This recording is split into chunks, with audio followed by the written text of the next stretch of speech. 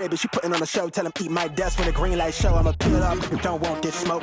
Lil, you don't want this smoke, I'ma spark that I've been feeling on edge, I'ma burn that down to the ashes cold. I'm on fire, more fire, more fire, more fire. I'ma spark that I've been feeling on edge, I'ma burn that down to the ash get cold. I'm on fire, more fire, more fire, more fire. Spark this don't fear no death, I'ma burn that down to the ashes cold. I'm on fire, more fire, more fire, more fire, more fire. I'm on fire, I'm on fire, more fire, I'm on fire, I'm on fire, more fire, more fire, more fire. I'm I jump up and count my blessings. Yeah, I ball out so hard, got them thinking I'm ambidextrous. Yeah, look at me manifesting. I'm in love with the bread and look at the spread. I'm thinking I'm blueberry sexual. Sign on the dotted circle the amount. Hella O's like I went running routes. I wanted this since I jumped off of the porch. I've been free since I lived on River's couch. Gold frames on me leading the charge. My eyes is open, I can see it to Mars. I'm Steve with the Max serving up genius bars. Reach for the ceiling, nigga. I'm the same little with a got to smile. I never backtrack. I'm a long way from home with the block too hot. I ain't touching on road, break ground. When I grow, I was kissed by a rose. Wouldn't go a mile if they lace my souls. I could walk on air like I'm stepping on stone. I'ma spark this shit, don't fear no death. I'ma burn that down to the ashes cold. More fire, more fire, more fire, more fire, more fire. I'm on fire, I'm on fire, more fire, I'm on fire, I'm on fire, more fire, more fire, more fire. I'm on fire, more fire, more fire, more fire, more fire. I'm on fire, I'm on fire.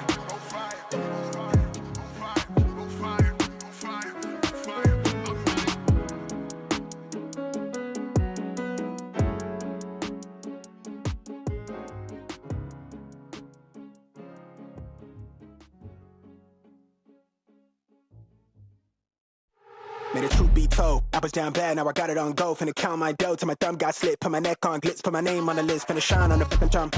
From the bay, been player one, way too clean. I was born this way, this my DNA. I was EBT, now the bread on the way was the ETA. I done took my payment, it sound too clean. I'm a trailer. Never thought I can't, got $1 on me. What is life but a dream? Turn me up, I ain't even hit 10, bro. This shit lightweight, let them feel my bass. Finna test your jaw like my last name Davis. Heard your slap, but it sound outdated. What you rated? I got a 10 in the backseat, peeling off clothes. I'm 5 in the crib, but she putting on a show. Tell him eat my dust when the green light show. I'ma peel up, don't want this smoke. Lil, you don't want this smoke, I'ma spark that I've been feeling on edge, I'ma burn that down to the ashes cold. I'm on fire, more fire, more fire, more fire. I'ma spark that I've been feeling on edge, I'ma burn that down to the ash get cold. I'm on fire, more fire, more fire, more fire. Spark this don't fear no death, I'ma burn that down to the ashes cold. I'm on fire, more fire, more fire, more fire, more fire. I'm on fire, I'm on fire, more fire, I'm on fire, I'm on fire, more fire, more fire, more fire. I jump up and count my blessings. Yeah, I ball out so hard, got them thinking I'm ambidextrous. Yeah, look at me manifesting. I'm in love with the bread and look at the spread. I'm thinking I'm blueberry sexual. Sign on the dotted circle the amount. Hella O's like I went running routes. I wanted this since I jumped off of the porch. I've been free since I lived on River's couch. Gold frames on me leading the charge. My eyes is open, I can see it to Mars. I'm Steve with the Max serving up genius bars. Reach for the ceiling, nigga. I'm the same little with a got to smile. I never backtrack. I'm a long way from home with the block too hot. I ain't touching on road, break ground. When I grow, I was kissed by a rose. Wouldn't go a mile if they lace my souls. I could walk on air like I'm stepping on stone. I'ma spark this shit, don't fear no death. I'ma burn that down to the ashes cold. More fire, more fire, more fire, more fire, more fire. I'm on fire, I'm on fire, more fire, I'm on fire, I'm on fire, more fire, more fire, more fire. I'm on fire, more fire, more fire, more fire, more fire. I'm on fire, I'm on fire.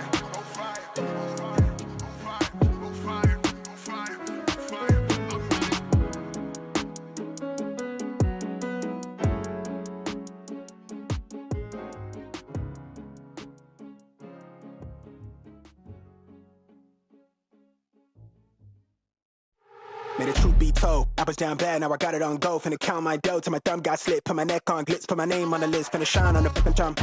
From the bay, been player one, way too clean. I was born this way, this my DNA. I was EBT, now the bread on the way was the ETA. I done Took my payment, it sound too clean, I'm a trailer. Never thought I can't, got $1 on me, what is life but a dream? I've been thinking about turn me up, I ain't even hit 10, bro, this shit lightweight. Let them feel my bass, finna test your jaw like my last name Davis. Heard your slap, but it sound outdated, wouldn't rate it. I got a 10 in the backseat, peeling off clothes, I'm 5 in the crib, and she putting on a show, tell him eat my dust when the green light show. I'ma peel up, don't want this smoke, man, you don't want this smoke, I'ma spark that shit, I've been feeling on edge, I'ma burn that down to the ashes cold. More fire, more fire, more fire, more fire. Spark that shit, I've been feeling on edge, I'ma burn that down to the ash get cold. More fire, more fire, more fire, more fire. Spark this shit, don't fear no death, I'ma burn that down to the ashes cold. More fire, more fire, more fire, more fire, more fire. I'm lying, I'm on fire, I'm lying, I'm on fire, more fire, I'm on fire, I'm on fire, more fire, more fire, more fire. I'm lying. I jump up and count my blessings. Yeah, I ball out so hard, got them thinking I'm ambidextrous. Yeah, look at me manifesting. I'm in love with the bread, and look at the spread. I'm thinking I'm blueberry sexual. Sign on the dotted, circle the amount. Hella O's like I went running routes. I wanted this since I jumped off of the porch. I've been in free since I lived on River's couch. Gold frames on me leading the charge. My eyes is open, I can see it's to Mars. I'm Steve with the Max serving up genius bars. Reach for the ceiling, nigga. I'm the same little dude with a _2 smile. I never backtrack, I'm a long way from home with the block too hot. I ain't touching on road, break ground when I grow. I was kissed by a rose. 𝑔𝘠𝘠𝘪𝘦 if they lace my souls. I could walk on air like I'm stepping on stone. I'ma spark this shit, don't fear no death. I'ma burn that down to the ashes cold. More fire, more fire, more fire, more fire, more fire. I'm lying, I'm on fire, I'm lying, I'm on fire, more fire, I'm on fire, I'm on fire, more fire, more fire, more fire. I'm lying, more fire, more fire, more fire, more fire, more fire. I'm lying, more fire, I'm lying, more fire, more fire, more fire, more fire, more fire, more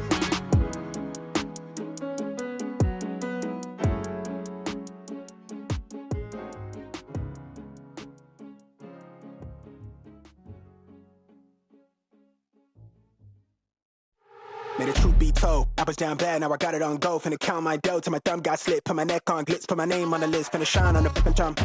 From the bay, been player one, way too clean. I was born this way, this my DNA. I was EBT, now the bread on the way was 𝑘𝐻𝑒𝑡𝑎. I done took my payment, it sound too clean, I'm a trailer. Never thought I can't, got $1 on me, what is life but a dream? I've been thinking about turn me up, I ain't even hit 10, bro, this shit lightweight. Let them feel my bass, finna test your jaw like my last name Davis. Heard your slap, but it sound outdated, wouldn't rate it. I got a 10 in the backseat, peeling off clothes, I'm 5 in the crib, and she putting on a show, tell him eat my dust when the green light show. I'ma peel up, don't want this smoke, man, you don't want this smoke, I'ma spark that shit, I've been feeling on edge, I'ma burn that down to the ashes cold. More fire, more fire, more fire, more fire. Spark that shit, I've been feeling on edge, I'ma burn that down to the ash get cold. More fire, more fire, more fire, more fire. Spark this shit, don't fear no death, I'ma burn that down to the ashes cold. More fire, more fire, more fire, more fire, more fire. I'm lying, I'm on fire, I'm lying, I'm on fire, more fire, I'm on fire, I'm on fire, more fire, more fire, more fire. I'm lying. I jump up and count my blessings. Yeah, I ball out so hard, got them thinking I'm ambidextrous. Yeah, look at me manifesting. I'm in love with the bread, and look at the spread. I'm thinking I'm blueberry sexual. Sign on the dotted, circle the amount. Hella O's like I went running routes. I wanted this since I jumped off of the porch. I've been in free since I lived on River's couch. Gold frames on me leading the charge. My eyes is open, I can see it's to Mars. I'm Steve with the Max serving up genius bars. Reach for the ceiling, nigga. I'm the same little dude with a _2 smile. I never backtrack, I'm a long way from home with the block too hot. I ain't touching on road, break ground when I grow. I was kissed by a rose. 𝘠𝘠𝘠𝘪𝘦 if they lace my souls. I could walk on air like I'm stepping on stone. I'ma spark this shit, don't fear no death. I'ma burn that down to the ashes cold. More fire, more fire, more fire, more fire, more fire. I'm lying, I'm on fire, I'm lying, I'm on fire, more fire, I'm on fire, I'm on fire, more fire, more fire, more fire. I'm lying, more fire, more fire, more fire, more fire, more fire. I'm lying, more fire, I'm lying, more fire, more fire, more fire, more fire, more fire, more fire.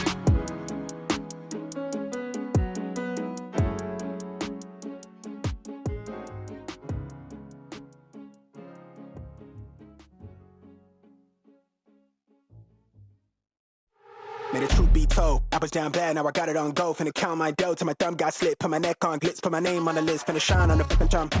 From the bay, been player one, way too clean. I was born this way, this my DNA. I was EBT, now the bread on the way was 𝑘𝐻𝑒𝘆. I done Took my payment, it sound too clean, I'm a trailer. Never thought I can't, got $1 on me. What is life but a dream? I've been thinking about turn me up. I ain't even hit 10, bro, this shit lightweight. Let them feel my bass, finna test your jaw like my last name Davis. Heard your slap, but it sound outdated. What do you rate it? I got a 10 in the backseat, peeling off clothes. I'm 5 from the crib, and she putting on a show. Tell him eat my dust when the green light show. I'ma peel up, don't want this smoke. Lil, you don't want this smoke, I'ma spark that. I've been feeling on edge, I'ma burn that down to the ashes cold. More fire, more fire, more fire, more fire. I'ma spark that shit. I've been feeling on edge. I'ma burn that down till the ash get cold. More fire, more fire, more fire, more fire. Spark this shit. Don't fear no death. I'ma burn that down till the ash is cold. More fire, more fire, more fire, more fire, more fire. I'm lying. I'm on fire. I'm lying. I'm on fire. More fire. I'm on fire. I'm on fire. More fire. More fire. More fire. I'm lying. I jump up and count my blessings. Yeah, I ball out so hard. Got 'em thinking I'm man, but dangerous. Yeah. Look at me manifesting. I'm in love with the bread and look at the spread. I'm thinking I'm blueberry central. Sign on the dotted, circle the amount. Hella O's like I went running routes. I wanted this since I jumped off of the porch. I've been as free since I lived on River's couch. Gold frames on me leading the charge. My eyes is open, I can see it to Mars. I'm Steve with the Mac serving up genius bars. Reach for the ceiling, nigga. I'm the same look with a _2 smile. I never backtrack. I'm a long way from home with the block too hot. I ain't touching on road, break ground when I grow. I was kissed by a rose. 𝑔𝘠𝘠𝘓 if they lace my souls. I could walk on air like I'm stepping on stone. I'ma spark this shit. Don't fear no death. I'ma burn that down till the ash is cold. More fire, more fire, more fire, more fire, more fire. I'm lying. I'm on fire. I'm lying. I'm on fire. No fire. I'm on fire. I'm on fire. No fire. No fire. No fire. I'm lying. More fire. More fire. More fire. More fire. More fire. I'm lying. More fire. I'm lying. More fire. More fire. More fire. More fire. More fire.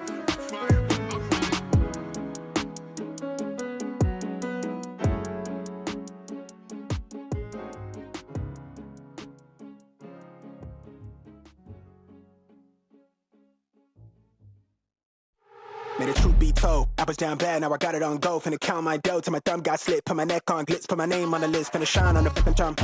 From the bay, been player one, way too clean. I was born this way, this my DNA. I was EBT, now the bread on the way was the ETA. I done took my payment, it sound too clean, I'm a trailer. Never thought I can't, got $1 on me. What is life but a dream? I've been thinking about turn me up. I ain't even hit 10, bro, this shit lightweight. Let them feel my bass, finna test your jaw like my last name Davis. Heard your slap, but it sound outdated. What do you rate it?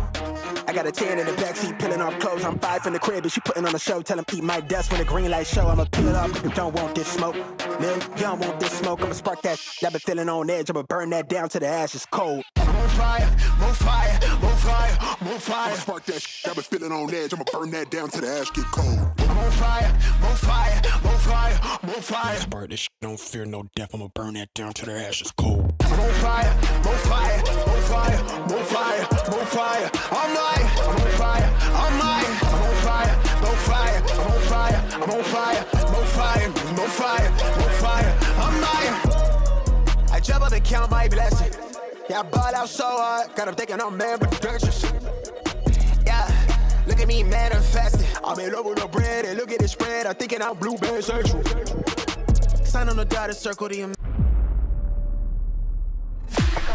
I just need a spot, light in the dark. I got a 2 chain, but hard too. Don't always listen when you talk. We was wishing upon a star. I've just landed. Real enough that this battleground will remember. I'm bringing the static. She see the world expect I follow with my soul connect. Hey,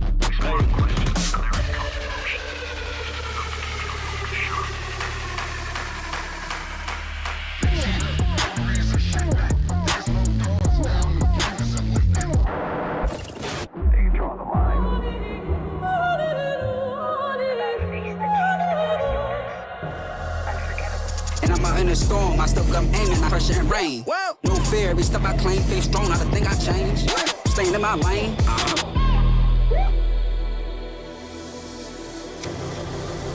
내가 선택한 플레이.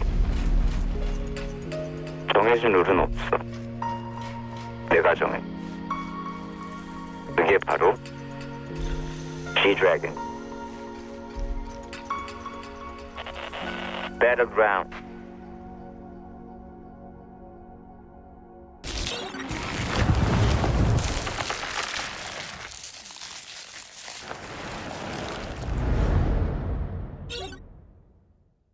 a new collaboration, movable death boxes, and some changes to Miramar. All this and more as we dive into the update 37.2 patch report. First up, the desert's about to heat up again with a visit from the iconic artist 𝐏𝐷𝐷ragon. You'll be able to find an emote stage on the starting island. Special 𝐏𝐷𝐷ragon map decor such as a decked out gas station and fan room, and other themed visuals such as planes, blue chip towers, and care packages. And be sure to head over to the 𝐏𝐷𝐷ragon truck stop to immerse yourself in the recreated Power music video set. Next up, we're improving the way you interact with some of the objects around the map. You'll now be able to reposition death boxes to get them to a safer location before looting, or use them to lure unsuspecting loot goblins to their demise. Doors can now be opened inward as well as outward, and all those gas tanks you've been wanting to shoot for years will now explode when you do so, leaving behind a large cloud of smoke to cover your movements. More details on where you can see these changes in the patch notes. And speaking of Miramar, the Minas Generalis area has gotten an overhaul this update as well. We've streamlined building layouts for more efficient looting, added more item spawn locations, simplified the terrain and structures, and balanced out the engagements between high and low ground in the area. There's also a new Survivor Pass, the return of Survivors Left Behind and Hungers Left Behind, some updates to Team Deathmatch and Intense Battle Royale, and more. So check out the patch notes for full details. Update 37.2 is here, so drop into Miramar, stack those death boxes high, and kick back with some 𝐏𝐷𝐷ragon hits. We'll see you on the battlegrounds.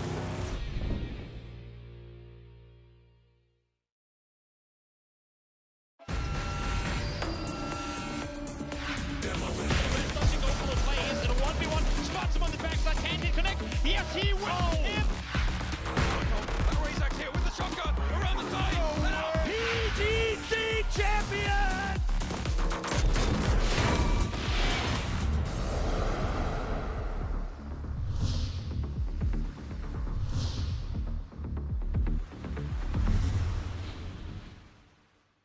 สวัสดีครับฟอเรส Hello, my name is 𝘐𝑁𝑔𝐷𝑒𝑚. Hi, I'm Monty from Team Aurora.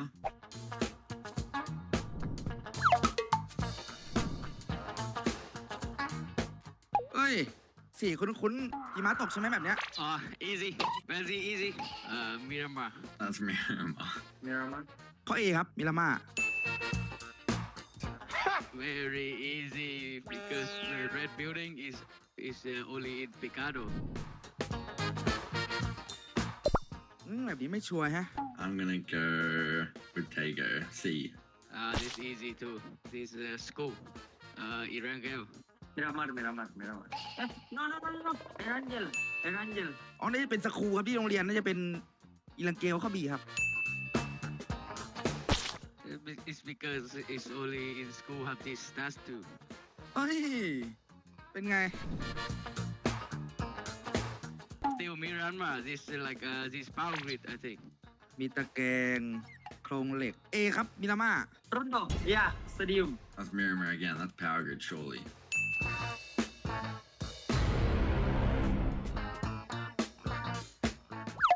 Erangel. That must be Tego fishing camp. Diego.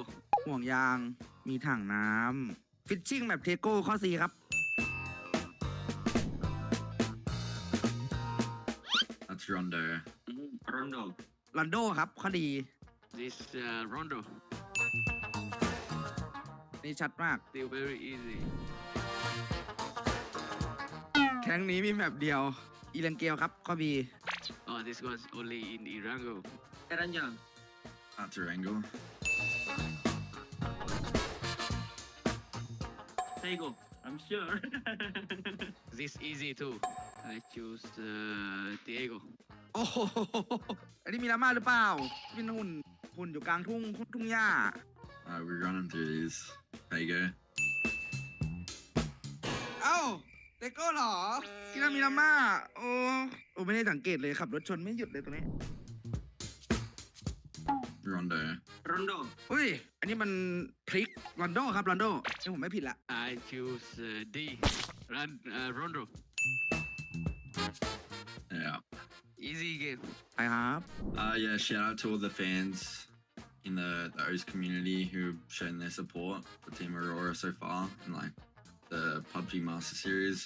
Hope you continue to show the support in the APAC qualifiers, and yeah, thank you. I hope everyone supports us TE at the APAC Phase 2 tournament this time. We will try our best to bring the trophy home to Vietnam to the expendable. Thank you guys. ก็อย่าลืมฝากเชียร์ทีมฟอเรสด้วยครับ แล้วก็รายการในแปกเจอกันที่มาเลเซียครับ Buat teman-teman PUBG Indo fans yang jangan lupa dukung kami 𝘚𝘪𝘧𝘦 di APAC qualifier nanti. Mudah-mudahan kami dapat hasil yang terbaik. Kalau bisa juara, amin. Dan jangan lupa doain kami. Sama ada juga kan di teman kita ada ikut juga SE. Semoga beri yang terbaik. Dukung kami terus. Bye bye. Thank you. บ๊ายบาย Bye bye. Bye.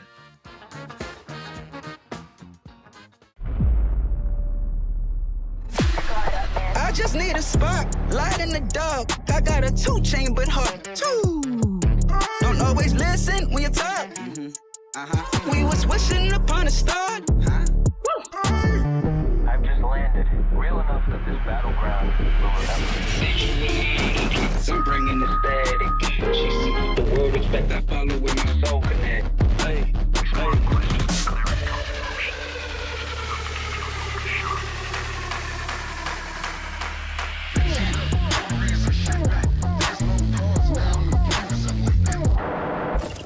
They can draw the line.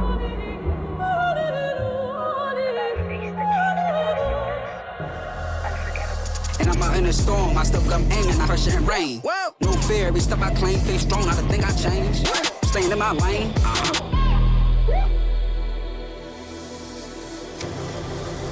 내가 선택한 플레이. 정해진 룰은 없어. 내가 정해. 그게 바로 G-Dragon. Battleground.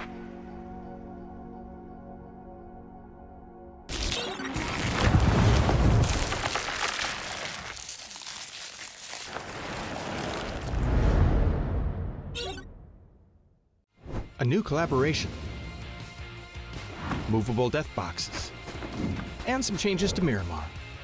All this and more as we dive into the update 37.2 patch report. First up, the desert's about to heat up again with a visit from the iconic artist 𝐿. You'll be able to find an emote stage on the starting island.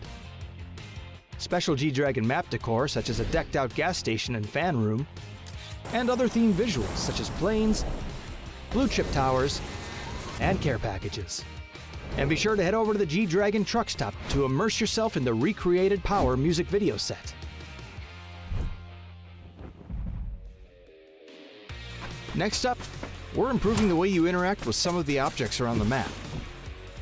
You'll now be able to reposition death boxes to get them to a safer location before looting, or use them to lure unsuspecting loot goblins to their demise.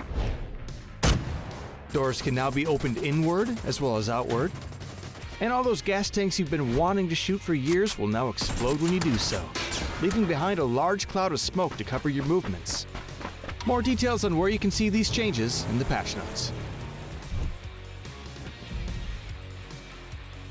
And speaking of Miramar, the Minas Generalis area has gotten an overhaul this update as well. We've streamlined building layouts for more efficient looting, added more item spawn locations, simplified the terrain and structures, and balanced out the engagements between high and low ground in the area. There's also a new Survivor Pass, the return of Survivors Left Behind and Hungers Left Behind, some updates to Team Deathmatch and Intense Battle Royale, and more. So check out the patch notes for full details.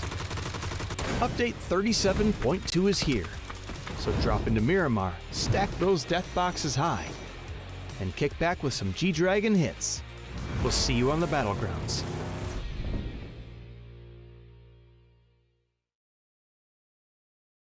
วัสดีครับฟอเรส Hello, my name is 𝘐𝘁𝑠. Hi, I'm Monty from Team Aurora.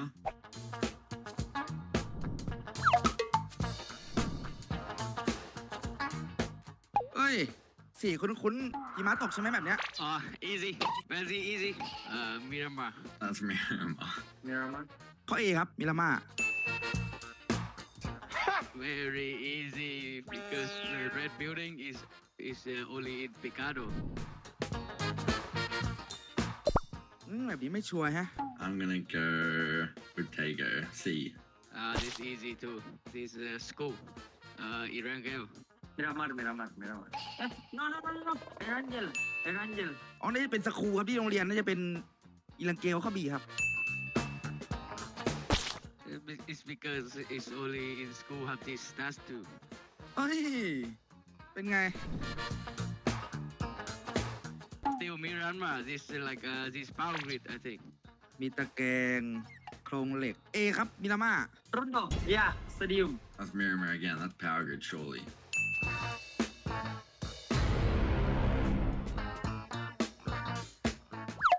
Erangel. That must be Tego fishing camp. Diego. ห่วงยางมีถังน้ำฟิชชิ่งแบบเทโก้ข้อ C ครับ That's Rondo. Rondo. ลอนโดครับข้อ D This Rondo. นี่ชัดมาก Still very easy. แข่งนี้มีแบบเดียวอิรังเกลครับข้อ B This was only in Irango. Erangel. That's Erangel. Tego. I'm sure. This easy too. I choose Diego. โอ้โหอันนี้มิรามาหรือเปล่าเป็นหุ่นอยู่กลางทุ่งหญ้า We're running through these. Tego.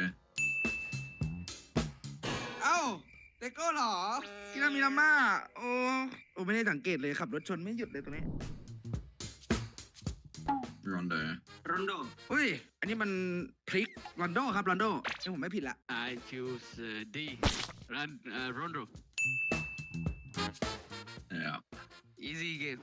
ไปครับ Yeah, shout out to all the fans in the 𝘗𝘂 community who've shown their support for Team Aurora so far in like the PUBG Master Series. Hope you continue to show the support in the APAC qualifiers, and yeah, thank you. I hope everyone supports us, TE, at the APAC Phase 2 tournament this time. We will try our best to bring the trophy home to Vietnam, to the expendable. Thank you guys. ก็อย่าลืมฝากเชียร์ทีมฟอเรสด้วยครับแล้วก็รายการในแปกเจอกันที่มาเลเซียครับ Buat teman-teman PUBG Indo fans yang jangan lupa dukung kami 𝘐𝘁𝐿 di APAC qualifier nanti. Mudah-mudahan kami dapat hasil yang terbaik. Kalau bisa juara, amin. Dan jangan lupa doain kami. Sama ada juga kan di teman kita ada ikut juga SE. Semoga beri yang terbaik. Dukung kami terus. Bye bye. Thank you.บ๊ายบาย Bye-bye. Bye.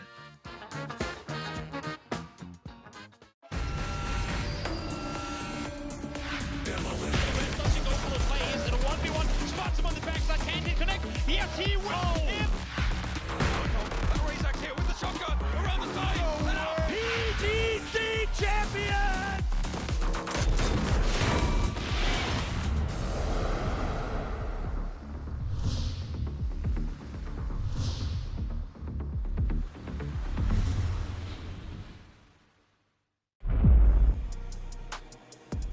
Ladies and gentlemen, welcome down onto the program. This is, of course, the PUBG Global Series APAC qualifiers. It's phase 2 in search for the top 8 teams here in the play-ins to then see who qualifies into the final stage later on next week. You're joined with me here, Keith Alicio, and together the very dashing Leonard YOLO Lee, who's got a friend in the back end.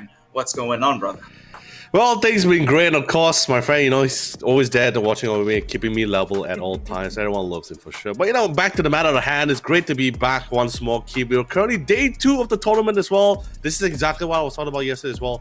Day 2, I'm possibly more, is the one day that I'm very excited for. I think in regards of any PUBG tournaments, day 2 is the one I'm always looking forward to, because it is the day where most team has already somewhat been more accustomed to the lobby. They kind of got a little bit more familiar with the teams they're going up against as well. Now out of the research box, out of the drawing board, now coming into the mix of day 2, where teams tend to start kicking into the gear as they really try to rack up even more points up the ranking. But that's honestly my personal opinion. Not sure about yours, so Q, what do you think about this? Well, all I can say is I'm not a guy who likes to project the future or predict it. I can only make judgments based on what we've seen in the past. And right now, with only one day already concluded, the picture is starting to get clear on who might walk away successfully during this play-in here. But before we go into what we think, just a quick refresh and reminder on the entire schedule. We're now currently here in day 2 of the play-in stage, which is going on for the entire weekend here, with tomorrow being the last day to complete up all full 18 matches. Next week, that's where the real showdown begins for these contestants. I mean, yeah, of course, exactly. So just want to give a little bit of clarity for those who joined in here for day number 2. Well, basically, currently we have our top teams from their respective regional series here competing in those that came in place in 3rd to 9th place, or at least for the rest of APAC, it was the 3rd to 6th place here, as all 16 teams are battling out for that top 8 spot to qualify for that final stage for the PGS APAC qualifier phase 2 here. Now, in that tournament alone, the will be resulting for the top 3 teams to represent APAC in the PGS 9 and 10. This is currently the second half of the year as well, 𝐏𝐿𝐴, so it is possibly the most crucial and most important part of the year for a lot of these players in their PUBG career to really make it towards that PGC. Yeah, so PGC is, of course, referring to the global championship, the big daddy of them all, and the only way through is through Christ. I'm kidding. PGS 9 and 10, that's where you're going to get your chance to rake up those PGS points. That's the only way that you can try and get within threshold to be ever even considered an invite or qualifying through into the PGC itself. And so that's why today, this entire qualifiers, although may not be the grandest of things, is still going to be pretty important in trying to secure a spot in the PGS 9 and 10. Again, just to recap on things, this is the play-in stage. It's a total of 18 matches. We've done 6 so far, 12 more to be had today, another set of 6. And then here are the participating teams from the respective qualifiers, that is coming from the land of Thailand, Vietnam, and the rest of APAC. Yeah, but let's be honest here, making it out of the APAC qualifier play-in is not going to be an easy task as well. And look at the teams participating as well. A lot of old names, a lot of old recognizable orgs as well that has been here as close as 6 to 8 years at this point here. So trying to be able to maintain a solid stability as they try to make their way through is also going to be another challenge as its own. But of course, naturally, this is going to be the prize pool for this. For this PGS APAC qualifier phase 2 2025. But of course, this is only going to be towards the finals. The play-ins, as it is, there is no prize pool, 𝐏𝐿𝐴, if I'm not mistaken. There's no any form of prizes. It's just we're only merely focusing on the top 8 to be moving forward to that finals. Yeah, our significance here is merely as bench warmers at this point.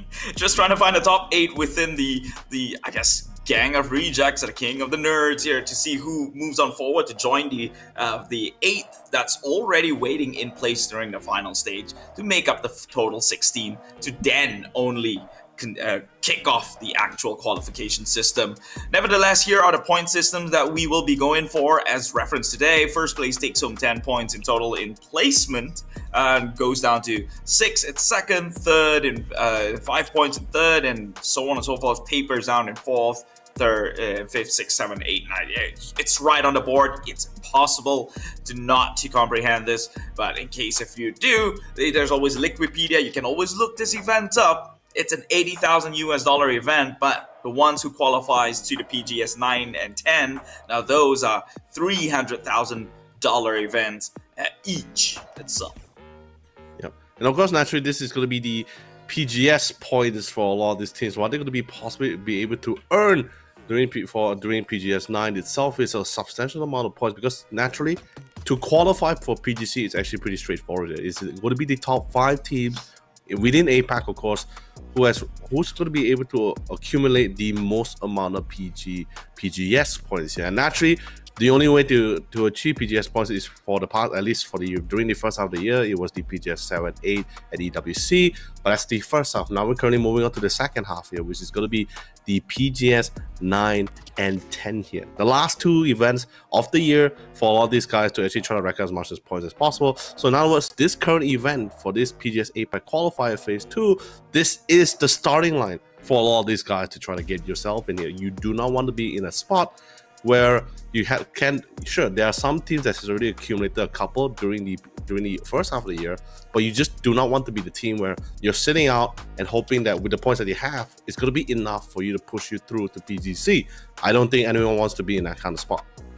Yeah, and you have to take note as well, in the PGS 9 itself, first place takes home 300 points. So despite teams already having accumulated points earlier, the highest right now on the board is only a total of 480 points. So with PGS 9, if you get a first place finish, you're already in contention towards the top 3 positions, or top 4 or 5 position actually on the overall leaderboards. So, and you've got your invites in PGS 9 and 10. So if you get first in those 2 events, you're definitely slingshotting to the number 1 spot with a total of 600 points. But that's looking way forward into the future. Let's take a look at the participating teams. In case you didn't know, a refresher here in the final stage that's happening next week. Those 3 teams from Thailand, 3 teams from Vietnam, and 2 from the rest of APAC are the top 2 and top 3 finishers within their own respective qualifiers. Right now are the rest of the top 6 that has to compete for the top 8, the remaining 8 positions for them to contest it. It comes next week in the final stage. Right now in the leaderboards, Full Sends just making a lot of sense with their playstyle and roster here, taking home so far 62 total points in just day number 1. Yeah, it really looks pretty good for a lot of these guys, especially for the teams that really put in the work for night number 1, right? Because night one is all about, or day 1 or night 1 in this case, is all about who gets out of the blocks, right? Who's the one that's going to be setting the tone in the lobby. Night 2, now this is going to be about the teams that didn't quite have the best night 1, right? Can they rebound? Can they find a solid performance tonight? Get themselves towards that top 10. For example, teams like Team TDT currently, who's in 9th place, in their last match of night 1, they had such a phenomenal performances, actually not just the last match, even the match 5 as well, to ensure they close in the gap to that 8th place with a point differential of 1, and that's pretty impressive as it is. Certainly, that team is certainly strong enough and good enough to really get to that 8th placing.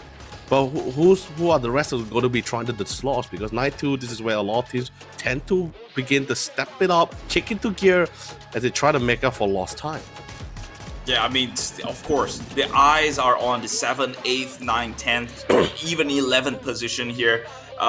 Aurora, one of the team right now in 11th place, they used to historically have great starts in day 1, right now feeling a little bit behind comparatively to the members from Justice for Tomorrow, which hails from the same region, so should adopt some sort of similar playstyle or meta. But again, it's all about finding the top 8, so it doesn't matter who's ranked first at the number 1 position, but it does tell one thing for sure in terms of the story. Teams who's performed incredibly well has pretty much locked up that position right there. So you could potentially only compete for the next, for the remaining 4 positions, I would say, within this leaderboard with this next 2 days itself. Or things could come in with an upset. We don't know. I mean, it's just don't want to have to overthink the situation. Obviously, gunning for the top 8 is good enough of a goal, and we'll see how these teams play the rest of the maps today. Here are the maps that we're looking at, the rotations that we're looking at to go through all 6 matches, with double Miramar first, going into Tego, then Rondo, and then finishing things off at a double Erangel. Oh yeah, 6 game tonight, 6 more tomorrow night, top 8 moves on. So I think, especially looking for the schedules, the maps that we have, I think when you come into a night like this, for most of these teams, you don't have, for at least them, they don't really have any of that kind of nerves compared to like what they have during night number 1, right? They're more accustomed to a lot of these guys to pretty much prep prepped in to really go into this match itself, like what I mentioned before. And let's be honest here, this is the time where they tend to, especially for among the 16 team, I believe they also kind of took a step back and look back to what really went down in night number one. But especially for the teams that's already been doing well, then actually they just had to keep going at it as it is. But for the team that weren't really popping off as much as they hoped for, I think they definitely know exactly. They definitely went back to the drawing board and figured out, okay, what do they need to improve upon to keep themselves really going into this competition here. But regardless, night two is definitely going to be a night that's going to be a lot more different from night one. I definitely agree. Teams that I'd like to see step up on the plate here, although they did relatively okay yesterday, Windy Esports, right? Like they're one of those teams who's somehow made their way in the top 4 previously, at least for the first few rounds, with nothing but sure kill points alone. We're bringing home like 8 placements, but then tons of kill that got them into the 4th place. But obviously they've fallen off after a few matches or underwhelming or subpar games towards the end of the night itself. Finds themselves still within the top 8 position, but barely at number 7 itself. So they cannot also look to wipe their hands clean and think they're in a comfortable position, because they too can look to come in with an upset here. Only 10 points away from, I guess, the likes of TDT, and only about 20 points away from the rest in 10, 11, and even 12th place.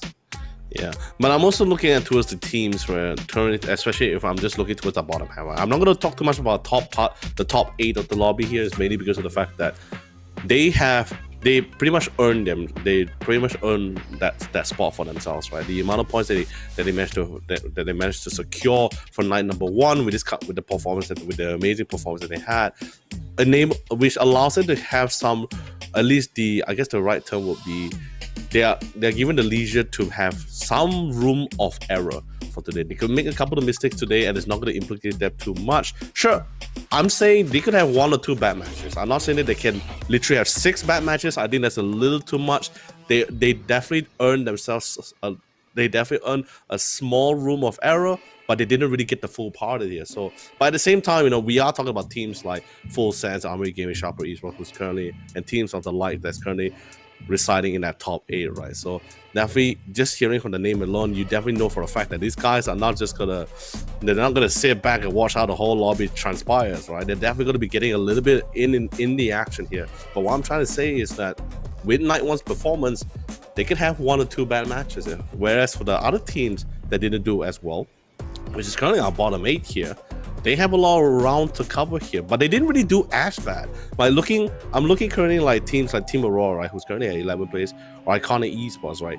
They may not have as many placement points, but they actually had a substantial amount of kills here. And of course, naturally, due to how the nature of the circle was for a lot of the teams yesterday, I believe we had some pretty chaotic moments just because of how the circle was shifting, or just in general where it was being positioned, right? Because there were scenarios where, sure, there's rarely any water areas, a lot of land areas, but there's a lot of flatlands, open fields, not the most ideal spot to really base in, right, compared to the other areas that you could be in here. So that's when we start seeing a lot of teams contesting for those more secure and better positioning here. So let's see whether today is going to be a good day for any of these teams here.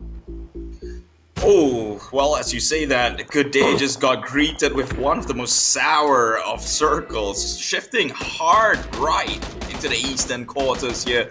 Buriram United well within the middle, so that's something that maybe could work within their favor. But statistically, we've seen from yesterday itself that a lot of these center position teams within Circle tends to bow out early, maybe because it's a more obvious spot to be occupying, but also teams like Justice for Tomorrow has seen many success getting 2 chicken dinners on top of that. With that similar playstyle. So I'm not going to knock on it just yet, especially coming in day number 2. Buriram United, if anyone's going to be able to handle those sort of pressure and gameplay styles, it's probably going to be them. Oh yeah, and especially since this is, it's really all about that phase 1, right? Especially on the map of Marama. it's really that kind of play style at this phase where you just want to try to get information as fast as possible, right? Get it into a really good spot here. You kind of, and most of these teams, it's really just banking on the circle where it just doesn't go to a really bad spot, which statistically it's a pretty good bank on that as well, since you're rally too much towards the water areas, so you're a lot more towards the open field here. So a lot of these teams don't really have to worry about that, at least 9 out of the 10 times, I guess you could say this. But there's another part where we want to talk about, right? We rarely get this circle towards this Impala side, right? Although it's not heavily shifted towards that Impala, but it has some part of Impala, part of that circle as well. That's a lot of terrain to really play with for a lot of these guys. There's a couple of combos for a lot of these guys to play with here, but there's more high ground advantage that the teams, I believe, they will try to exploit for themselves. Hell, if they want to take an emergency pick up the parachute on top of one of those hills just to have a really good spot, I wouldn't mind, because it's really a good place to be in. The best place to be in Miramar, it's always going to be King of the Hills, right? We've heard multiple different customers just calling that one out. Having to perch the bird's eye view is going to go a long way, especially in this sort of map where it's more marksman driven. And talking about which, I think some of those teams excel exceptionally in that department. That's going to be Sharper Esports. They've done phenomenally in day number 1. Well, I could say that. As I say that, here they are at like 5th place. So one might think that they're subpar, but we've seen that I guess they're one of the more consistently successful teams comparatively to the rest. Sure, they got, I think, 1 chicken dinner. That's about it. And maybe a couple of bad games. But overall, in terms of taking initiative and actions within a game, they are right up there now. FFL, they had a member lost onto the side of Full Sense earlier on, so thankfully for the blue chip tower, they're going to be able to recover their allies so early on into the game, so nothing too detrimental that has been lost their way. But great mechanics to note that is the fact that Full Sense, they got the knock and the confirmation kills onto members of FFL, but he got revived, yet the kill points stay. So essentially, if everyone gets revived, there's a way you could game the point system here, it seems. Yes, you're talking about just camp spawning? Is that what you're trying to go for here? I believe that's the direction it feels like we're trying to go here. But yes, I do agree. It does feel like, yes, it is an opportunity to farm additional more points here. But of course, naturally, at the rate of respawning that you're talking about, Kim, I don't think that's going to be possible in this kind of scenario here. Maybe 1 or 2 players, you might get additional 1 or 2 additional kill points on that. But I don't think we can get any more that we can somewhat consider as a potential camp spawning mechanic. I don't think it's enough. I made you think, though. I made you think on that possibility, though. No, because it sounds exactly like that. So it's like, I don't know what else to think about, you know? But it's not a bad idea. Imagine, right? Okay, maybe not today, but towards the last day, what do you have to lose, right? Let the team go in for the respawns, and then you wipe them all out again. You did it once. You're going to be able to do it again. That's... but with that being said, I think we can lose this discussion all the way. Hold on. I think this is going to be a more common. Wait, hold on, is that a bike? Oh, okay, no, it's a motorcycle. I thought it was the regular mountain bike here. But that's going to be a nice free picking here for Shanks here. But I think that's going to be the norm, right? Especially it's a map of Marama. It's a relatively large map. I wouldn't be surprised to see like teams, or at least some of the teams, try to be greedy with the overextension of positioning just to cover more grounds, right? I believe we saw that. We saw a few yesterday, right? Particularly Team Flash. They were pretty much on board with the whole idea with the 1-1-2-2 setups, right?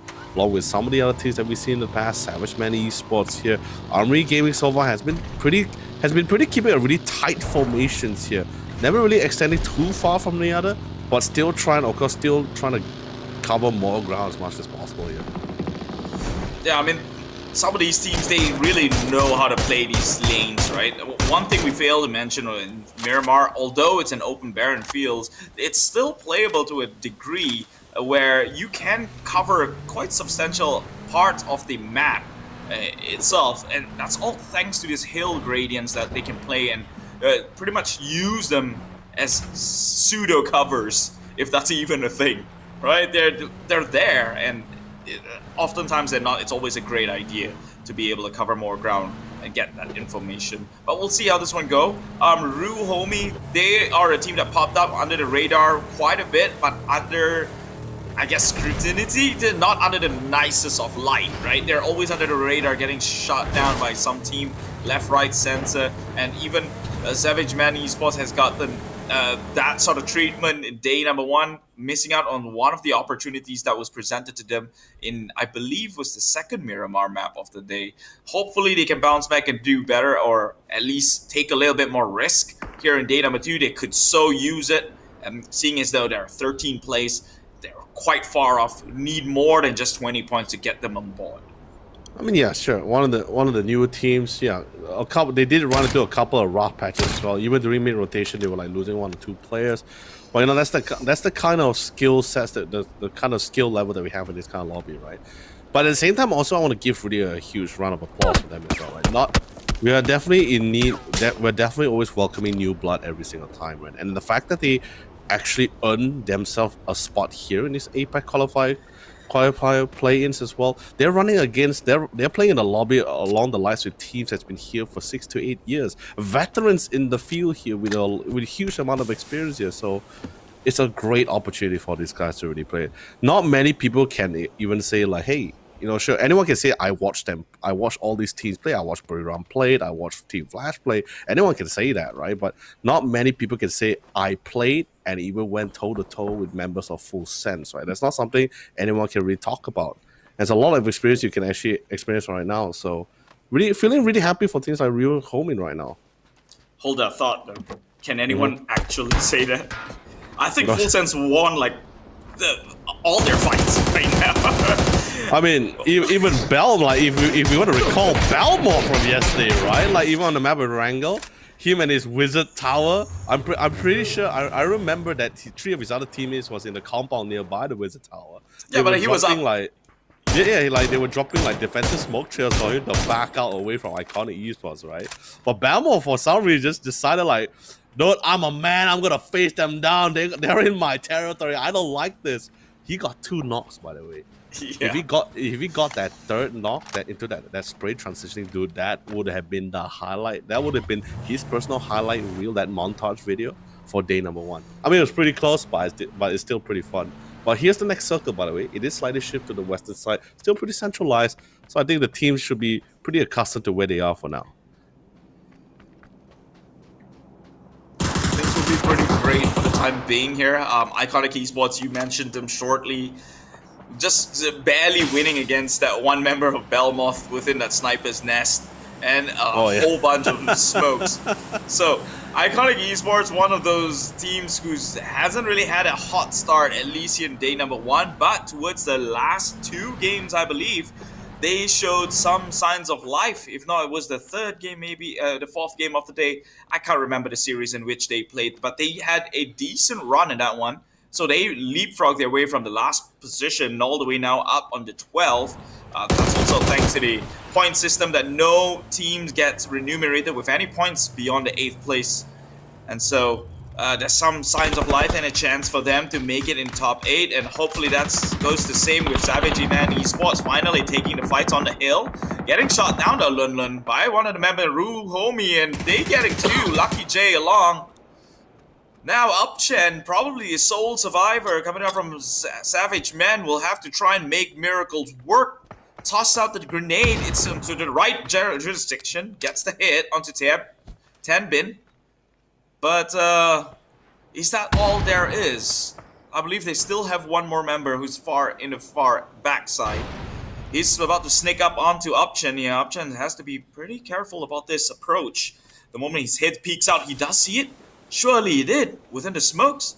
Spots out the silhouette. Does not want to shoot, held the trigger. Instead, again, 𝐿𝑆avageMan just paralyzed, overthinking the situation.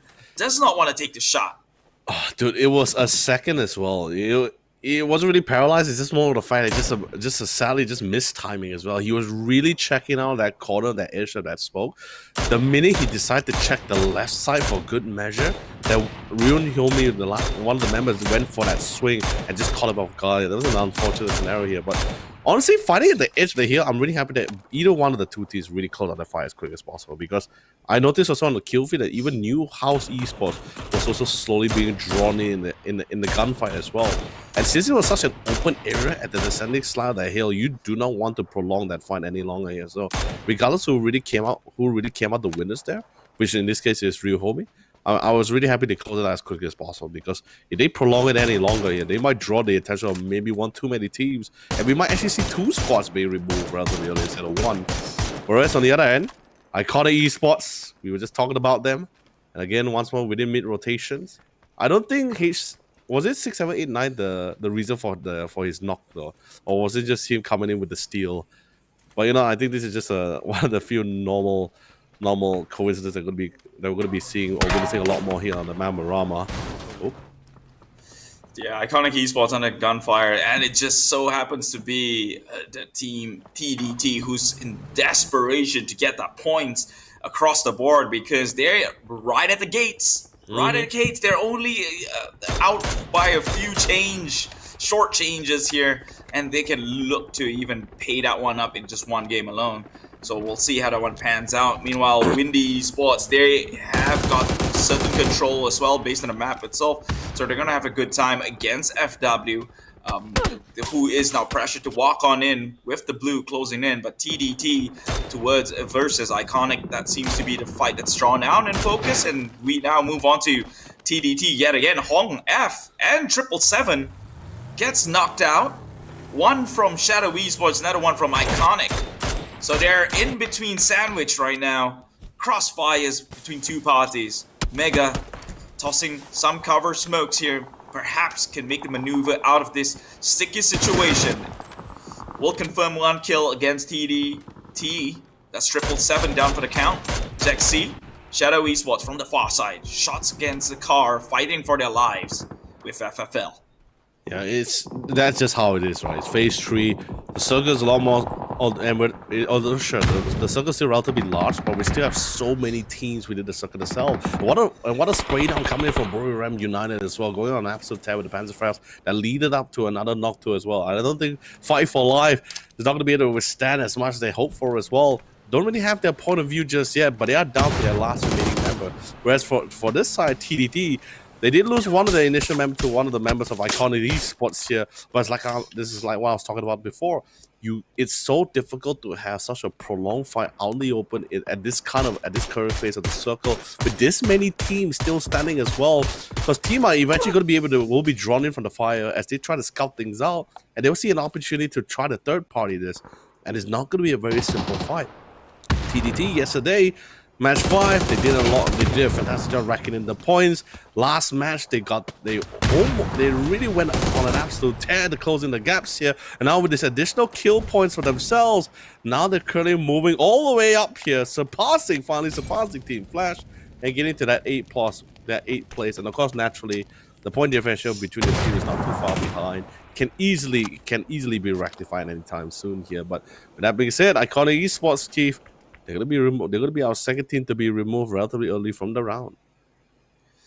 Weeding out the bottom teams here, making way, creating paved way to make it onto the top 8. The objective is clear for some of these 9th placing onwards, which now Team Flash occupies in. But now we're looking at battle between the Giants. Buriram United. Khan gets taken out by a nade, a live nade. FFL. Brownie gets the kill as well. A knock onto Dynasty.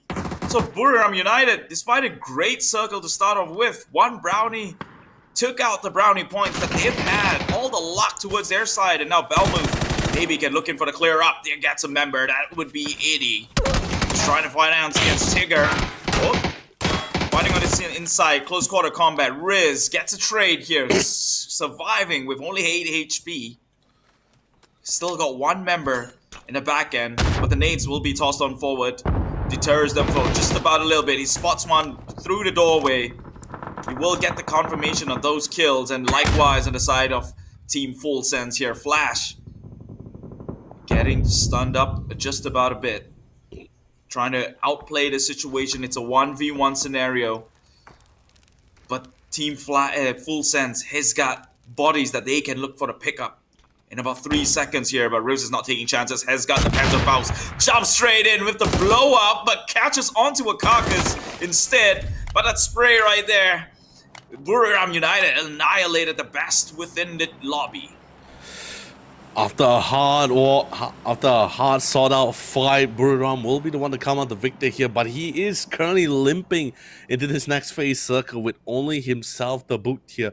Although 7 kills, and by the way, this is a fight after before they fought with full sets, they went toe to toe with Fight for Life as well here. So practically, it was not a very comfortable phase for them, for Buriram, as they fought 2 separate squads at the truck shop here. But I don't think that fight is going to end anytime soon, as I did notice as well with how the circles shift. A lot of team is going to be drawn into this massive compound that's currently within the sanctuary of the circle as well here. Not too far behind, I believe there was 3 other teams towards that eastern side. Whereas Sharper Esports did find the heads of the members of Aurora here, but they are slowly trading back 1 for 1. One will be secured here. Isley gets spotted out and try to go for the resets here. Aurora try to go for the try to reconvene with the rest of the team and try to flush them out if they can. This will be the last nade coming from Akita. Now he has to personally push in here and try to flush them out personally here. But at the same time, they did lose their long-range marksmanship to keep Jadal in check here. But he is now the last remaining member here. The team that came in fourth, I believe, 4th place last night. Now this might just be the end of their run here, until someone comes in the third party to give them a little bit of a breathing room. Oh, that nade, they actually caught onto 𝘐𝑆, but unfortunately, that was not enough. Sharper Esports lost their 1 member, Jedi, and they'll bow out in that skirmish itself. Aurora comes out the ultimate victor here. All eyes to the sides of Windy Esports, who's still 4 members strong, and we all know what they can do when provided the space and allowed to go crazy. Looking to infiltrate the likes of Truck Stop, currently occupied by 3 teams, but 2 of those teams are with a single final member, and that circle moves the way of Team Flash. 2 compounds still within the circle, or at least a corner of each of those respective compound. Whether is it going to be the truck stop or the one that's currently residing at the northwestern side? Whereas Team Flash, I guess you could say a really small shack for them, or a really small building for them to really play off with for now. But they are still there's still someone in the center part of the circles in a pretty good spot here. Whereas coming towards, we're looking towards our real homie going toe to toe with JFT. Sure, this side is still big enough to accommodate for 2 teams here, but with how the circle has been, as I mentioned before, this is one of the 2 compound that's currently at least the edge of the compound, the corner of the compound. It's currently within the circle itself here. So eventually, even JFT knows they will have to push out here. And Aurora, who's currently playing at the outskirts of the compound, trying to see if they can farm a couple of kills on themselves. With two members short as it is, and 11th placing in the leaderboard here, it looks pretty grim on what they can possibly try to do here. So they might as well just try to do some damage, farm those kills here. There is no loss in this case for now. They want to go for places. There's also a possibility, but I believe Akira has other plans in mind. He's trying to see. No, that's what I'm saying, right? He's trying to figure out, will it be enough for him to actually convert to get the kill? Unfortunately not. Although he's trying to time it alongside with Monty here. It seems like Monty was not able to flush him out entirely, and Pivy will be the one to seal Monty's fate. Man, JFT, they're just such a formidable team. Like we've seen their run during the Master Series, but right now up against Aurora, they seem like they've way surpassed that standards. Buriram United out, JFT still in place, and we've seen what JFT can do huddling down towards the late game. Right now, still 4 members strong, thanks to that failed engagement by Aurora earlier on, and now Aurora, Akita, the man in the back end, will now have to bow out. So at 11th place, Aurora is eliminated. 𝘐𝑆 now the only team sharing the compound with JFT, but JFT, 3 members down already. The blue closing in, leaving 1 member a little bit far too pressured to make a move here. Suspect by the corner of the walls. He's really out of options. The only thing he can do is probably to deny himself, but it is Fight for Life who goes out first in 10th. Suspect, You could tell his animation, he's going to pick up from his allies, trying to sustain the blue for the time being, but it is a phase 5 circle going into phase 6. It's going to be a painful endurance test, but will he rise above it is going to be the question here. 𝘠𝘭𝘠 just get successfully within this corner of that compound to place itself. Circle closing in as well. No pressure for the end of 𝘠𝘭𝘠, but pressure towards the eastern side. Wind Esports next in line to cross the borders. Yeah, it's unfortunate GFT couldn't withstand the pressure from 2 separate squads as well. I'm really happy to watch Shadow Esports did as well. This was the map they had the most success with during Master Series as well. Yesterday, day 1, it wasn't really the best run, but you know, I guess it's, you know, casually it's just night 1. Now day 2, I love the aggression that's coming in from Shadow Esports, taking advantage of the team, trying to go for the third parties here. Did pressure alongside with 𝘠𝘭𝘠 to shut down GFT. They're also in a pretty nice spot as it is, but hopefully they don't slow down with this momentum that they have, because they really gotta keep it going. They're currently in 15th place. That's not a good spot you want to be in here as you try to cover more ground to get to that top 8. So keep it going. I know there's a lot of fans that's hoping for your great success. So we'll just see how far they go. These are the players that used to be back in Raw Esports or even Ego 365. They have seen the light. They have been in this APAC qualifiers before. They run alongside these massive titans as well. So let's just see how far they will go towards this match. And the first trial naturally is to win over Team Flash, another titan in this lobby. You know about what they say about teams who's been there and done that before. It doesn't matter. They have to try and do it again. And so pressures all onto the side of Shadow Esports, going up against one of the teams hailing from the Vietnam end. I believe it was Team Flash, who's now occupying the majority part of this circle. Now it's a judgment call for some of these teams playing on the outside, because all they have are hill ends, and there's so many other teams that could look to come in with suppressive fire should they try and make any sort of advancement. It's going to be a slow pace from here on out, I believe. I think that's the smartest of play. Any sort of forced commitment might get punished in the process. And now Armory Gaming joining the fray, top side of the hills. They have not one but 2 teams to worry about here for Windy Esports. Dude, it's so uneven it's such a vulnerable territory that most of the teams are currently being situated in as well. It's just I'm expecting a lot of terrain play, clip plays here. It's just a really uneven spot. Not a lot of crater either for these guys to play in as well.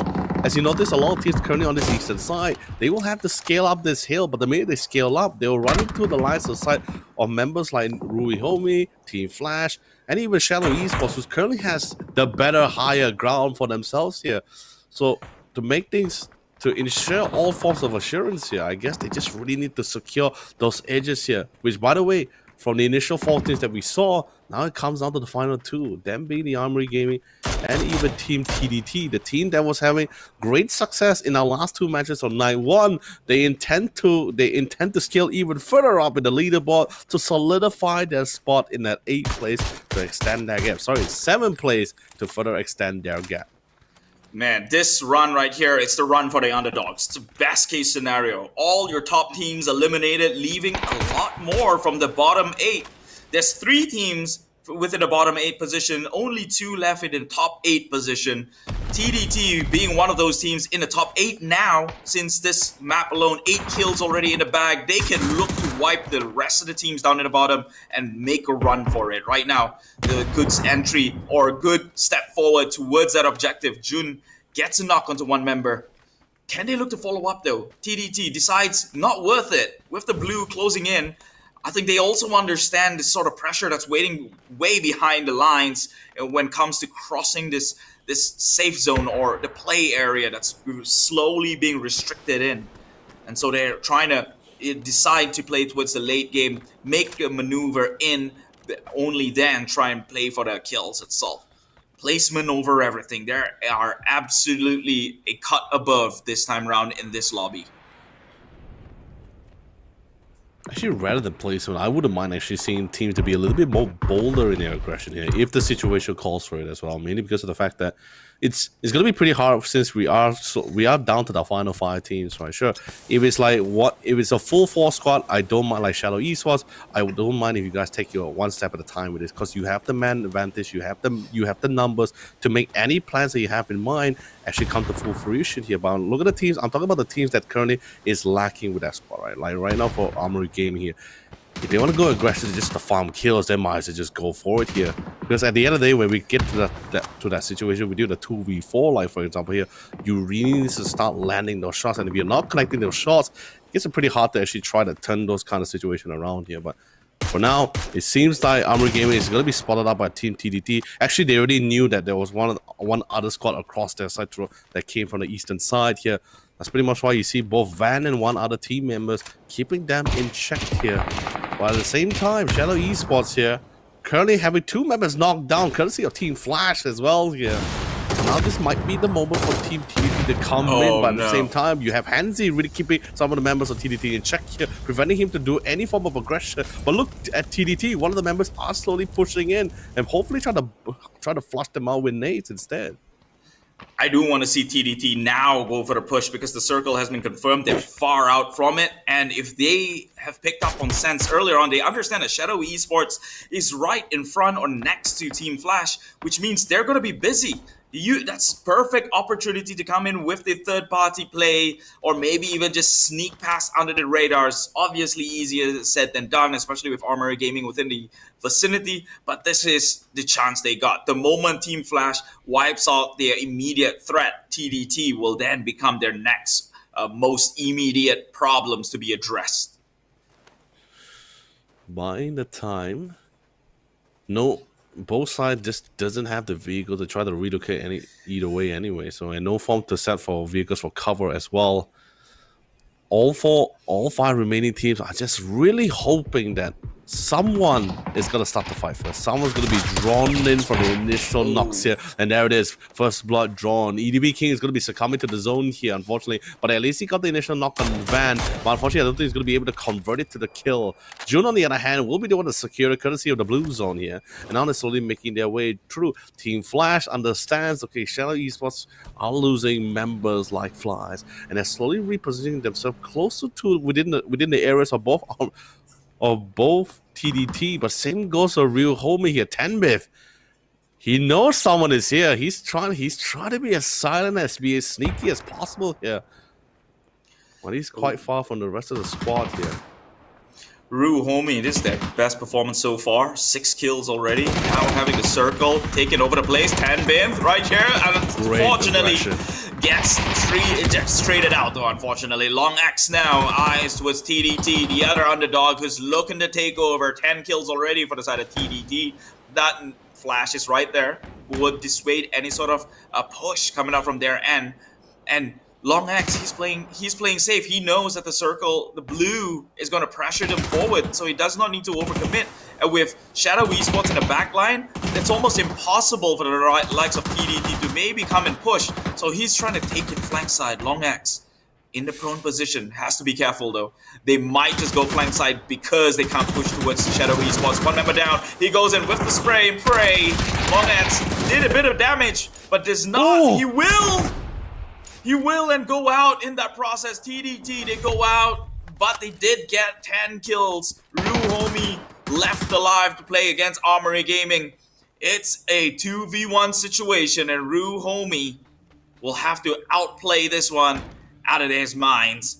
𝐿 and Kurt, 2 opposing ends. There's too much, that's more than enough information for him to be overwhelmed, because you cannot check 2 corners at the same time here. And so 𝑟𝑢 might find themselves in such a bad situation unless he can get the first trade off. It's going to go down to the mechanics, and he might just get it there. Kurt falling pretty low. The nade has been tossed on forward, but 𝑁𝑒𝑏1 amping up that aggression. Now they're all within the same general line of sight, so this is looking plausible for 𝑁𝑒𝑏1 to maybe go in with the 2v1 and 1v2, but unfortunately the math just goes out the way it should be. More is always better. 2 is better than 1, and Armory Gaming wins that chicken dinner here in match 1. I told you, Keith, this is what I'm talking about, right? Take aggression when it's required here, because you just don't have really much, you don't really have anything much to lose here. Making use of the opportunity, being bold about it to secure all those kills. And by the way, out of the 3 remaining teams which still have more man numbers compared to Armory Gaming, they were pretty much the main killer of the entire lobby here. Damage has been done. They were aggressive when it really calls for it, and that's exactly what I was looking for. But with that being said, ladies and gentlemen, that's your chicken dinner for match number 1, Armory Gaming. So let's quickly check out the highlights for match number 1.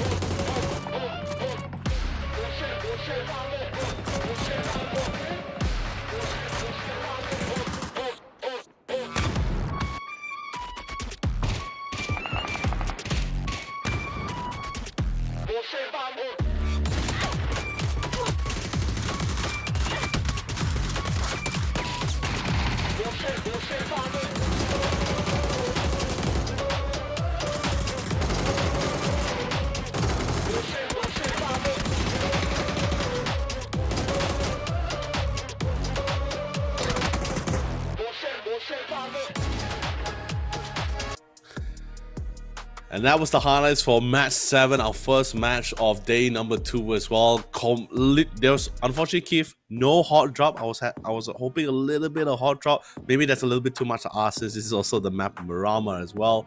But at the same time, we got the action that we were hoping for. We were getting the shifting gear for a lot of these teams that we were also expecting as well. Though you saw the notice as well, the bottom team also stepping up. 𝘉𝘉𝘉𝘉 was coming in with their own action alongside with Shadow Esports as well. You see Team TDT, sure, they could have secured the chicken dinner, their second chicken dinner for themselves, but they walk out the round with almost 10 kills. That's also pretty insane to me. And Armory Gaming, love it, not being passive about it, despite only having two lacking member.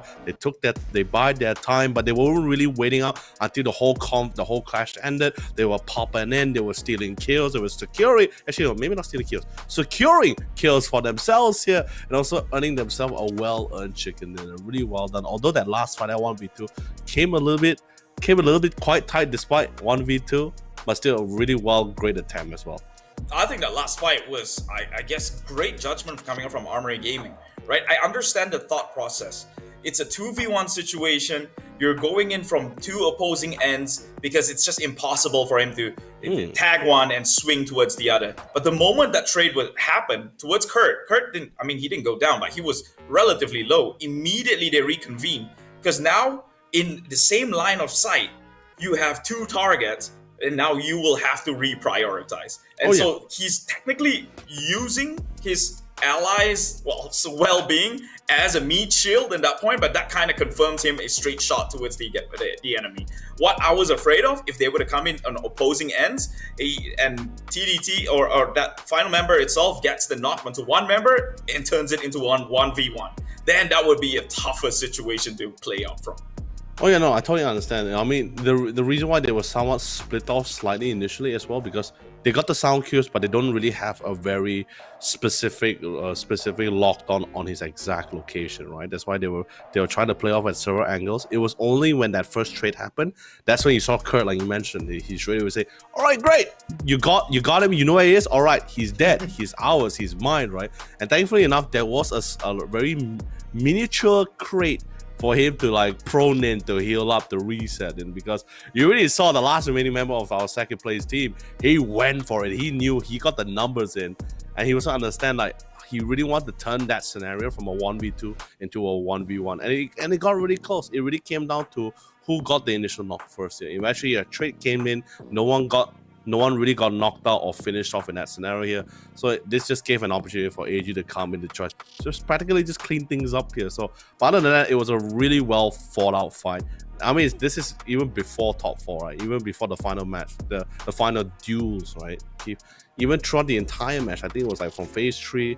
Yeah, phase 3 onwards, right? We're seeing teams slowly being dropped down, so a couple of crashes, naturally some mid-rotation being caught out or being spread out by a lot of teams. But that was just how the territory we were like, which is what I was mentioning before.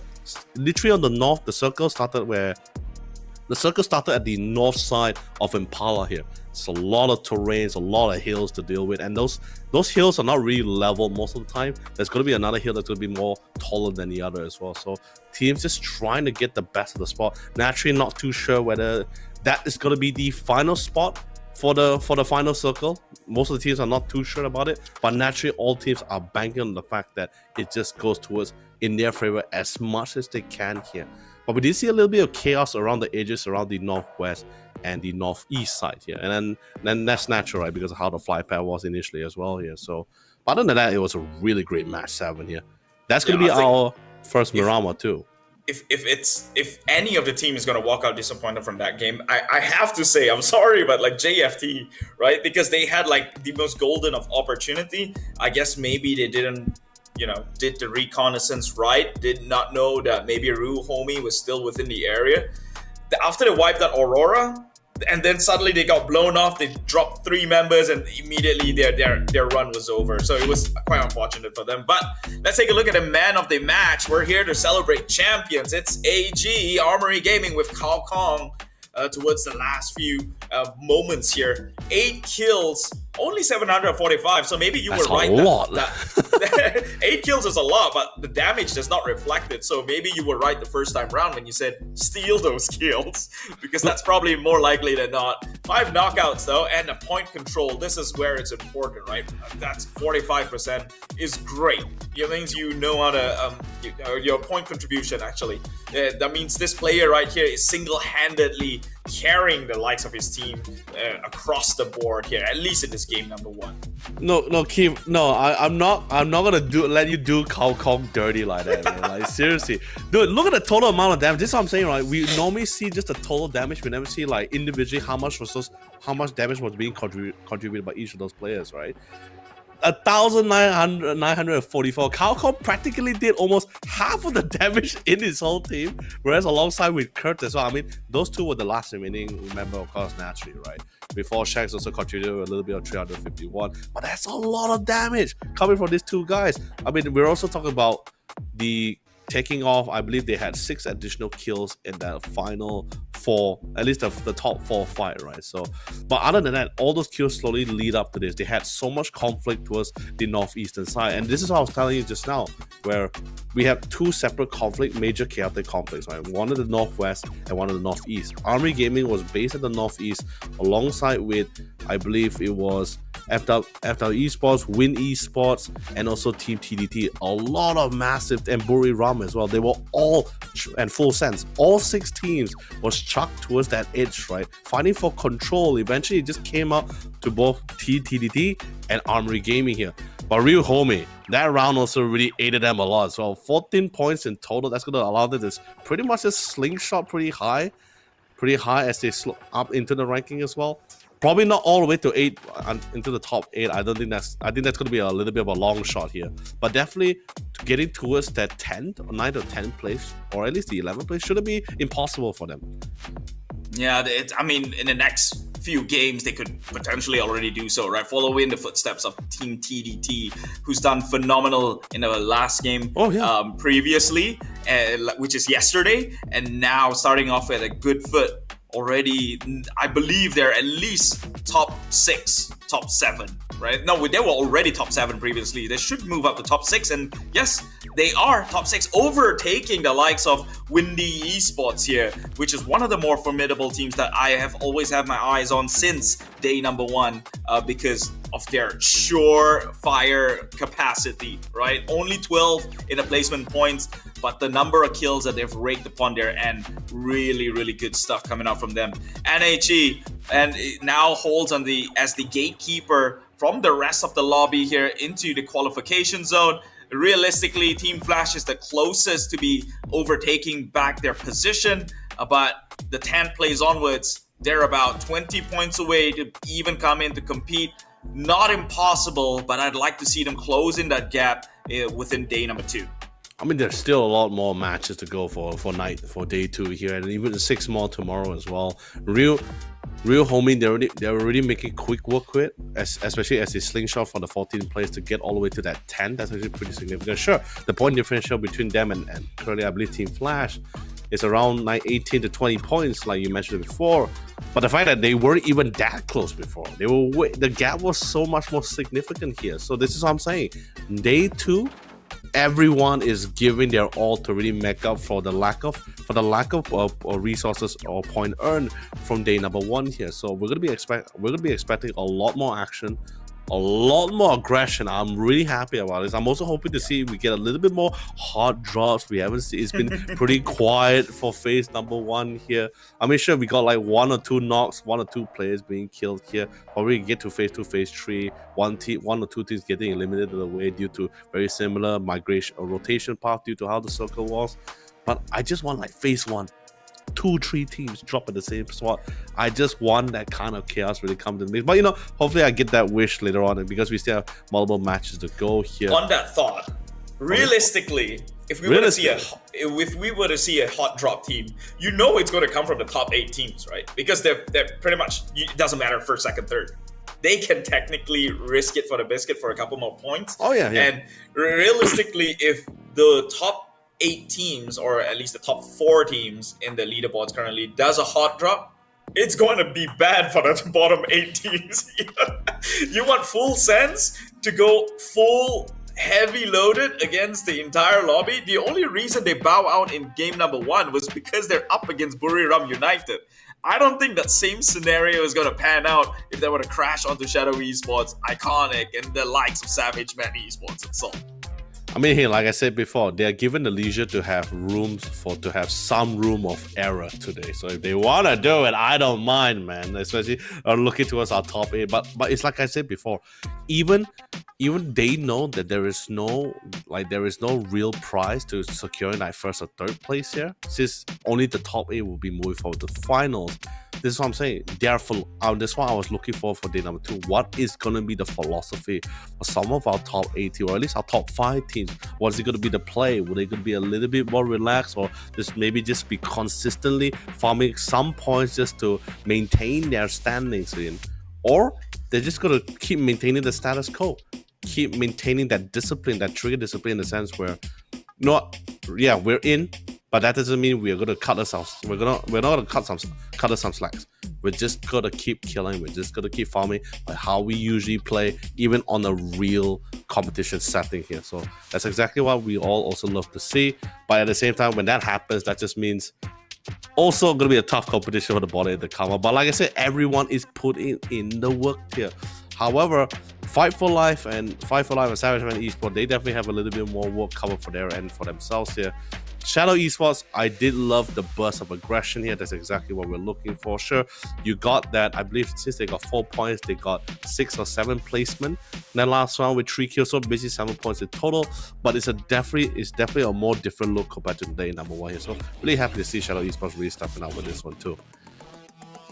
Well, we'll see if they get a second shot to maybe impress Leonard Yololi and his high standards, because he's looking for a fight, and Shadow Esports, they better bring it here in a second Miramar match, and probably the last Miramar match of the day. Here, day number 2, it's the play-ins. You're watching the PUBG APAC qualifier. Here we go, off to the skies. You got a really nice fly path here, although it is slightly shifting towards the eastern side here. So if we get a really nice Impala circle, like literally directly on the Impala circle, there's a lot of things we can actually talk about here, because there's also major city like Los Leones, a lot of unique compounds, flatlands, cliff. There's a lot of variables in this section of the map, which actually has been commonly, we do see even in the esports scenes or in the international not, or in the past, we saw a lot of these kind of Impala circles, and there's a lot of topics we can talk about how teams really interact with this. But so far, I think the closest that we have with the circle near to Impala was pretty much the match 7. But with this kind of flight path, teams should be able to go exactly where they wanted to be. I did notice some teams were floating, or at least floating to a similar direction. Then I think they decided to go to a separate side here. As noticed, another team was within the vicinity to try to secure those vehicles for themselves. It's Miramar. Naturally, you want to get those vehicles first, right? But Keith, what kind of circle are you looking for here? Doesn't matter what circle I'm looking for, it's what they're gonna get. And right now, they gotten themselves nearly smack dab circle, yeah? Over in Impala, Los Leones, and the 𝘗𝘓𝑒𝑟𝑎 itself. Worst place to play 𝘗𝘗𝑓𝑟𝑎. I don't, my God, if it does close there, I pray for all these teams. Not the best place to play. Oh, but also take into account with the flight path, Keith. No, because how the flight path, at least the far end of that flight path was slowly shifting towards prison area, at least towards that western side. So there's going to be no teams at that eastern side of that circle here, near the water area, near Impala there. So in other words, everyone knows that area is going to be free real estate here. And it's a massive road down for any teams if you want to try to make headway there first here. And the best part about it, there's a lot of good spots they want to secure, and they better secure it before any other teams, because particularly towards Los Leones, or at least near compounds near Impalas, because if the chance of the circle goes towards those open fields, it's going to be a lot of problem for a lot of these teams. And that western side is going to be pretty chaotic, as teams will be coming in from that general direction, from that northwestern side here. So I wouldn't be surprised if we see a couple of drive-bys and probably some vehicle crash to each other, like what we saw in yesterday's takeover map. At least we can get some sort of solace knowing that this circle itself, yeah, there's a decent amount of play area, right, in the open map, but also the 3 main, I guess you could say, compound-heavy terrains to play from. So it still could go either way. Remember, Phase 1 circle in Miramar is nothing but misleading, right? Phase 1 fits the whole lobby and some in Miramar. It's just so spacious of a map that we really can't decide too early on what the battlefield is going to be laid out for to them towards the end of the game. But I guess we'll see. Full sense, they would have, I guess they've had quite the subpar game initially, having to bow out from being wiped out by Buriram United and then some other players later on in the game. But so full sense, they lost out quite a bit of a points here. AG now went from 4th place to the 1st, and so I guess it doesn't matter again in the top 4 position. But full sense, that's some of the ego right there needs to be patched back up. Yeah. Now we're looking at Shadow Esports. I was talking about them before this as well. Even on record during Master Series, Miramar has been one of the more highest win maps so far. It was also the maps where they had majority of their chicken dinners too here. So definitely looking to replicate it. Day 1 was pretty difficult. It's understandable. Now day 2 is a little bit of a different story. We did see the burst of vigor. I like that. But of course, naturally, they need to try to maintain that if they really want to get out of that 14th place. FW Esports, this is what I'm telling you about, Keith. Everyone already knows with how the fly by how the circle is, that western rotation is going to be absolutely heavier. So there are variations, there's multiple rotation routes you can take. One of it is like what FW Esports is doing by sea. So most likely they're going to be landing themselves towards Puerto Paraiso, right? I believe that's going to be the next massive compound near towards the sea area, towards the southern eastern side. And since the flypad was nowhere near towards the eastern side of that circle, that's going to be free real estate for a lot of those teams. Especially for the teams that initially dropped at El Azahar, it's practically a straight road down towards Impala. So it's not going to be a massive issue for them here. Shadow Esports, on the other hand, still playing around within the vicinity of 𝘗𝘓𝑒𝑟𝑎, and I believe one of the members currently based at minus Generalis, just in case the circle shifted towards the north side away from the compound populace here. So they're just prepping for any possibilities. But 𝘗𝘓𝑒𝑟𝑎, relatively large enough to accommodate for 2 teams, which is currently why we can see iconic esports within the vicinity. And I think Hansi is getting all these audio cues, but just no visual confirmation just yet. Yeah, but it's absolutely brutal though to play in 𝘗𝘓𝘳. Look at that. If you're not by the rim, you're in a barrel and you're just getting shot left, right, and center. Like a fish in a barrel? Yeah, like a fish in a barrel. You're literally it. You cannot miss. And so thankfully they decided to make an exit, leave 𝘗𝘓𝘳 to the shadows itself. Occupy the outside is okay to play around with, but then people from the back end who's not on the inside gets a clear shot at you because of how elevated that platform is. And so it's really, if you want to give these teams a hard time, 𝘗𝘓𝘳 is where it's at. FW going to the side of Puerto Paraiso most likely is a safe bet for them, understanding that no team's going to come in also from the backside because it's just open area and open waters. So for a team who may not be heavy on the firing arm, that could be a great strategy for them just to ensure that they're going to negate at least one more variable that may impede in their survivability. Meanwhile, talking about surviving, 𝐿 Esports might not just live to see a brand new house being built here in Miramar, already getting hits, getting shot from the foreign lands. Yeah, it's too tight, Keith. Like I said before, it's a lot of these teams are relatively close to each other towards that western edge of this of our phase 1 circle, right? So they're gonna be literally having this a cluster of a situation where they'll be encountering each other a lot more easier compared to our match 7 Miramar circle as well here. So although yes, it's just a couple of attacks so far, no knocks. Okay, I mean naturally, like what I was mentioning before, right? If you can get a knock within phase 1, phase 2, phase 3, that's great. You can get a kill, of course, that naturally is better, right? So it's just a matter of how many kills you're gonna be getting in the process. The more kills you get, naturally, it helps you on the leaderboard for sure. It's a steady farm of points that helps you in the long run. Those points go a long way, especially if you're Windy Esports, who's found yourself fallen from grace from the top 4 position, now just barely qualifying through in the 7th spot, in contention by the rest of down in the bottom half of the entire leaderboards here. So Windy, unfortunately, they do not know that this is Buriram United. Otherwise, they would not have poked the bear or stabbed at the bear here. But they're going to find out the hard way, one way or another, if this turns aggro itself. Meanwhile, and HE still under pressure fire from Buriram, but they tend to retaliate pretty well for themselves. So it's Buriram who's now getting in check. We'll have to take that pill of truth. It's a hard pill to swallow, but he did it regardless anyway.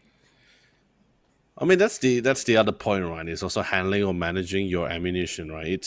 It's very easy to sit up here, right? Currently where 𝑅𝐸 is currently situated in, right? It's very easy to sit here and just start peppering away at any incoming team or any team that's currently within the compound, right? But they also are at the same time, Keith. You may not think it, but you may not feel it at times, but they are really thinking about these shots, right? The shots that they're making, right? Like they're pretty much in the top of their head, right? They're just wondering, is it worth peppering a team that's currently in the building, like what we were witnessing just now as well? Like, where if they do get a knock, is there a possibility to try to get a flush for it? Because you knock an enemy in a building, right? They're most likely going to be within the cover itself, or an ally who's going to be able to come to go for the revives here. So it's kind of like a very small thing to think about, especially since this is just phase 1. If maybe like phase 5 or phase 6, this might be a little bit of a different story, but this is just phase 1 alone. Yeah, it's too soon. I mean, to even think of trying to trade bodies for a couple of points in phase 1, yeah, it's too soon for that aggro play, man. Well, good news is no one has bowed out just yet in Miramar fashion here in phase 1. We'll see where that circle draws towards.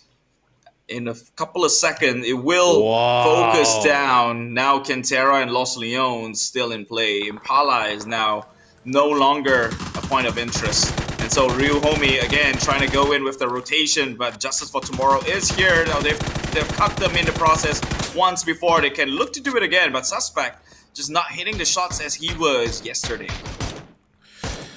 Dude, it's like you mentioned, right? It's no longer within the vicinity of Impala. Yes, I agree. But at the same time, where that circle is being situated in is not entirely in a good spot either, right? It's mostly open fields or compounds, Keith. Sure that you'll probably be able to find a hill, maybe you're lucky to find a ditch or a crate that the team can somewhere reside in for a couple of while here. But this is just phase 2. Still phase 2 with 16 teams and a lot of open area. Teams don't want to be in the open areas. Teams wants to be in a more better spot here. So I'm not surprised if I start seeing teams crash into respective compounds here. By the way, good.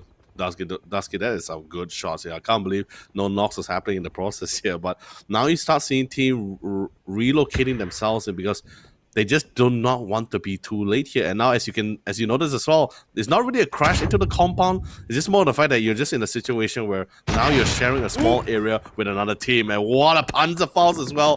𝐿𝑒𝐿𝑒 was not afraid to use it. He knows for a fact if anyone else within the vicinity could have got a double. But he managed to get one instead. That's going to be a really nice kill for Shadow Esports. I'll take one any day, man. It could have been him being traded out. It was a 1v1. So realistically, getting that is like the okay minimum. If you get 2 in the process, hey, all great for you. But that trade right there was good enough. Oh, I'm like looking at towards like, because currently the circle is currently circumferring Minas Generalis, Cantera, Los Leones is being at the edge of Southside and Picado, right? So there is a good amount of really great positions to be in, like Power Grids, Picado, Cantera barely not that much, but San Martin is still within it. Los Leones is still relatively massive, but it's at the edge of the South Circle, right? So it's like the teams, depending on how the next circle shift, I tell you this, that phase 3 is going to be chaotic. It's already pretty chaotic currently in this phase 2. Which majority of land is pretty much open fields. No one wants to bang themselves in the open fields because you just don't have enough smokes to really cover yourself here, or at least protect your vehicles long enough before you get to that phase 5, right? So now the priority is just to see, or at least most of the teams currently right now, just banking on the fact that this circle is forgiving, it's kind, it's nice. It's not going to shift too heavily to either side. But what a point-blank Panzerfaust here. Cessna, I love the attempt here, but you're also going to blow yourself up in the process here. So someone better come in to reinforce soon. It looks like nice timing. He tried to shift within the vehicle to try to buy some time here, but unfortunately, looks like Jun is going to have the high ground advantage here. Defensive smoke did come down. Should buy him a couple of seconds for him to try to go for the revive here. But looks on the other side, Shadow Esports, courtesy from the Indonesian team, they will remove 𝘉𝘁𝘁 here and still come out strong. Although 2 members lacking here, they will just have to still make do with what they have. Oh, 𝘉𝘁𝘁 once again finds their way into the lobby relatively early, despite having a great game 1 today itself. But their general trend, no way. Closing down. Now it's 50-50. 50% compounds over in Los Leones, 50% over in the hillside, just outside of the city itself. Meanwhile, Windy Esports now going against Iconic. This could be easy for them if they play this one right, but we've seen time and time again how Iconic can come in with the surprise here. So they cannot look to pretty much outplay themselves in this entire engagement itself. He does have the Panzerfaust ready, and we've seen how Shadow Esports was able to send Rue back into the lobby, the Rue homies. Maybe they can do the same here. Loads that one up. He's got that one in the chamber, a barrel in the chamber, or whatever you call that. It's a torpedo machine, but right now holding their trigger discipline as they try and approach these walls that are so thin. And they've heard sounds and movements coming around from the backside. A blind toss a grenade into the airlines. Well, just trying to bait people out. That was the card. He wanted to bait people out from their hiding, and he gets it with the Panzerfaust E-Pod. They take 2 members. Immediately turns this 3v3 into a 3v1.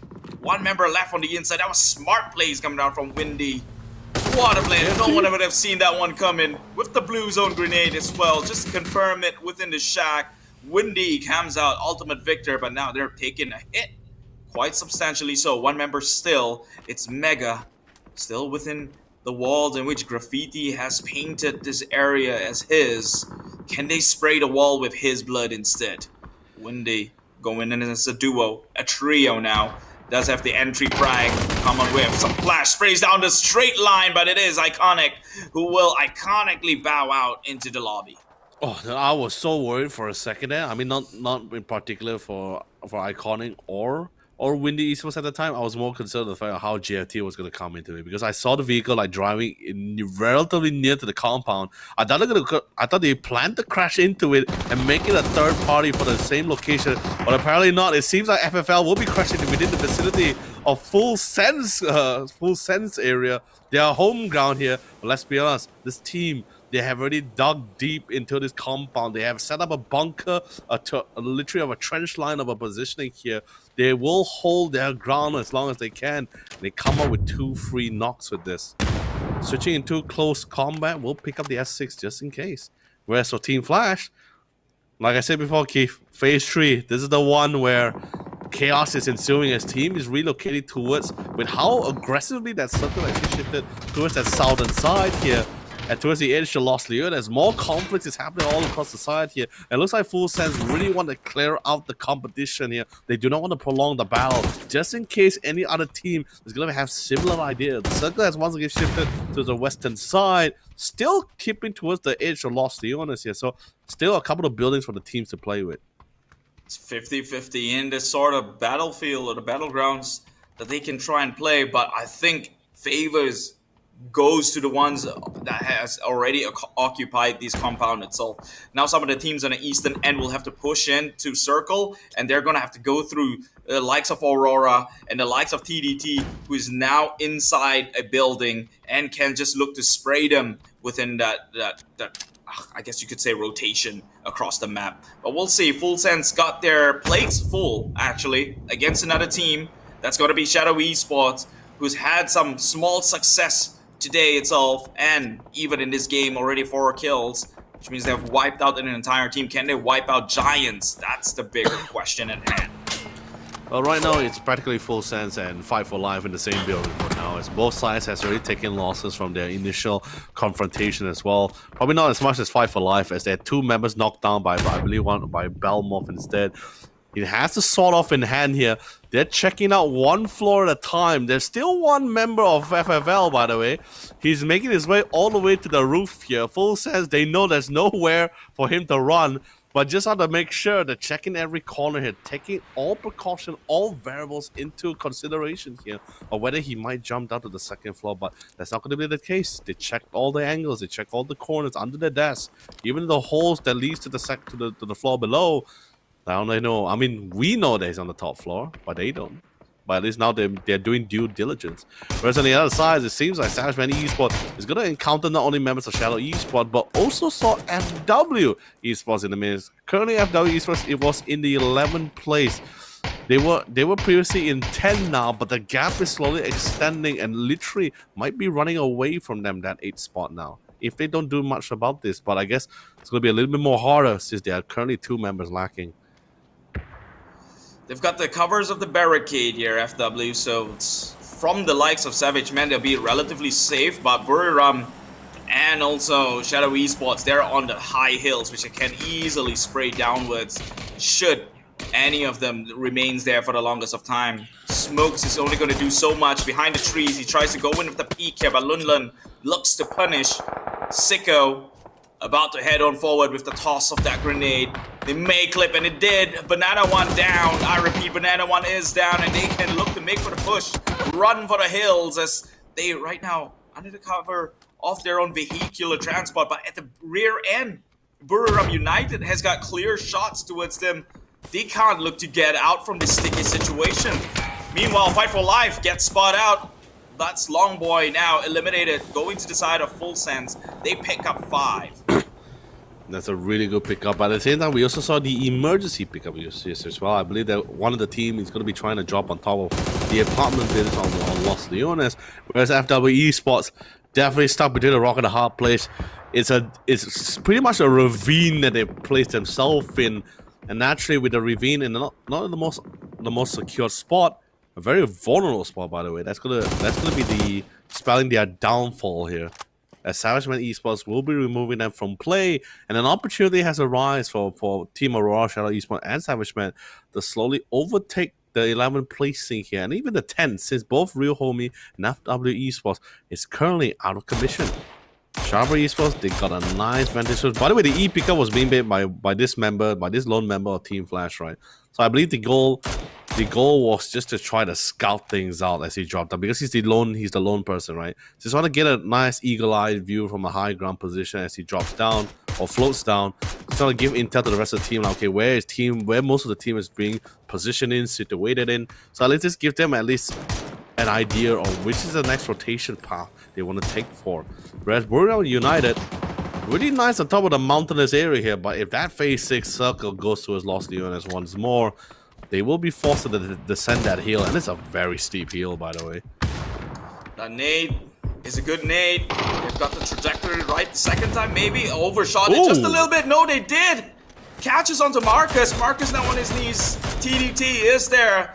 He gets knocked down though, but that's not the team that they were going for. Smoke for entry. They're running in blind, and but going in with sheer killer instincts. Riz now positioned by the wall. All he has to do is come in with the perfect swings, and Khan gets the idea. Coming in from opposite end, they will swing it forward. Gets one member. That's 𝐴𝑝OD down, and so only one member with healthy enough levels to try and contest this. But eventually, the overwhelming approach is right here underneath the car, though. One there.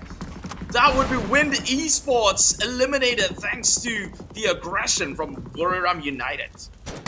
Really well done, really thought out as well. They made sure their engagement was from multiple angles and also at the same time here. So that way that doesn't give enough time for Wind Esports to reset or reposition their crosshair here. Naturally, of course, they needed to win out the fight respectively, and 𝘓𝘂 with the hip fire accuracy. Absolutely on point though. Although it got a little bit close, one of the members of Wind Esports being very cheeky, they were actually positioned behind of their burning vehicle that was currently pretty positioned diagonally horizontal on one of the walls. That was a pretty nice trick as well. Pretty cheeky spot. But you know, 𝘓𝘂 was able to rectify it very swiftly as well. One member did get knocked down, but the other members still stand tall to go for the revives here. Now the circle again pushes slightly towards the western side, southern western side here. So 𝘓𝘂 might need to slowly relocate, whereas for Sharper Esports here, they want to make their way through, but they know full sense is within the vicinity. They heard a lot of audio cues, and that was from the last fight that they had against FFL here. So they needed to bide their time. The same goes for TDT, which, by the way, one of the members was just unfortunate here, right?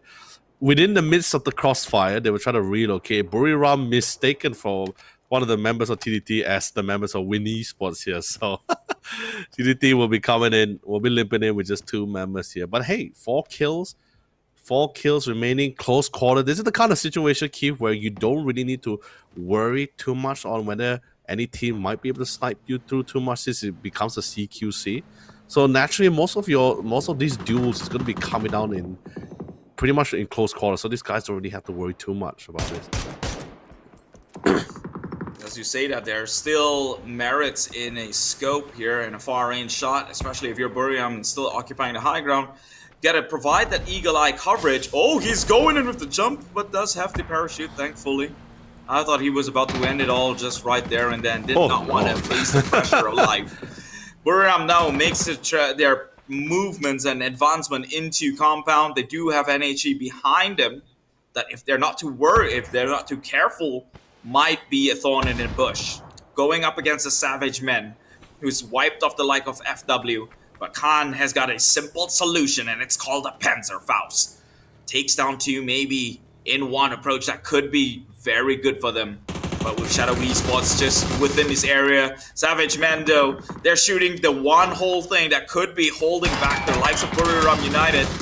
And they might find out the hard way, as now Shadow Esports looking like they might go down into the hands of 𝘠𝘠. But 𝘠𝘠, understanding that he's not alone within his compound, someone else is shooting in the same general vicinity. I think Savage Men, they're a bit too pushed forward here. Might want to play it a little bit passive, understanding that enemy and threats are just behind the corner, and that could be Khan, who's now on top of the hill. Traversing forward, spots out 𝘠𝘠. Now that is a confirmation of threat itself. Savage Men has got the numbers advantage. Actually, no numbers advantage. They do have the high ground in this instance, but the high ground has to address the likes of Shadow Esports. Likewise with 𝘓𝘂, they can't make the push until Shadow Esports is out. So that one right there is a knife in the wound. It's plugging in what could be fatal for the time being. It's just one third party from another, because there's always going to be a team that's going to have a higher elevation than you as well. Especially since we are talking about the compounds areas of Los Leones. So there's a lot of apartments here, multi-level story buildings here for teams to station themselves in to get a better vantage point for themselves here. And unfortunately for Shadow Esports here, they came in a little bit too late here, so they will be facing the full brunt of not just one, not just two, but three separate squads peppering them down here. And that's pretty much what slowed things down for Buriram. They really wanted to try to prepare this flush out of Savage. You saw how Khan was going with the movements as well here. But not with members of Shadow Esports still haunting them or hounding against them at their back lines here. So now with them out of the way, this could be the chance for Buriram to slowly make their way into the site here. And it looks like Savage Man Esports decides to take this fight head on here instead here. And I guess it's because due to the whole harass coming in from New House Esports, from the apartment buildings here, trades are happening, and it seems like Buriram is getting better at succeeding at the better part of that trade. And with that being said, Savage Man Esports will be removed as the 7th place team here. Must have felt like a fool there, Savage Man Esports. They took out the one thing that was holding them back. Then now Buriram United absolutely going ham towards a high ground push and coming out on top. No members down. 8 kills already for that team.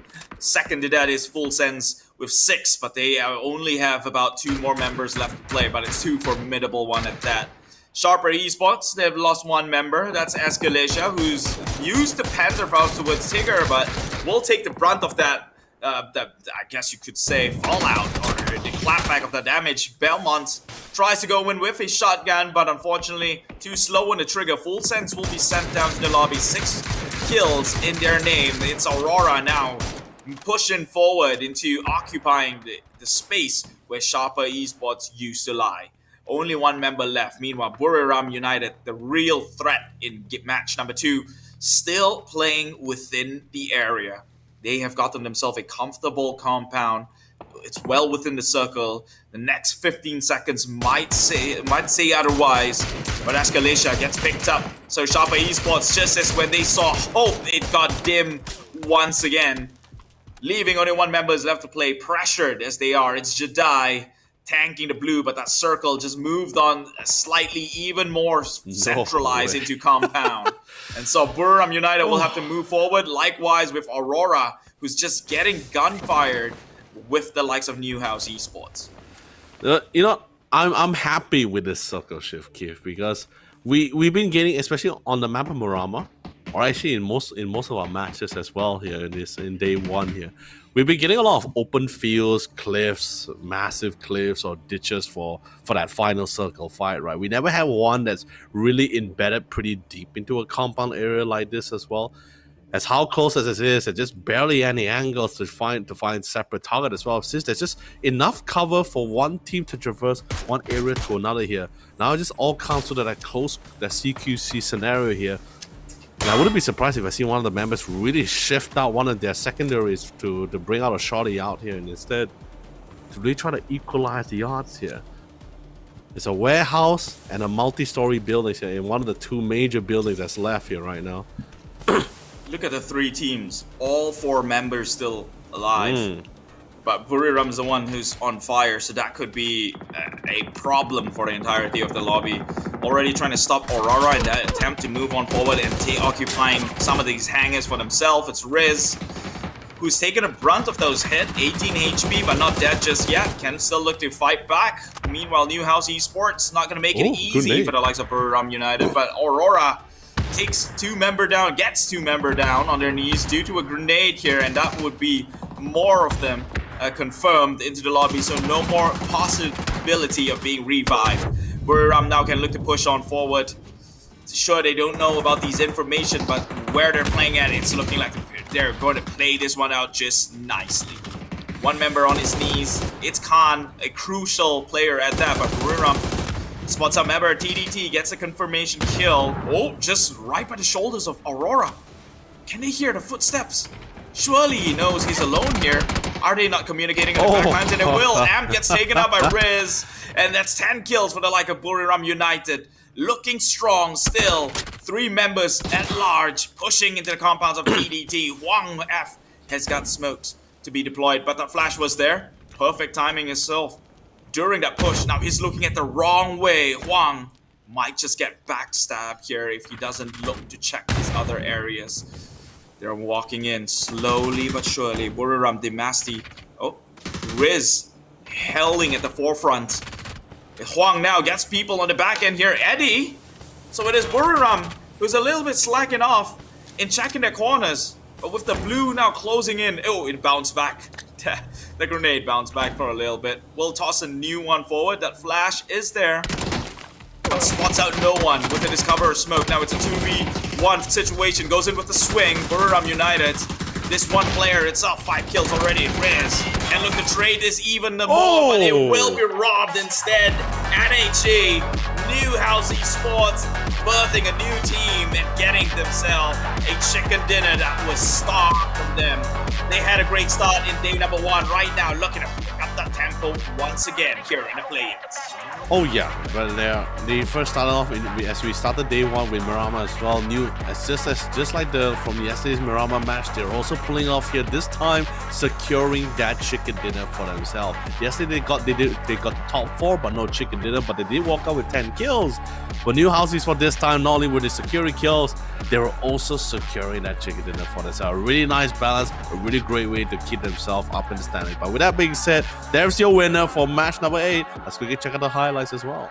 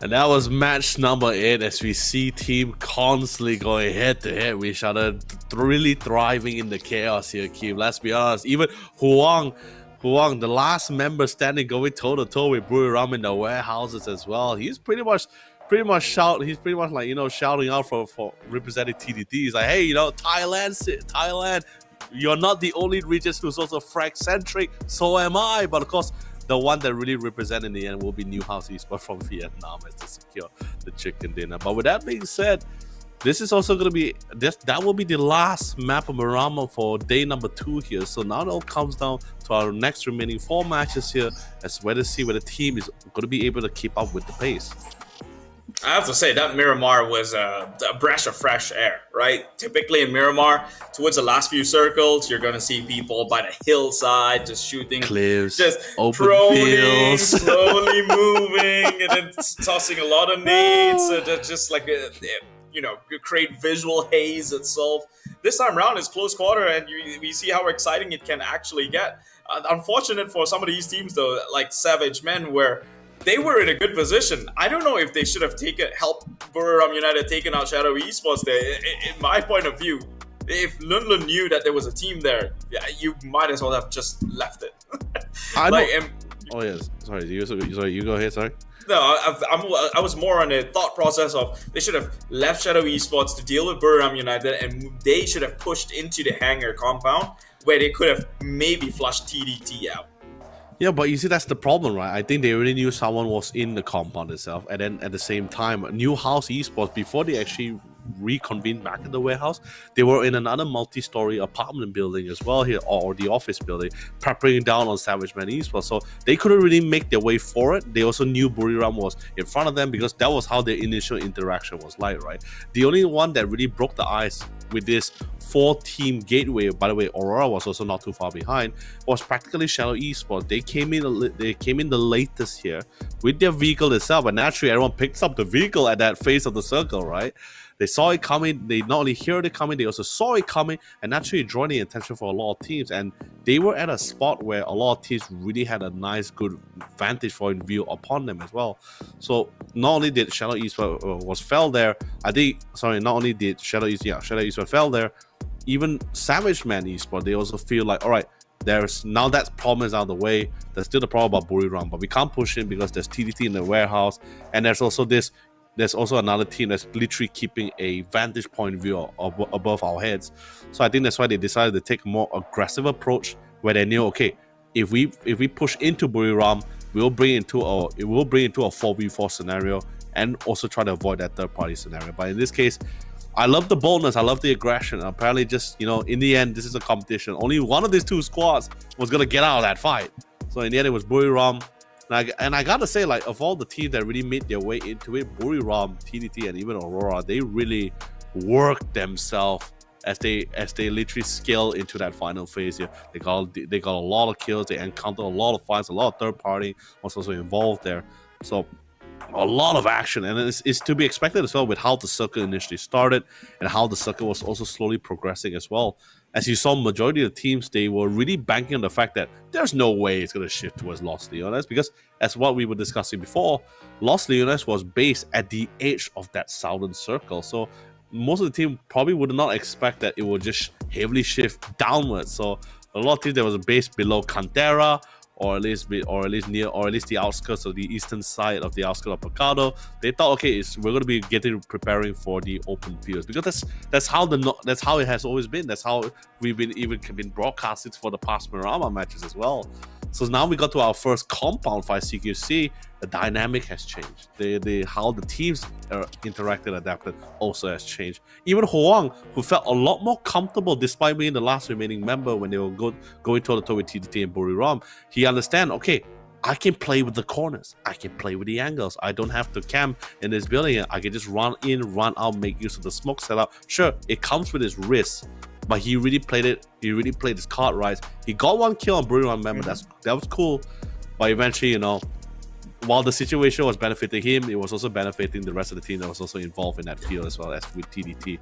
So, but in the end, at the end, 𝐿𝐿𝐿 Esports was the one that came out the win here, as they really just bide their time, just waiting for all the teams to just go through this grinder of a mess together, and they just came in to clean things up here. So, really well thought out, really well done. Yeah, I mean, Huang, absolute champ right there.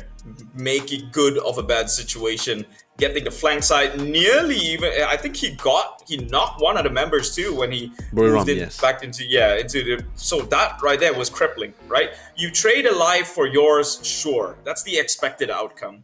But because you got another member there, if that second member did not get knocked, I'm pretty sure NHE this would have turned the other way around towards Buriram's favor. Right, because it's a 2v1 situation at that point. But regardless, spilled milk, no point trying to sip and lick off the floor here, because it's one going to the side of NHE, the new house esports member, an android named T1706, 3 kills only, 656 damage. Well, not the most impressive, but I guess if it had to go to one of the chicken dinner members, it has to go to NHE T176 itself, right? 5 kills, 1,000 over damage. So they've done the work, not reaping much of the reward, but in the end of the day, I guess a winner-winner chicken dinner very much compensates for it. Yeah, I mean, even if we were to compare it with day one of their performance on the map of Rama, it was always the positioning good positioning was the priority for this guy. When they got to a really good spot, they were able to get a lot of numbers. I mean, naturally, right? It's Marama, especially, I believe they have one really nice high vantage point near power grid and a lot of teams was pretty much in the open field here, so they got some really good knocks, some good kill steals as they slowly make their way towards the final four. This map in particular, because of how there's a lot more compounds on the team to play with here, so I don't think they weren't able to actually get a lot of pot shots in. A couple of no knocks so far, just a couple of tag shots, a couple of punishing one as well, just to trade back here and forth. So that's pretty much why we did see as much of the damage count nor did the kill count compared to their Miramar match on day one. But anyway, this is going to be the match leaderboard. Buriram, naturally, like I said before, this team alongside with TDT and Aurora as well, they were scaling their way through phases as they were encountering one team after another as well. Even Full Sense, they went toe-to-toe with FFL, which by the way, a really great job. I thought it was going to be it for FFL when they lost 2 initial members when they crashed the Full Sense compound. But no, they came in, they knocked out 2 more members of Full Sense. They really kept the ball going, really prolonged the fight. Well, of course, naturally, Full Sense was the one that came in to win at the end, but they still lost 2 members in the progress. But anyway, with that being said, Keith, let's quickly check out the total leaderboard at this current state. Yeah, in day number 1, it was majority of those teams that are taking up the top spots came from the region of Thailand. This time around, we see a lot of step up here from the teams from Vietnam. Coincidentally, right now TDT already in 6th place, and this is a team who's got 3 good games in a row now, rolling off from yesterday, and they're looking to even close in top 4 positions. They're only 10 points, less than 20 points away. If you told me that this was going to be the outcome yesterday, I would have said I didn't believe you. There's no freaking way, right? But here they are, making their impossible run, the impossible comeback it is, not so impossible anymore, right? Now we're going into the match 3 that's going to take place over in Taego, so no longer will we have to dwell over the results that took place over in Miramar itself. Taego is going to be such of a wild card, and later on as well, Rondo is waiting to be played from. These are going to make or break some of these teams that already are on a momentum. Do you think they can ride it off here, or this is the point in the entire tournament today where the favor shifts a little bit? Yeah. I mean, this is also one of the few matches because now we're slowly shifting away from the classic match where most teams usually would have a more higher win rate in or more comfortable in here. Sure, Taego Rondo, it's been here it's one of the more recent maps. I won't say it's not as old as Erangel or even Miramar. Those 2 maps has been here for the longest of time, right? But this is also an opportunity for some teams to actually try to climb up here, because this is one of the few maps, one of the 2 maps here, which we last time, like you mentioned before, is a term that most of the casters, even in the international scene, like they use, where Taego Rondo used to be a map which is considered a wild card for a lot of these guys here, where not many teams have managed to find great success, and with how little. And we don't really get many gameplays on that map either in most of our PUBG tournaments, right? It's usually just 1 Rondo or 1 Taego per day. So practically they're only playing it 3 times only in the entire 3 times. But let's say Taego Rondo 3 times alone in each tournament here. It's not really a lot to really like work off with here. But with that being said, right, Keith, we were seeing the total leaderboard, and I was just very curious about what you think about one thing where. Is there any particular team that you're surprised that's not in that top 8 in particular? Or you feel like everyone is there exactly how it is? Based on their performance today? Oh no, like they're just like maybe their reputation, their past reputation of a certain team so far in there that's not in the top 8. Reputation. In that case, I would say kind of surprising that we see Team Flash not there, Aurora not there. Although I know maybe Aurora being from the rest of APAC is a little bit of a far-fetched to expect them to compete with the likes of them up there. But we've seen how Aurora play, and just as for tomorrow, they're technically playing within the same meta and play style. So for Aurora not being there, it is going to be puzzling. But we will dwell no longer as we get into the next match of the day here. Scouting out on 𝐿𝐻𝐿 Esports. This is the play-in stage. Oh, it seems that we will move over onto our map. I believe this is Taego instead. Yeah. Taego indeed. A really decent flight path once more. Not really favoring either, whether is it to the northern or the southern side here. It's a really nice, fairly down in the middle. So everyone should be able to do a nice long dive wherever they need to go as well. It's a relatively large map as well. The only thing you need to take into consideration is that compared to our most maps, there's a lot more water areas within the inland areas of the map here. So depending on how the circle shift also will change up to how the dynamic of how the team will be interacting as well. Like for example, if it heads towards that northern western side, there's a lot of water areas, a lot of bridges that team can try to capitalize to try to deny teams to be gatekeepers or toll keepers for any team that want to try to traverse into it as well. Sure, there's still other migration routes for the team to go with, but we'll get a nice circle dead set in the center here. So a really fair one for a lot of these teams here. A circle that's center put it. Always happy to greet these sort of circles into the gameplay. No pressure for any of these teams. I think this is something that they've played 10,000 times already. Having that center circle, they will have an idea on how to rotate in. But they have to keep in consideration some of the gatekeepers. We've seen how in yesterday's itself, Windy Esports, they tried to rotate into a very off circle. But I believe that was an angle. They took a weird path onto the northern side. They tried coming in from west and then decides to go take a weird path on the northern side only for it closed away from them. So that could be the same situation here within this map of Tago. So we'll see how this one panned out, but obviously seeing this first lay of the land is going to be comforting some of these teams. Still biding the time, and I've been, especially with how fair the circle is, right? And it is encircling a majority of the teams due to how fair the fight path is as well. So I think we're going to be seeing a less chaotic one, like what we've been experiencing in the past here, and a little bit more fair where teams would be able to buy their time as they make their way in. I also believe with how the circle is being positioned, they don't feel the need to rush as much. Maybe towards that phase 2, we might see a little bit of a different shift depending on how unfair it is. But so far, I think the team's been pretty happy about this. TDT in particular been showing a phenomenal performance ever since from last night's match 5. Literally back-to-back matches. Continue forward to day 2 here, and it seems like an unsuspecting player has been found and encountered by 6, 7, 8, 9 here. Ooh, this is not a spot you want to be in, but hey, how large the map is and how the flight path as well. I think they all decide to greedily spread out to just either secure vehicles or just secure loot for themselves. I mean, this is just one of the small risks, one of the small disadvantages we were talking about before. When you're covering this much of a distance here, good for intel, good for looting spots possibly, but if you were to encounter a certain team nearby or a team crash into you here, you probably just have to fend it off by your own here. So it's an unfortunate scenario, but I think eventually Win Esports will have to leave the area here, so there could be a chance for Sharper Esports to pick up their teammates Blue Token later on. If they're even thinking about picking it up, no, it seems like they might just they're driving nearby them. Yeah, they're checking it out for now. If the possibility is there, chances are it ain't worth it.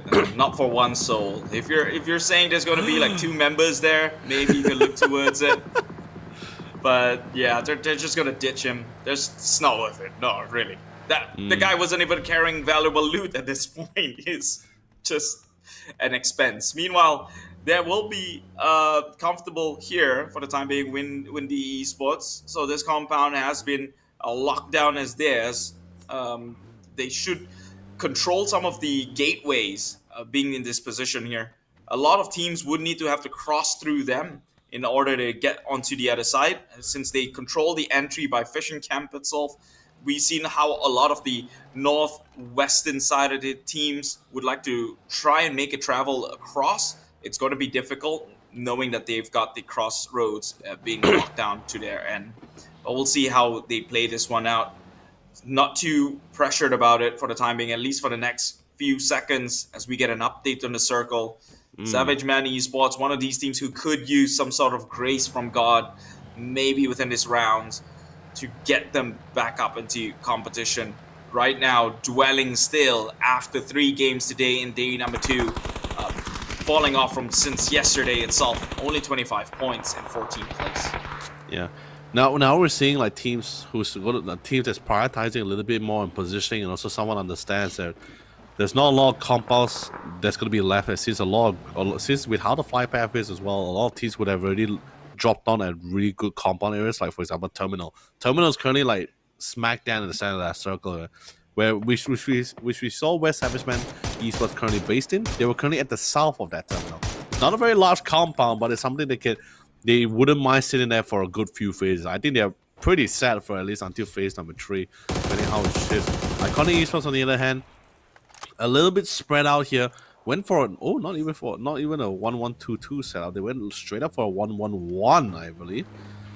So you, although it's still within like at least a vantage point of themselves. So if anyone were to knock them down, there's still decent amount of cover to buy them time, and the team is not too far to reconvene. So this is the kind of setup which they wouldn't mind to be in, which is pretty cool for Iconic Esports. Just a couple sprays. It's something like what I was discussing with you before, La Man Marama, right? Where it's if you get a knock, that's nice. Right? If you get a kill within phase 1, phase 2, phase 3, oh, that's a tremendous job. That's a job well done. Right? It's still great. It's always helping in the long run later on. And speaking of the long run, T1, you better get out of there. You're getting a little bit too close for comfort there. Wouldn't want to lose you this early as well. I don't think any team wants to lose any member this early as well here. So looks like he's going to be able to get out scot-free, but at least good intel in. There's a team there. There's someone within. That's not a good route so far, or a safe route at the current moment of time. Imagine losing T1 there after getting the MVP. That's going to be pretty crippling for the side of NHE. Like, you literally lost your champion, or I guess your best hero within your midst, right? So thankfully avoided that conflict. They'll be able to take over these hills. Now I'm okay with this 1-1-1 split from Iconic Esports, right? Because again, it's a different playing field if you check out these number of considerations. Can you come in for the backup in time?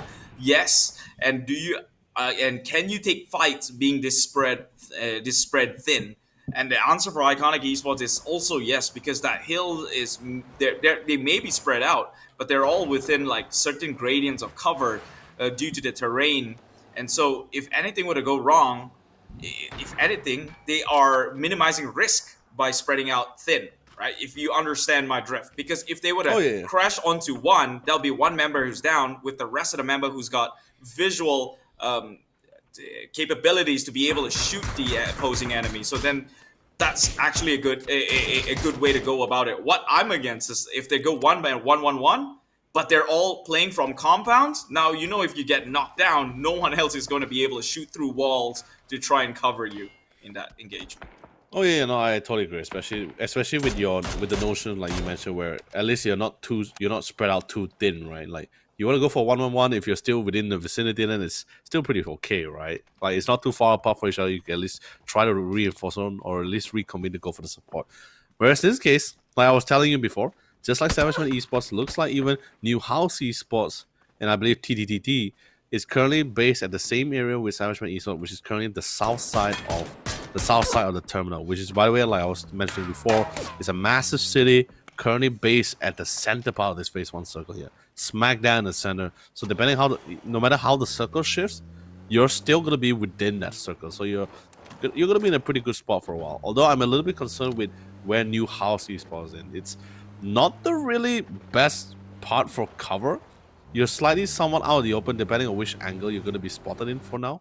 Sure, from the north and south, you're fine. But if the team comes in from the east, which is what I'm currently looking at the map, like how Iconic Esports and Shadow Esports is coming in, they're easily going to be able to be flooded out by members of Aurora as well here. But the circle, like I said before, no matter how the circle shifts, they'll still be within the circle itself, so they're fine. JFT, on the other hand, they're still at the edge for it. They know that they're a little bit too late to enter that circle too. So they're going to be playing around the edges so far, taking this one step at a time. Same goes for Full Sense and the rest of the team that's currently playing outside right now. So this is where the chaos starts, as teams will fight for better positioning, for better control, as they slowly make their way into the circle. I'm actually worried about Windy. When that circle was updated, I saw members already making the travel towards the northern side again. So they were already driving up north, understanding that they don't want to push in from the eastern end. But that means they will have to go through the same route in which JFT is safeguarding for the time being. Could be detrimental, could be the play, we don't know. But I guess we'll need an update on their position should we get the chance to. Meanwhile, Iconic now smack dab in the center, sharing this compound over in Terminal with the likes of Shadow Esports and now FFL to join with. FW though gets a few knocks onto the member of FFL, so that may have dissuaded them quite a little bit. But as I say that, look at that, Windy Esports now approaching the line of sight in which JFT previously camps. Yeah, it's like what I said, right? It's teams just trying to find a better way in because with how fair the flight path was with the circle, so they already know a majority of the team, and I'm talking about majority. You even saw from the circle, right? And when the circle was last updated, we're talking about majority of the 16 teams already centering in that center part of the circle. So a lot of the compound areas would have already been occupied by a lot of teams. We do see FFL crashing into the south side of the terminal here. So it looks like both FFL and even Real Homie here will be going head to head with each other for control. Although there's still enough, by the way, it's still big enough to actually accommodate both of these two teams. It's just coincidentally they will both drop at the exact same part of the terminal.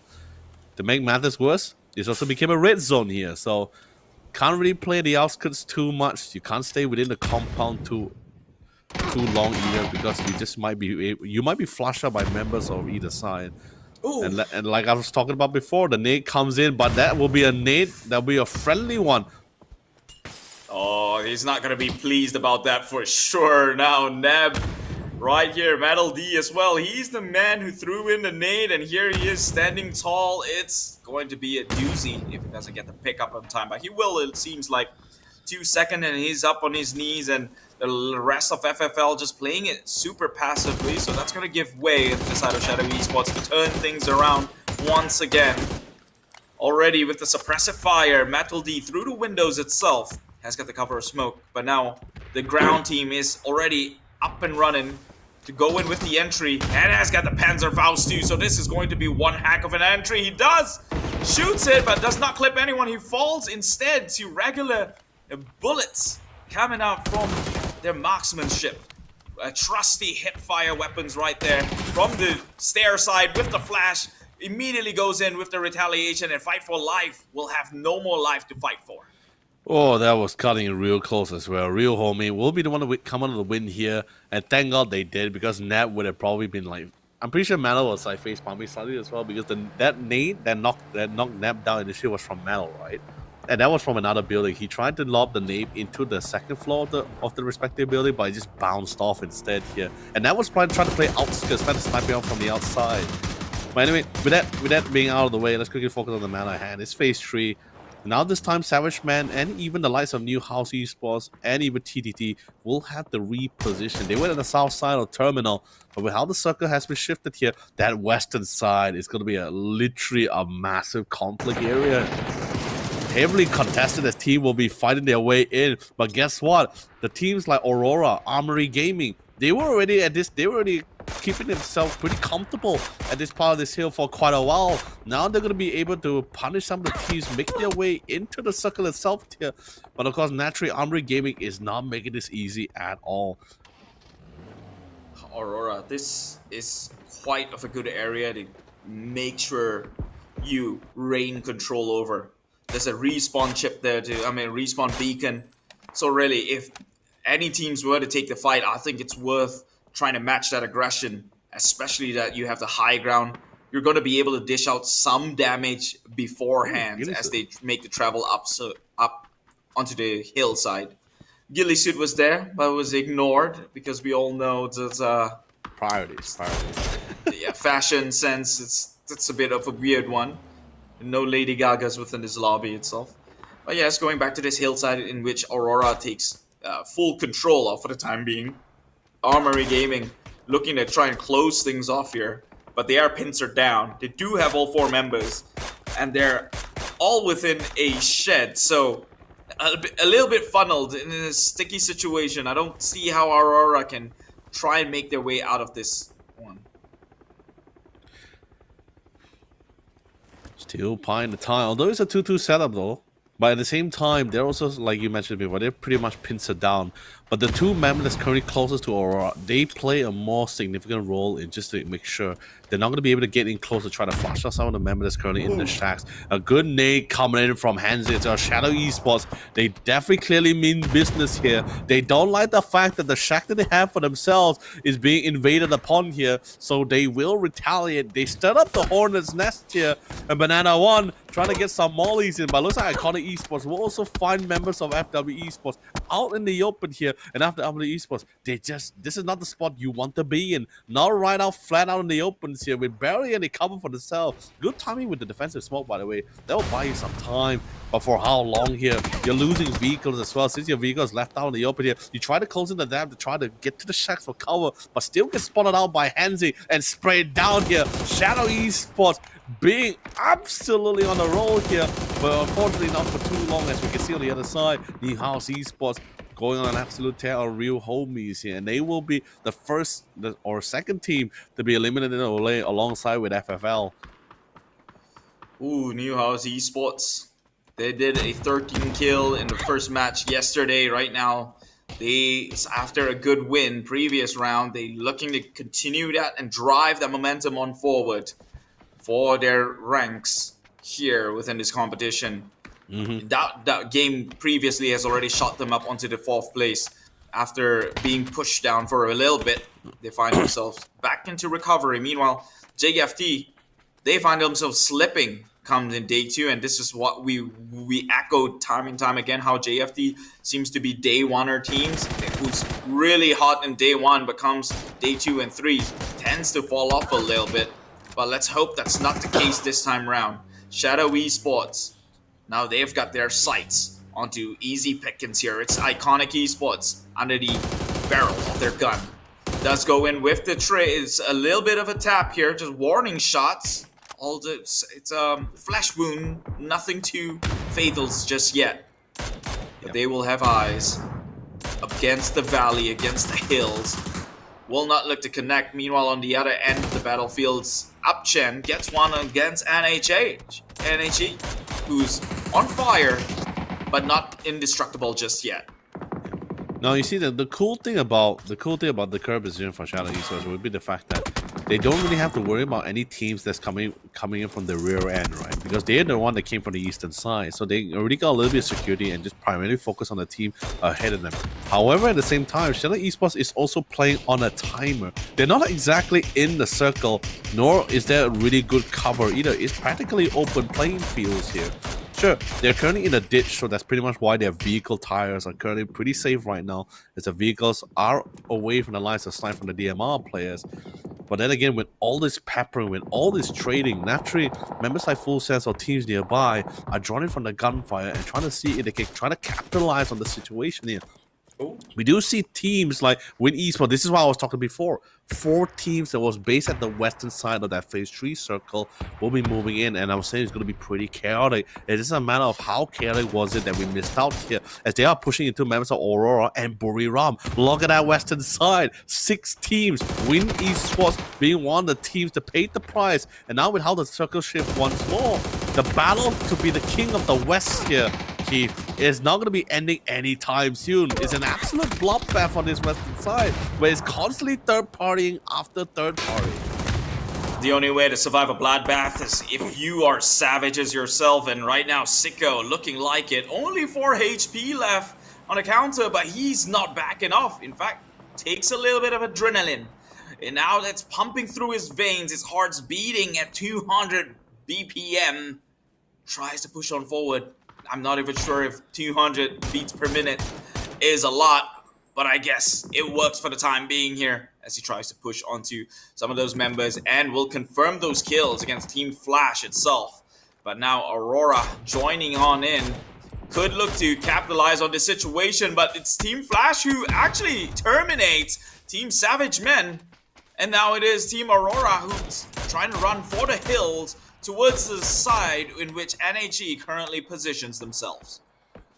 Oh yeah, Aurora, by the way, like I said before, Aurora was the original gatekeepers of this western side. They were here first the entire time while they were slowly training with, they were also training with the likes of another team on the other side here. So finally they came out, they're slowly becoming the victors of the west here. But they will eventually have to descend down the mountain area or the hill that they're currently based in, because that's just how the circle has somewhat shifted. It's slowly shifting to the open plains here. And it's not over just yet. Even TDT, they have to descend down their own respective hills here. But they also notice that the fact that there are also teams that's currently occupying some of these compounds here. Shadow Esports is doing a couple of drifting here, because it's not just JFT that's also peppering them down. Even Full Sense, who was already drawn in from their initial fights against Iconic Esports here. But they did manage to find a box of their own, decent amount of covers here. But it's just basically buying time. They're not even in the circle at all, Keith here. So, not sure whether do they have enough smoke trail to set it up. And I think it might be concluding soon. At Full Sense, they really want to ensure no one else is on this eastern side. And it seems that's going to be it. Balmoth will be removing Shadow Esports from the field. And they're not done with the eastern side just yet, Keith. They're keeping their eyes and crosshair towards the north, where currently being reside is Armory Gaming here. That's always scary, right? Whenever Full Sense doesn't take the highlight, it could mean two things. Number one, they're not playing well. Number two, they are still living it towards the end game itself, and that could always be detrimental, because we know Full Sense, they're a team that's absolute chaos when left to roam the entire map. Right now, Aurora, the gatekeepers, find themselves gate capped, trying to make it into the center here. Has to go up against Buriram United. Eddie took one down, Akita down, and confirms that kill, and Armory Gaming is there as well, leaving only Empt towards the back foot, tries to survive through it all, and Shoehorse with his trusty shoe itself tries to run through, but it's eliminated by the likes of Armory Gaming. A clean sweep onto all 4 members itself. And now Calcom, this MVP himself is not done just yet. He's got scopes throughout the valley in which Buriram and Aurora currently positions themselves. Oh yeah, AAG is not gonna miss out any opportunity. They know this. They know they're stuck in the most precarious position as well. Open fields. There's a couple of ditch for them to play with, but they're not in the circle just yet as well. It's practically moving from one open hill to another here. The only problem right now, which is by the way, which is why you saw Kong dropping in the defensive smoke towards his right side, or at least his left side here, is because the only team that has a pick on him right now is towards this western side, which is currently Buriram and Aurora, sorry. Make that just Buriram currently residing here, as now they're the true king of the west now. If AG can actually get some form of control here, then at least they can focus their attention towards Full Sense here. And Full Sense, they're pretty fine in their compound ball for now. But eventually they will be flushed out into the open due to the blue zone here, which is why Full Sense is currently building in the foundation for their rotation into a better spot here. They got an initial good knock on one of the members of TDT here. Naturally, Sharper Esports, who's also close within the vicinity, is also drawn in from the blood that's been spilled in the waters here. Trying to find the time here. At the same time, Thunder's doing due diligence, ensuring no other team is going to be flanking in from their western side. Whereas the remaining members is keeping an eye towards the east side of the map here. And let's be honest, TDT, although currently in this massive, and I guess you could say in a way, it's the base of this hill at the point of time. So most likely Sharper Esports will be spotting out Full Sense first, or Buriram will be spotting out Full Sense or AG first before encountering members of TTT. Whichever that may be, it's all a statistical probability, but one thing's for sure. You can always expect Buriram to show up when matters most. They take one member from AG, that would be Kurt down. Still members within the area, and on the left-hand side, they're going in with the flanks. Thankfully for Eddie, he's right there. Toss the nades by the tree. Oh, it's a flasher. Oh, and he gets it. Actually, Khan with the grenade there. They will look to wipe out Armory Gaming, who was trying to claw their way back at #1 spot. Remember, that is the team who's gotten themselves a chicken dinner previous round with a 13 kill score. So, I mean, on game number 7. Which is the first map of today. Yeah. Meanwhile, the game will still draw out for the rest of this left in the lobby, and Buriram United will be the ones to join out and bow out in the past tense, leaving only Full Send to play the rest of the game here. They're split on out. They do have member Flash, who's well within a safe side within the circle. A majority of the circle is actually occupied by the likes of Full Sense. Everyone else does not want to traverse into these planes, knowing that it's going to be a fairly easy shot should they move and advance on forward. But do they have a choice is the bigger question here. Full Sense spread out 1-1-1. All members is there, and just to spice it up the pot, those loot box will be dropped as well to serve as additional covers or supplies for the rest of its team to go and deal damage against each other here. Flash slowly inching his way. They're covering the entire half of the circle here. And so TDT looking like they might just want to bleed themselves out and play towards the medical game here, knowing that their end of the line is very apparent. But can they look and go in with the upset? There we go. A grenade takes out Van Nuys. Tigger in position. You know what's the cool thing, Key? Is that the fact that with this position, with this far like basically this 1-on-1 setup coming from Full Sense here, they already knew for a fact.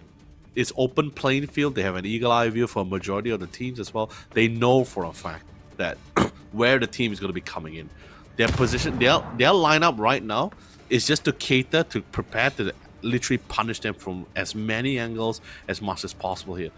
They know for a fact that it's currently they're just buying the time. It's not even phasing. Now they spotted the vehicle here. Now they're trying to go for the punish. Now they're trying to go for the flush. Tenador on the other hand, currently on the far side of the north part of the circle here. So he's going to get a nice flanking maneuver. Naturally, of course, can't afford to get knocked down here. But now you see Belmont reconvene with one of the members here. So if either one of the two gets knocked down, they should be able to try to go for the revive later on. They have also a decent amount of cover. The only problem right now is TDT, the last remaining member. Now, is he going to be a menace or a problem? And the question is, to which side here? You see Full Sense setting up the smoke tree, another defensive one, an aggressive one. As you notice, I believe Belmont is taking steps by steps to flush him out so they can just fully focus on the remaining team, and that is Sharper Esports. Sharper Esports, they're surrounded though. That's always a bad position to be in, unless they can crack those walls. Tigger, a formidable member, a key player for the likes of Full Sense, now on his knees, and they cannot look to follow up with the rescue. So that kind of even things out for the likes of Sharper Esports. 3-on-3 and a thorn in a bush that can sway the tides. Single member.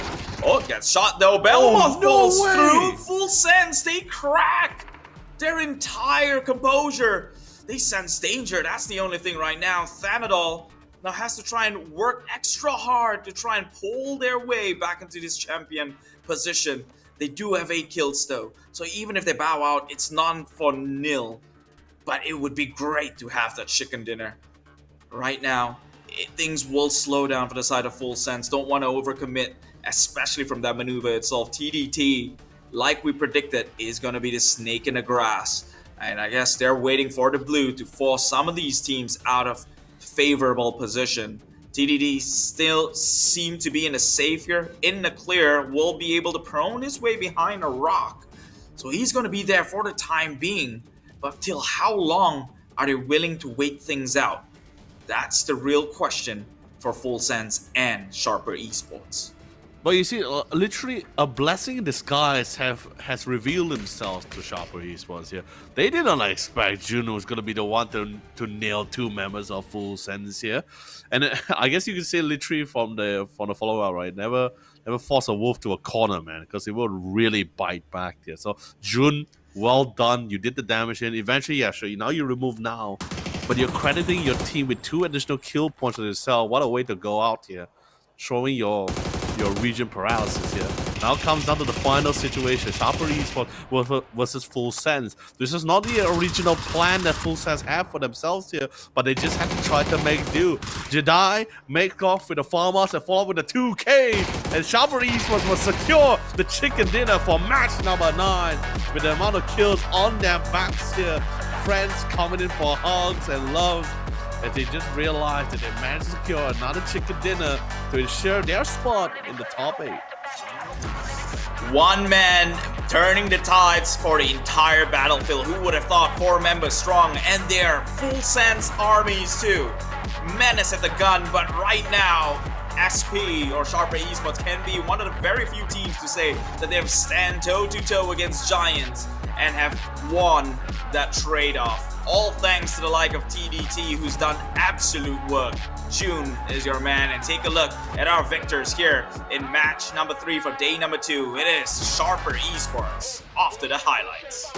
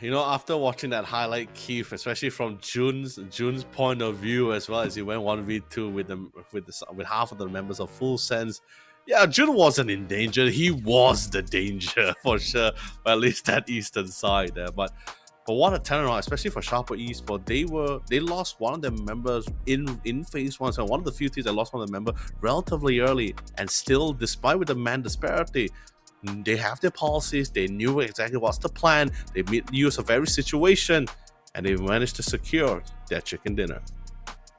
Yeah, I mean, 𝐷𝘖 Esports, now I believe they're one of the few teams who's got multiple chicken dinners.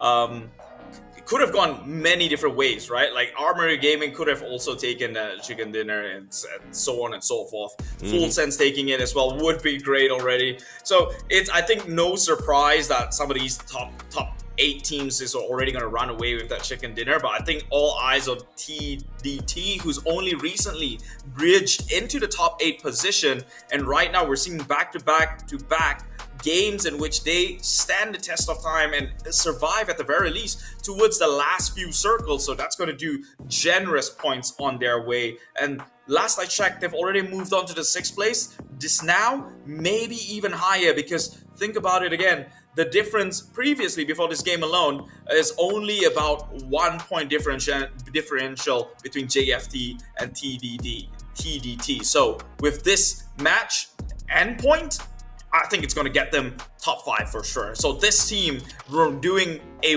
wonderful run so far should be inspiring some of the teams right now in the 9th place all the way down. And hopefully with the next 3 games that we have today, they'll be able to turn the tables for themselves. I mean, it's also to be expected as well, right? Especially with, I mean, particularly, of course, the most obvious one would be TDT, right? Especially with last night's performance, or at least the last 2 matches as well, where they were in 9th placing, and the point differential between them and I believe Team Flash was holding the 8th place here. The point differential, I believe we were discussing before, it was like a 19-point differential, right? Match 5, they couldn't get the chicken dinner then, but they managed to rack out a decent amount of kill points. Then the final match, they secured the placement, they secured a huge amount of kills, and they suddenly convert from a situation where they had a 19, or at least, okay, probably not 19, about 12 to 15-point differential. They were able to close in the gap to a single point. And to keep the ball going, and as I mentioned before, day 2, where all the teams started stepping up, it wasn't just TDT, 𝐷𝘖 Esports, even 𝘗𝘁𝘓𝘐 as well, even 𝐏𝐆𝐒 Esports, who slowed things down towards the end of night 1, also started stepping it back up in night 2 here tonight. Everyone was bringing in the work, but not as much compared to TDT, who finally not only got it into the top 8, but also planned to solidify their spot, so at least that way no other team will dare challenge themselves for the spot that are currently in here. But I love that he actually brought up with the comparison between JFT and everyone within the top 5. That's also a pretty cool thing to really check out. But now let's quickly check out with the next post stats. It's going to be showing up shortly for some of the team, and I believe I'm very curious to see who's going to be the man of the match here. But at the same time, I have to stop you right there, good sir. We're going to a quick break before we come back for more action. You're going to kill us with our voice, so we'll see you in just about a bit.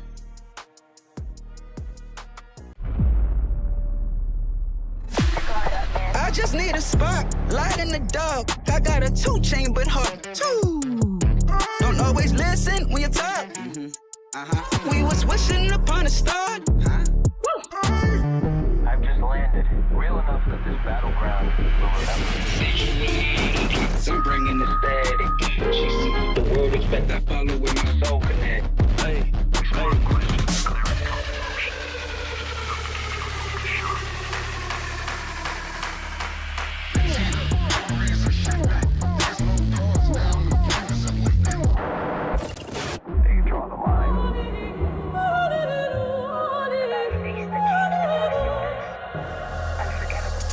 in a storm, I still come aiming, I pressure and rain. Whoa. No fear, every step I claim, face strong, not a thing I change. Staying in my lane.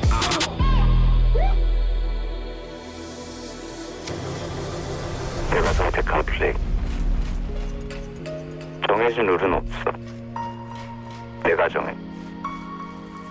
그게 바로 G-Dragon. Battleground.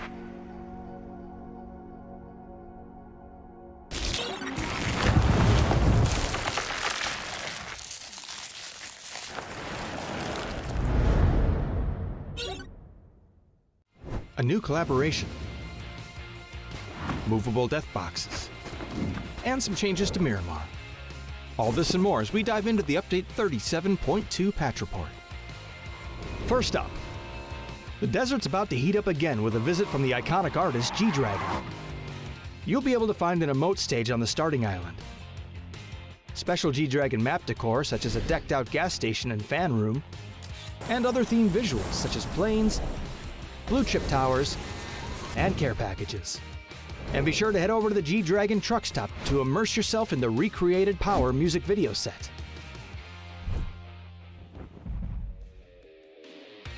Next up, we're improving the way you interact with some of the objects around the map. You'll now be able to reposition death boxes to get them to a safer location before looting, or use them to lure unsuspecting loot goblins to their demise. Doors can now be opened inward as well as outward, and all those gas tanks you've been wanting to shoot for years will now explode when you do so, leaving behind a large cloud of smoke to cover your movements. More details on where you can see these changes in the patch notes.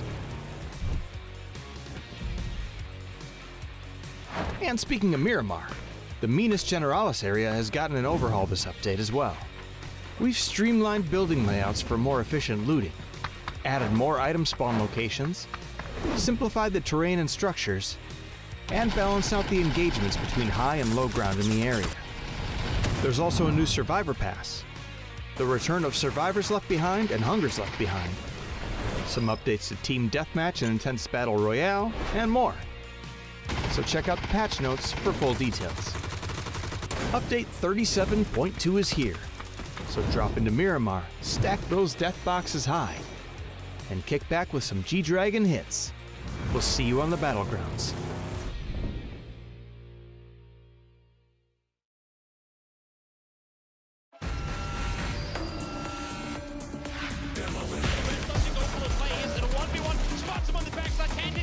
Yes, he will! Here with the shotgun around the side, and our PGC champion!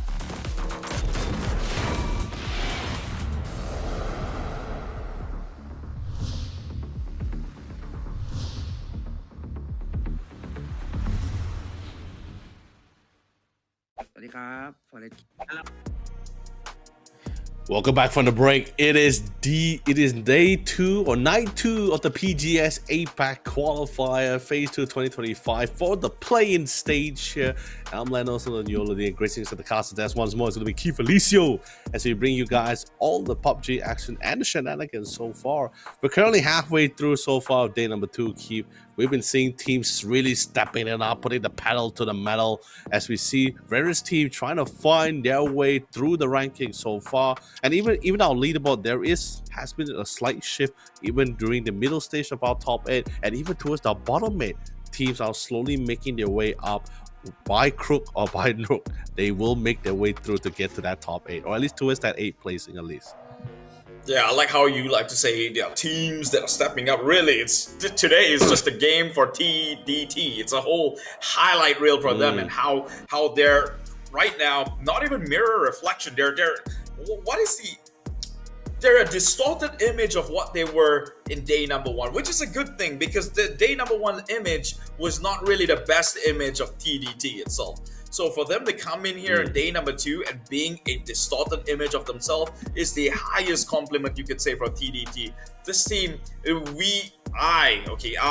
wasn't we because you're always positive with all these teams. I was even doubting their capabilities here, but now in day number 2, they're looking like an unstoppable train. They're going games after games after games. We're 4 games into day number 2, and they've not slowed down since final game yesterday. So TDT, if they're going to get a pat on their back for their efforts, today is the day to do so.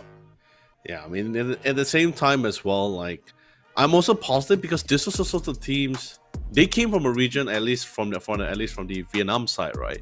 They were going toe-to-toe with the likes of teams like Expendables, 𝐏𝐵𝑆𝑒𝑠ports. This is like I mentioned, I stress this many times, but it's the truth.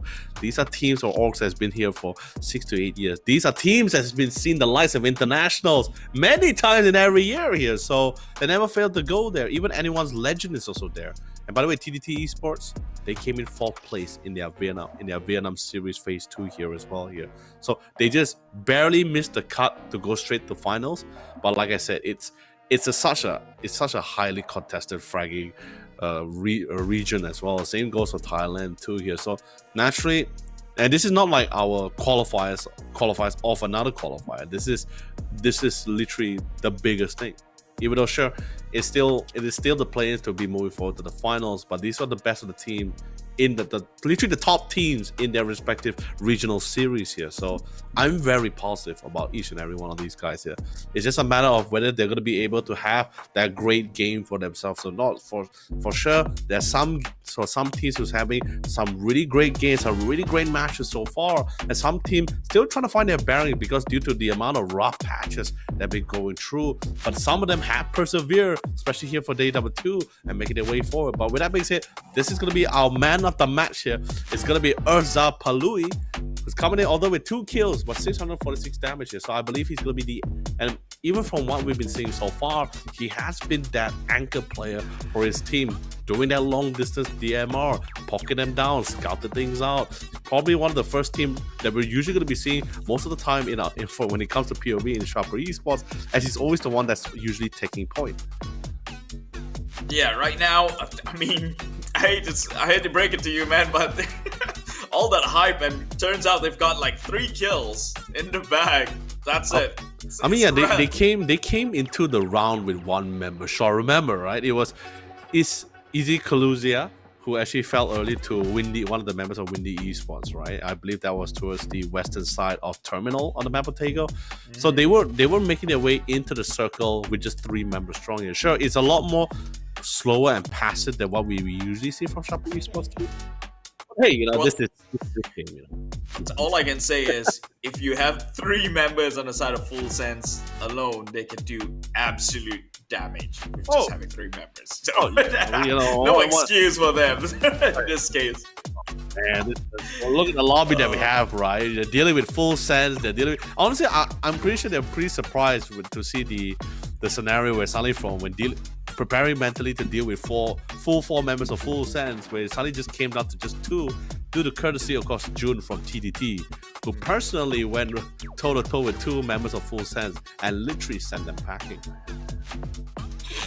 Well, anyways, we can't argue the scenario that came out, but it's all smiles for the land of smiles here. All Thailand teams taking up the top 3 in that match alone, full sense, obviously.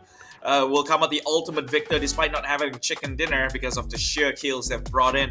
14 in total. Sharper Esports carried by the likes of Placement, all thanks to TDT, who paved them the way for victory, and Buriram United, who's also absolutely on fire today itself. Again, sure aggression and kills alone, which seems to be the identity from the teams hailing from Thailand.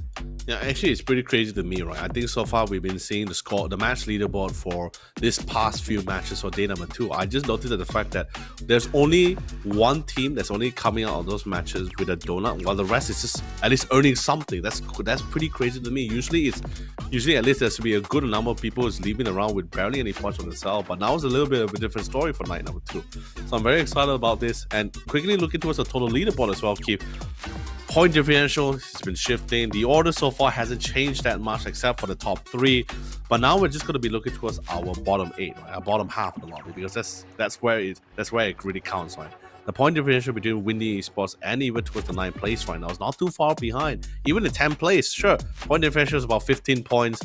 But like I said, these guys are just looking for one good match. One good match, slingshot all the way to that 8th place is literally not an impossible route for all of these guys. And we're only halfway through night 2, right? Yeah, but I have to be realistic here. Yeah. Putting benchmark on Windy is not a great strategy right now. They've had nothing but games that are too soon with not many kills going on their way. So today's definitely not their way here. So obviously, because they're not performing and they're in the 8th place, it seems like, oh, the differentials are not far. But if you see a step above, the 7th place onwards, they're already playing within the 60th pointers. Right, so that's the goal that you want to be able to comfortably say, hey, I deserve to, I can make it within the top 8, because from the 7th, 6th, and the 5th place, they're all around the 60th mark, right? The Windy hasn't had like a remarkable game today itself, unfortunately, to say that. Yeah, but like what I'm saying, we're not going to be talking too much of the top ranking, because like I said, there's no prize in there. No, but for the teams that are in the bottom, they're looking to beat a certain number, right? And right now you're putting Windy as that benchmark, which is not a great idea. I mean, then who else? Okay, what else would be the benchmark then? Because right now the average, which is 60, right? Get the 60 pointers. So that should be like the benchmark average at that point. I mean, of course, ideally, if we're talking about to really solidify themselves, sure, that's going to be another conversation for sure. But right now, the reason why I'm using Windy currently as the benchmark, right, is because a lot of these guys are not really looking too far ahead right now, because remember, this is not a sprint, although it's slowly feeling like a sprint, because with the amount of matches remaining in night 2 and then slowly preparing to go to our final day tomorrow, sure, the pressure is slowly building up here. But I'm not really calling it out just yet, Keith, mainly because of the fact that what is our last 2 maps? The last 2 maps of the night is going to be 𝐸 a map that everyone is very comfortable in. Even for day number 1, we saw teams, even though a little bit not really too familiar with the lobby just yet, but 𝐸 was the one where everyone started throwing in the works here. That's also where TDT also started bringing in showing us a new light of their performance as well. So that's why I'm just keeping it. I'm being positive for now. Positive, you know. Oh, well, that's still one map away. We do have Ronda to worry about first, and maybe that positivity could bleak into something more darker, depending on the outcome here. What happened to positive mental attitude, man? Come on, man. It's called the time and place, you know? The time and place for everything. And at this point, you want to be a little bit more critical, because remember, we're midway through the entire tournament. Forget about midway through. Today, you're midway through the entire tournament. Right, we've concluded already 6, 7, 8, 9 different matches. There's only 9 left to be played. So this is where you get a little bit more hypercritical about things, because comes tomorrow, that's your final set of 6.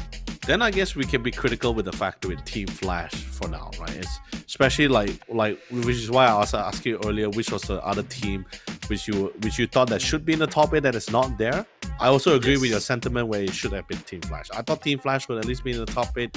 This so far, sure, they had some good. They are not to say that they are not, getting kills or anything. They are farming points, surely, but it's not as significant, or at least not as, I guess the right term is, it's not impactful. It's not as impactful as they're hoping for to really make a difference in their leaderboard so far. So far, they haven't been really making a dent with that amount of points in themselves here, compared to like what TDT is doing, what Armory Gaming is doing. They're literally flying off the shelf. Even Aurora right now, who wasn't as active in night 1, in day 2 alone, even that last one, even though they eventually lose out to Buriram on the map of Tego, right, towards that western fight, they still earn a substantial amount of kill points before making their way in. I believe they had like 8 to 9 points, or was it 7 to 9 points before they actually locked out of Tego here. So they're already making headway as they slowly climb into the ranking. Team Flash really needs to start putting in the work here. If not, they're slowly going to lose their chance to get to that 8th place. They're pretty much the closest, if I'm not mistaken, right now, alongside with Aurora. And they are also one of those big orgs to come up from the region here. So to have them bow out too soon is not going to be good for so many on so many levels, right? On number one, the community at hand. You want to be able to cheer on a champion, and well, this is their chance to make sure they're still one of those hopeful heroes for the country. We're taking it off onto Rondo for our 4th match of the day here. It's the play-in stage for the PUBG Global Series APAC qualifier Phase 2 2025. All right, very excited. Practically halfway through the tournament, and by the way, a perfect half of that map, of that fly path as well. Greenery, you got, and the crazy thing about Rondo, right, is that you have a lot of high-rise building, high vantage point, whether it's around the test track or around the massive city area, right? We haven't really got a really nice fight towards, even Neox factory also has some really good vantage positioning as well. But besides that, you have a lot of heals, a lot of monsters to deal with. Teams has a lot of decent spots to really contest for as we get to the later part of those phases, depending on where the circle is being positioned in. But the earlier phase, I don't think we're going to be seeing too much of a conflict here. Could be a slight problem if that circle is based towards Jadina City, right? Towards that southeastern side. Now that's going to be a problem. There's mountain areas, not a lot of land areas due to the waters and bridges to deal with here. So that could, and since the flight path was nowhere near there, could be a lot of problems for a lot of teams there. Yeah, but I'd like to take the opportunity for the time being, in case the chat didn't know, we're monitoring the chat as part of the job here. Shout out to Vinny because she asked for it. Well. Hi, Vinny. Thanks to Vinny, we get a circle that shifted all the way northeast, so you can thank her for that. Everyone in the chat. Yeah, everyone in the chat say thank you, Vinny, for such a circle. Just getting doxxed now for sure. True. I mean, not just to Vinny. I mean, thank you to all of our amazing viewers so far. Like, especially coming in to support your favorite teams here right now, because they really need your energy. They need all the love. They need all the support here, because top 8 moving in, it's a comfortable thought during day 1, but now we're halfway through day 2. It's the kind of thing where now the teams really need to really start feeling in the pressure that's piling up on where do we stand? Sure, except for the top 7. Yeah, probably not top 7. Yeah, top 7, top 6, top 7. They're in a good spot. 60 points onwards. The closest team to literally try to overcome them would be Team Aurora, or at least Team Flash, because that's 47 points. But the point differential is already about 13 to 16 points. That's still a lot of points they had to deal with.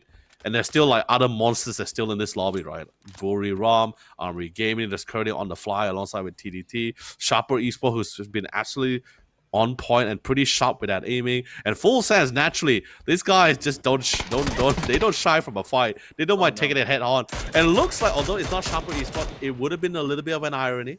But this time it was Buriram to shut down one of the members of Windy Esports here. Initially it was Sharper Esports due to Windy Esports. Now it's one of the members of Windy Esports who would not be participating in this fight. Although it's a little bit of the outskirts here, and it's very near to a Blue Beacon Tower here. So if Windy Esports does do their due diligence to inspect the area first, Keith, we might just see him coming back into the round. I mean, I think they should do it. Like Windy, you kind of need all the resources you can get. Haven't had a great game so far. Hasn't shifted too much. In fact, they've been shifting downwards right now. Playing Gatekeepers, 54 points, while the rest of the competition breaks into the 60 itself. And unfortunate as well that they go down to the likes of Buriram United, which is the second time today, because it is Buriram United who pretty much halt their progression in the first Miramar map we've had. Thankfully, it's not the whole team, just the one member. Hopefully they can get him up, reset, and get back into the game. You know, you really got to commend a lot of these guys, especially like Buriram, Full Sense. Even though they're in a really good spot here, but their philosophy still stands where a very solid philosophy where they're like, we're not gonna be relaxed about this. We're not gonna cut corners. We're still gonna play it very seriously as well. At least just try to at least have that really strong mentality, a very disciplined mentality as they prep for themselves for that finals here. It's also like what you said before in day one, right? Yesterday's game, where you said it's about still prepping towards that finals. So it's pretty cool to see among like Buriram and Full Sense so far. AG and TDT, they are flying off the shelves, let's be honest. GFT, who was initially 3rd place, now dropped down to the 6th. I mean, it's the same goes for Team Flash as well. Originally, it was Team Flash in 8th place and TDT in 9th, right? They were with a point differential of 1. I believe the point was 36-35. And now look at where they are now. It's just really having a really good game. And I guess Team Flash is having a little bit of a few rough patches that they have to succumb over for now. Oh, talking about rough patches. Crashes? Yeah, rough patches. Chasing? Is that a chase? It's a chase. Do I see a chase? FW will need to move forward. I know that's not the definition of their names, but right now it better be it. It's a bridge? They gotta get across. But they might have to play a toll, decides against it. Get him. Escalation, he's playing a separate game here. It's going to be Demolition Derby for the two of them. Oh, okay, no. It was cool for a second there, but, Got stale real fast, in fact. Yeah, man. Dude, I thought for a second there we're gonna get like a full-blown Max Payne situation here with the whole gunfire and vehicle chasing here, but I guess not. Was it Max Payne or Mad Max? Which isn't it Mad Max? No, yeah, correct, Mad Max. Yeah, okay. Forgive me, wrong reference, but still, thanks for correcting. I was like trying to figure out which part of Max Payne does this one. Yeah, my bad, completely mixed up. It's all right. They got maxes in it, so we're mid-maxing right now.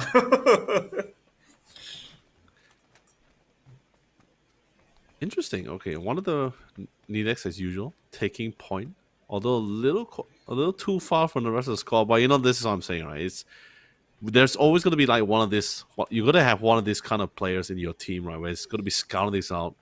Massive coverage, by the way, massive coverage with the position you're in here, but.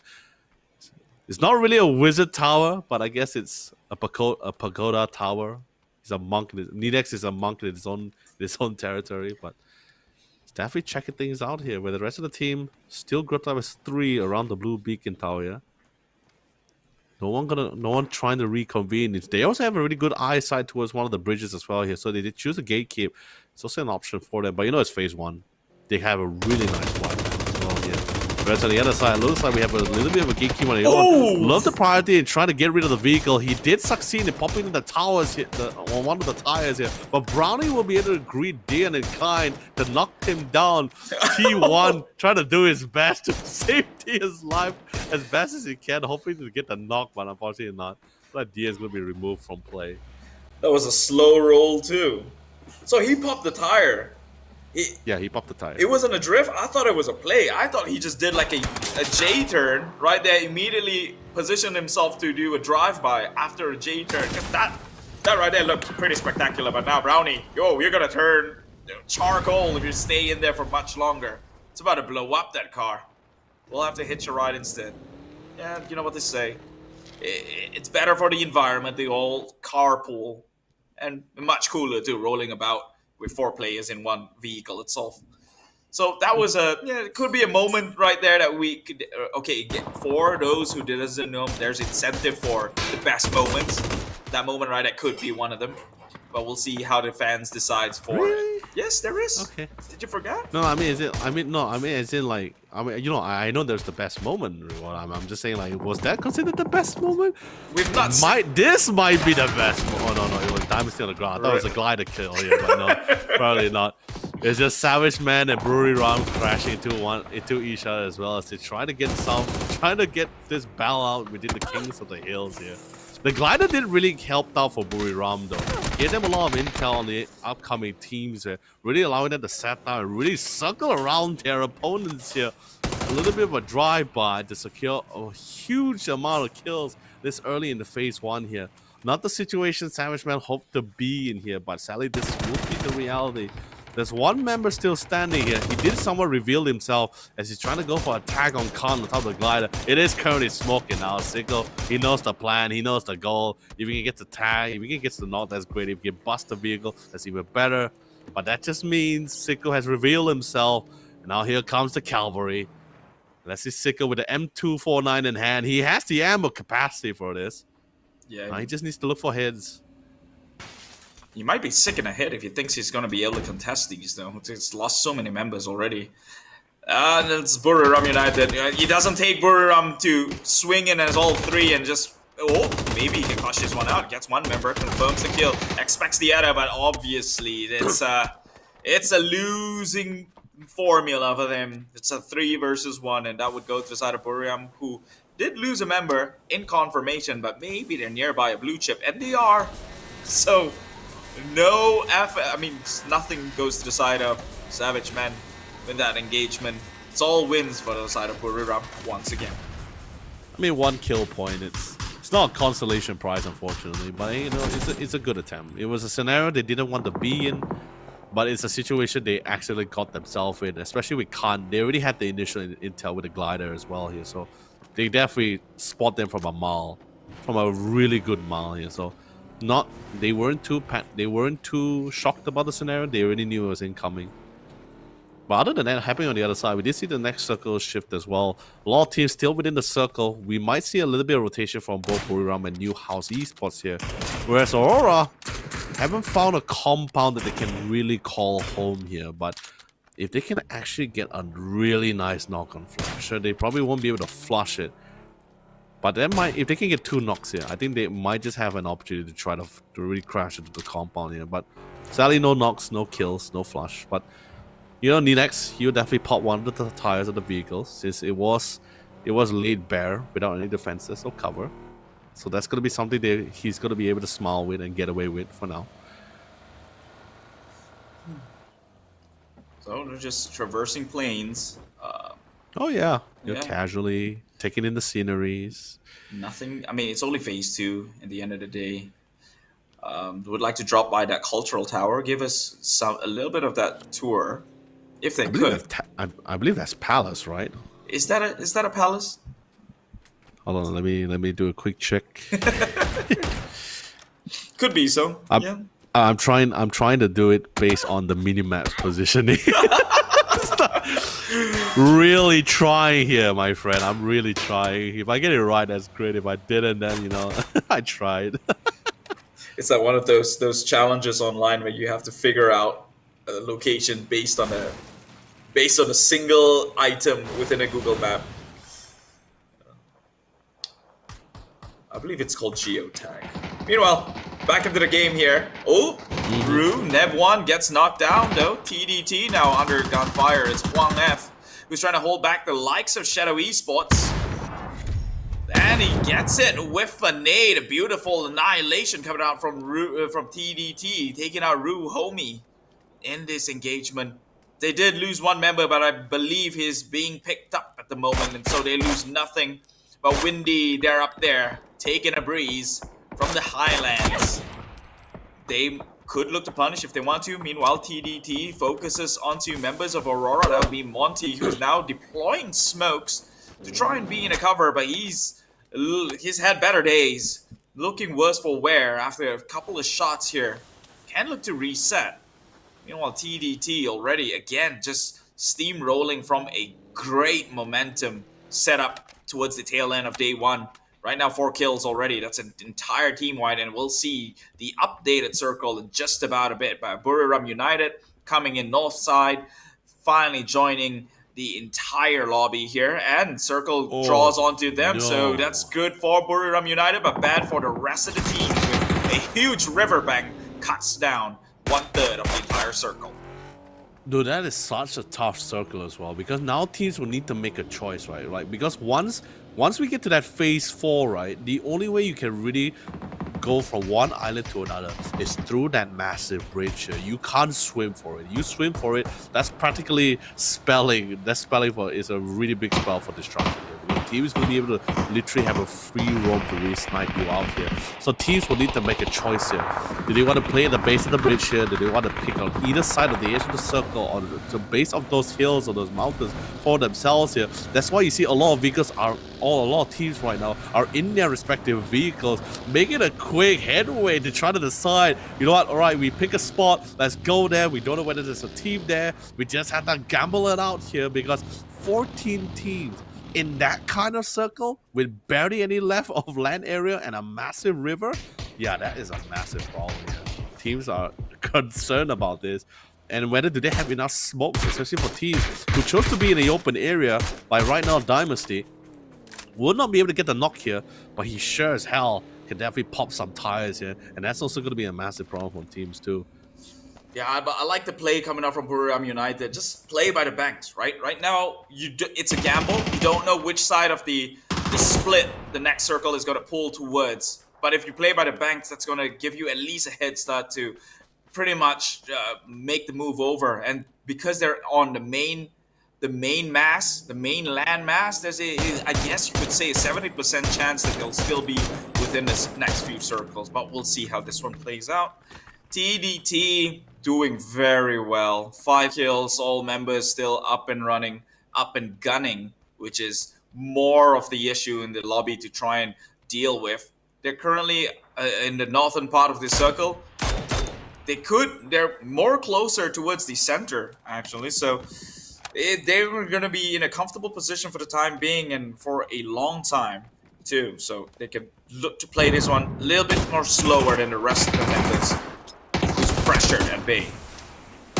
Oh yeah, the team's currently at 𝘏𝘂 is that no problem at all, or at least the south side of 𝘏𝘁𝘏𝘏. Whereas right now, this is going to be the current state of teams. The team just hasn't really gambled out or resolved themselves on which spot they want to be in here. So we're going to be seeing a lot more teams chilling around the edges here and naturally running into other teams in the process here. So Windy Esports, they're down to one last member here. He's going to be making a quick getaway here. Sorry, not 𝘏𝘂, the north side one. And then currently at the south side, western side of 𝘏𝘁. That's going to be another point of discussion here. Thankfully enough, I believe all the teams is also breathing a sigh of relief. It didn't persist towards that western side. If it did, it's gonna be putting a lot of team in a very precarious situation on really gambling out on where to be here. Now that they shifted towards the eastern side, there's still some land area to deal with, some hills to play with, a couple of compounds, a couple of rocks, but not really the best of place. As you notice right now, it's Armageddon for a lot of these guys here. It's literally nade central. Teams are throwing nades after nades, crashes after crashes here. Whereas TDT, they still have the comfortability of the south side of 𝘏𝘁𝘏 here. There's a couple of compounds still within the circle here, but they just have to bide out their time. Whereas on the other side, the battle of the bridges here, AG fighting for control here. I don't think being on a bridge, especially sandwich on both ends, no exit is such a great idea. And I think Armory Gaming, they're paying that price already. GFT and Aurora, they were formerly just occupying that location as well. It's currently busy, but Team Flash from the far side gets the tag onto that member. Maybe even look to the kill steal here, but 5 full life. FFL eliminated 13th place. Still occupying the bridge side, JFT and Aurora. Now Aurora with 3 members has got 3 kills. JFT as well, going for the pickup on 1. If they don't look to push now, Aurora, they seem to be in a desperate position. They might as well just go for the push down below. At least they'll have a cover there if they come out successful. By this point, I think JFT has already picked up their 3rd member. And now the odds are no longer in the favor of Aurora itself. But the blast is there. Panzerfaust just trying to get the 1 member. Aurora Gaming has to find their way out in such a humiliating manner. No, I don't blame them at all, right? Because as you notice, why do you see so many teams trying to fight around the bridges? It's not because they're based there, Keith. It's because of how the circles shift. No, sorry, before it shifted, how it was, the teams weren't sure on how the circle was gonna be moving, like, or at least shifting, right? They were all hoping, each member was hoping that it banks towards the west or the eastern side, because that's just how it was. The center part of that initial, the previous circle, was near the water area. So you're either on the left island or the right island. In this case, it shifted towards the right side. So teams that's currently on the western side of that circle is trying to cross this bridge here with their vehicles, because they know they need the cover, but there's just too many teams with very similar thoughts here, which is why this current carnage we're currently witnessing here. Now the circle, now the blue zone is slowly persisting here. Team Flash has no choice. They cannot buy their time anymore. They have to cross this bridge here. Now they make their way through, of course, not without paying a price. And Aurora, they did suffer for quite a bit. They did expend a good amount of their smoke grenades, by the way, to keep themselves sustained in the ditch that they found. They managed to find a central part of the circle here, but they're not alone. There's two other teams here. Whereas for Full Sense, they know for a fact that they can't go in too early. They go in too early, they're also going to be meeting or be greeted the same way as the other team that's currently making their headway into that circle. So they're playing around the edges here. They don't mind this playstyle. They have the firepower for this. Now they're just farming kills. They know it's a pretty tough spot to get to a good spot. Might as well farm kills around the edges here. And Sharper Esports is also doing the exact same thing. Now, I hate to be that guy who's counting cards, but look at the leaderboards right now. 8th and 9th place, all in halt. So I don't think there's going to be an interchangeable, there's not going to be a shift in the placements or the lineup, at least from the 8th place forward. It's going to be the battle of the top here, unless Aurora can pull off quite of the wonder run here. But losing that many members so early into the game, I do not see that as a likelihood, because Buriram United, all the points are going on their way. 7 kills so far, still 7 members. It's 3 members strong. It'll be crazy to have 7, but they're playing like one right now. The capacity each of these members dish out. TDT as well, 7 put under their name, and they're looking to get more here against NHE. New House Esports might need to find a new house soon, because that circle, they're dancing at the edge, and they could really use the compound that currently TDT resides. They're biding the time, but you also notice that New House doesn't want to crash and compete for that area because it's just too much to the edge. Banking on the chance that the circle still stayed on this side of the phase is too much of a gamble here. So New House, they're not going to risk. They're not going to play at risk that kind of game here. So they're still chilling at this side. There's still a decent amount of cover for themselves here as well. Although it still might be a cause of concern towards the center part, or at least the southern side. But that's going to be a worry they need to worry about later on. For now, Iconic Esports, 2 members down. They did get 2 kills. The BRDM is smoking out. Didn't find the time to go for the repairs here, but they just have to make do with what they got with the opportunity and the scenario that they're given here. It looks like Mega found members of Flash. Can't afford to lose any more members here, my friend. Sorry, not Flash, Full Sense here from Flash in this case here. Now Belmore's moving in, 2 members remaining, but like I told you this before, Keith, they don't mind this scenario. They know it's too late to find a good spot now, so they're just farming kills. Sure, man disadvantage, but might as well just farm them as best as they can. They're not even looking to take up that potential of reviving him with the blue chip. I mean, it's not in the circle, so I guess it's a bit redundant to try and go take his tags up. So Full Sense, I guess good news for the entire lobby. They'll be crippled with only 2 members left, but we've seen what they can do with 2 members strong. However, all eyes on the rest of TDT, Buriram, and Sharper Esports, who's just running away with show consistency. Yeah. And that one right there, it's a smite from God itself, immediately taking out resources, commodity from your end, and that is manpower gone for NHE. Full Sense is eliminated, so there'll be no longer a threat, no longer the 2 duo that we talked about, but TDT, they could use a little bit more points. 8 kills already, and they're looking to get more here against NHE. Oh yeah, it's definitely a real stinker for Brian as well, right? He was just trying to keep a mid-range view on the situation as well. Didn't expect to be hit by a beautifully precise mortar as well. And TDT, with all the knocks happening as well, they intend to really flush out D, and who's currently in that shack. It landed perfectly inside as well. Should be able to fall. Wait, they're next to him. Maybe he didn't go inside. They're next to him. Oh yeah, no, I know they're next to him, but I saw the molly and I thought it went right in. Oh no, it did. Okay. No, probably he was able to find a corner he could step in, I guess, to keep himself alive. But yeah, 𝘗𝘓 Esports drawn in, slowly making their way into this bowl of a potential final circle here. It's just one hill and another and a couple of rocks. Couple of rocks at this game, at this point of the game, could be very comfortable at this point rather than running into the open here, which could be deadly. 𝘗𝘓 Esports taking that route though. Oh, immediately getting punished by that maneuver. 𝐿𝑆 Esports now sharing compounds with the space with 𝘗𝘓, who's got all their members blazing their way. They're lighting up the skies here, shooting on forward. It just keeps tossing nades for the one member and they'll get it. Clips him in the back end, and now 𝐿𝑆 Esports eliminated 6th place. This will be 𝘗𝘓 getting that 8 kills now, matching to the likes of Buriram and TDT. Aurora still in, playing for placement. Meanwhile, FW just happy to be here. Yeah. 𝐿𝑆 just having a difficult time to secure a forever home for themselves here. After being flushed out by TDT and now even boxed in by 𝘗𝘓 Esports as well.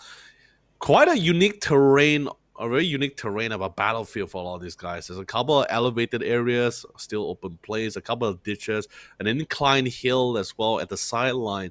So clear plays, terrain plays, practically every kind of play you expect or have seen in PUBG tournaments here is currently being orchestrated right here, right now. Remaining 5 teams here, although we do see Aurora somewhat limping in here, trying to secure placement or at least trying to be the menace, like what we saw June did from TDT in the map of Tego just now, what we saw. But next phase move in. Some teams are still pretty happy about this, particularly for TDT. They still have a corner of the compound to play with for a decent amount of cover from themselves. But 𝘗𝘓 Esports once more, they have to traverse one step at a time. They have never been favored by the circle so far in this, for this, at least this past 3 phases here. So they're slowly making their way in, and finally the silence has been broken out as Van was able to spot out members of FW Esports as they are trying to get some central control for themselves here, but instantly gets spotted out by members of TDT. But the gunfire is eventually going to be drawing in the attention of 𝘗𝘓 Esports, and if I'm not mistaken as well, Keith, they do have the high ground and easily be able to be spotted out. It's going to go down to this. Oh yeah, they do have the high ground.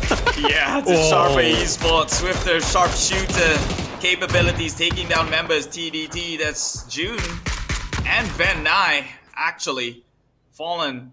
Immediately TDT can't play a bit more aggressive as they'd like to. Only one member left standing. That points goes to the side of 𝘗𝘓 Esports here. 9 now in a kill score, 4 members strong. And they've got all the scopes in the world to shoot as sharp as they want to. However, Circle will be pressuring them to make those moves soon, and maybe they will get punished in that process. But 𝘗𝘓 gets onto Eddie in the back end. So now they have the sheer numbers against the likes of Buriram. Here are the top 4s.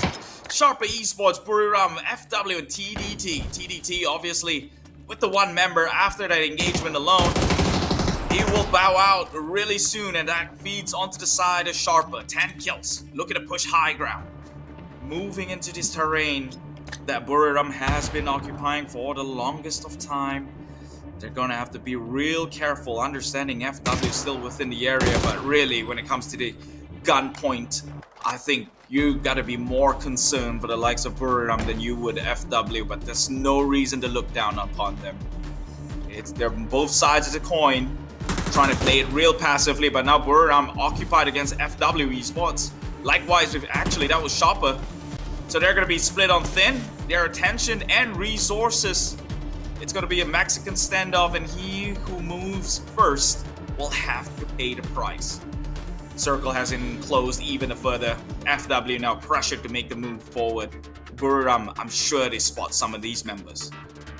Oh, I mean, yeah, everyone's trying to keep it tracked. The problem right now is that there's too many players that's still surviving in the majority of that team. Sure, it's not a full 4-man squad, but 3 men on each side here. That's pretty much why you see a lot of this team while trying to group up as much as possible, but they're also slightly spreading out here. whether it's in a 1-3 setup or a 1-2 here, because there's just too much land, too many hills that teams can try to capitalize, to try to flank them from multiple vantage points as well here. So although yes, there is the risk of being spotted first and knocked down, but it's the kind of risk they have to take. It's better than having the entire squad being wiped out by a single lurker here as well here. They did manage to find out one. Same goes for FW Esports as well, as they slowly make their way in. And FW Esports, it's difficult to say, Keith, but they haven't been having the best of runs so far. Not after the first 2 matches of night 1 here. They're having a difficult time securing those clean matches, those clean fights, and even constantly being peppered out by third parties. This is finally, after multiple matches so far, in match number 4 here, or at least this match 10, finally they got back to that top 4 placement, or top 3 now. But of course, the question still begs on whether will they be able to secure this chicken dinner for themselves to better themselves in the leaderboard.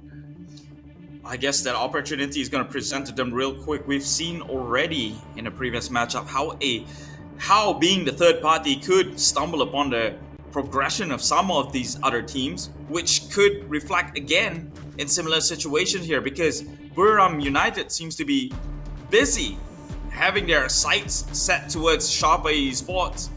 And much like earlier on where we saw a snake in the grass, that is the final circle already. In about a few more seconds from now, pressure is going to ramp up big time. So we're going to narrate it down to the point. Joji, Jedi actually has got eyes onto the likes of FW, who's playing from the sidelines, playing from the outskirts. So they're going to be the first to burn down with. Pressure is right there, but Thunders, he's doing God's work right now, positioning him in a very, very good location. But who do they address first at the end of the gun, at the end of the line? It looks to be FW Esports. Banana One push on forward. This Jedi getting knocked down. Get nades here. FW, they did play the third party and they're halting them in their tracks right now. 𝘗𝘂𝑒𝑟𝑒 and Thunders left. Actually, just Thunders playing for the side of SP. They will go down. Buriram United as well. 2 members down. Riz, the only ones left standing. He's going in with the equalizer, trying to go with the pickup of Banana One. Is there? He's rushing through forward behind the cover of smokes. Thunders is here as well. Address Buriram, but Buriram with the number advantage does take down and win that trade-off.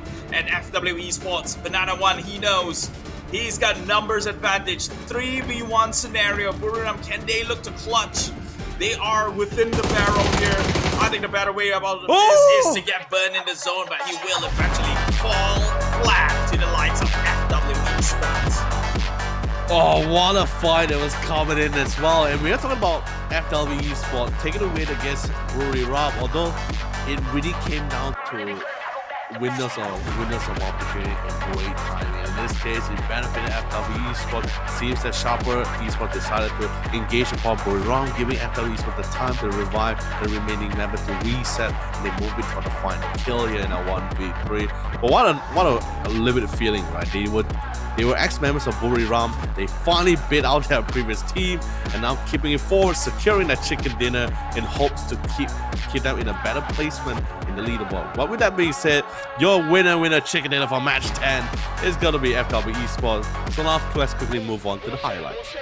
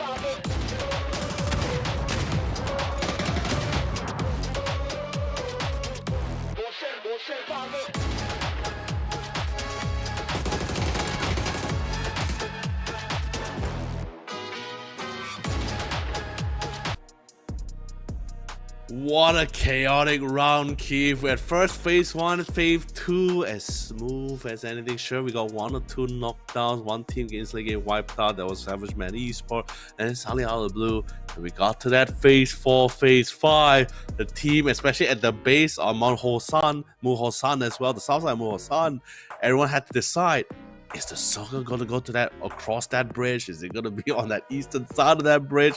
And then when it shifted to that right side, that's when we saw the battle of the bridges. 5 to 6 team battling, trying to get across because they know they can't swim for it. They need the vehicles, they need the cars, they can't do it. So no choice. It was just chaos, one chaos after another. It was a fantastic match, by the way. But I guess how it concluded is also one of the great highlights of this match alone. You had 2 big giants and none of them came out on top, which is the perfect underdog story. It's the entire theme for today so far, and I hope it continues for like the next 2 matches that we have, because come on, FW Esports, again, we've seen what a third party can shift a favor towards, and it's happened again here in this match itself. Not the first, so it's the second time today where an upset happens to the top 8 teams.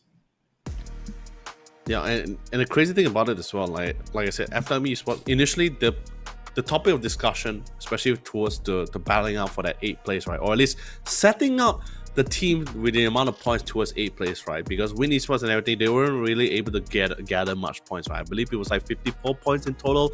Even 7th and 6th place, the point differential wasn't too far apart, so it was like 52 to 54 points. It was only the 9th and 10th place Aurora, FW Esports, Team Flash. These guys were around, they're around like the 40-point marker. FW Esports wasn't even near that yet. I believe they had 30 points in total, but this match should be able to at least slingshot him a few steps forward here, at least because that's exactly what they were hoping for. Sure, it's not going to be able to surpass Win Esports. That's not what my topic of discussion or conversation right now, 𝐾𝐿. Right now, my conversation is about the fact that now at least it's just trying to set up for it, right? Just closing the gap, which is what Win Esports failed to do, so enabling them at least to prep for day number 3.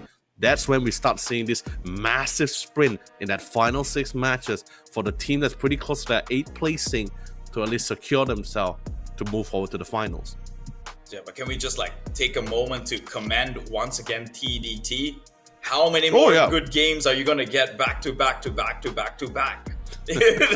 This team doesn't have a bad game ever since last night. Like, they had one great one yesterday towards the end, and right now hasn't had a bad game. They just keep going up and up and up. Right now, I think they got like 8-9 kills. Like Buriram had 8, Sharper Esports had 11. They were all up there. So at least. Oh, Armory Gaming. Don't forget Armory Gaming. Yeah. Correct. Very good progress too. Yeah.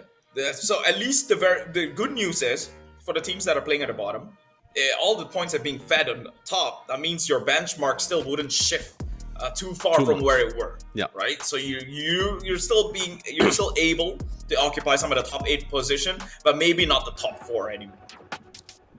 Oh yeah, but of course, with that being said, the man of match is gonna be success from FW Esports here.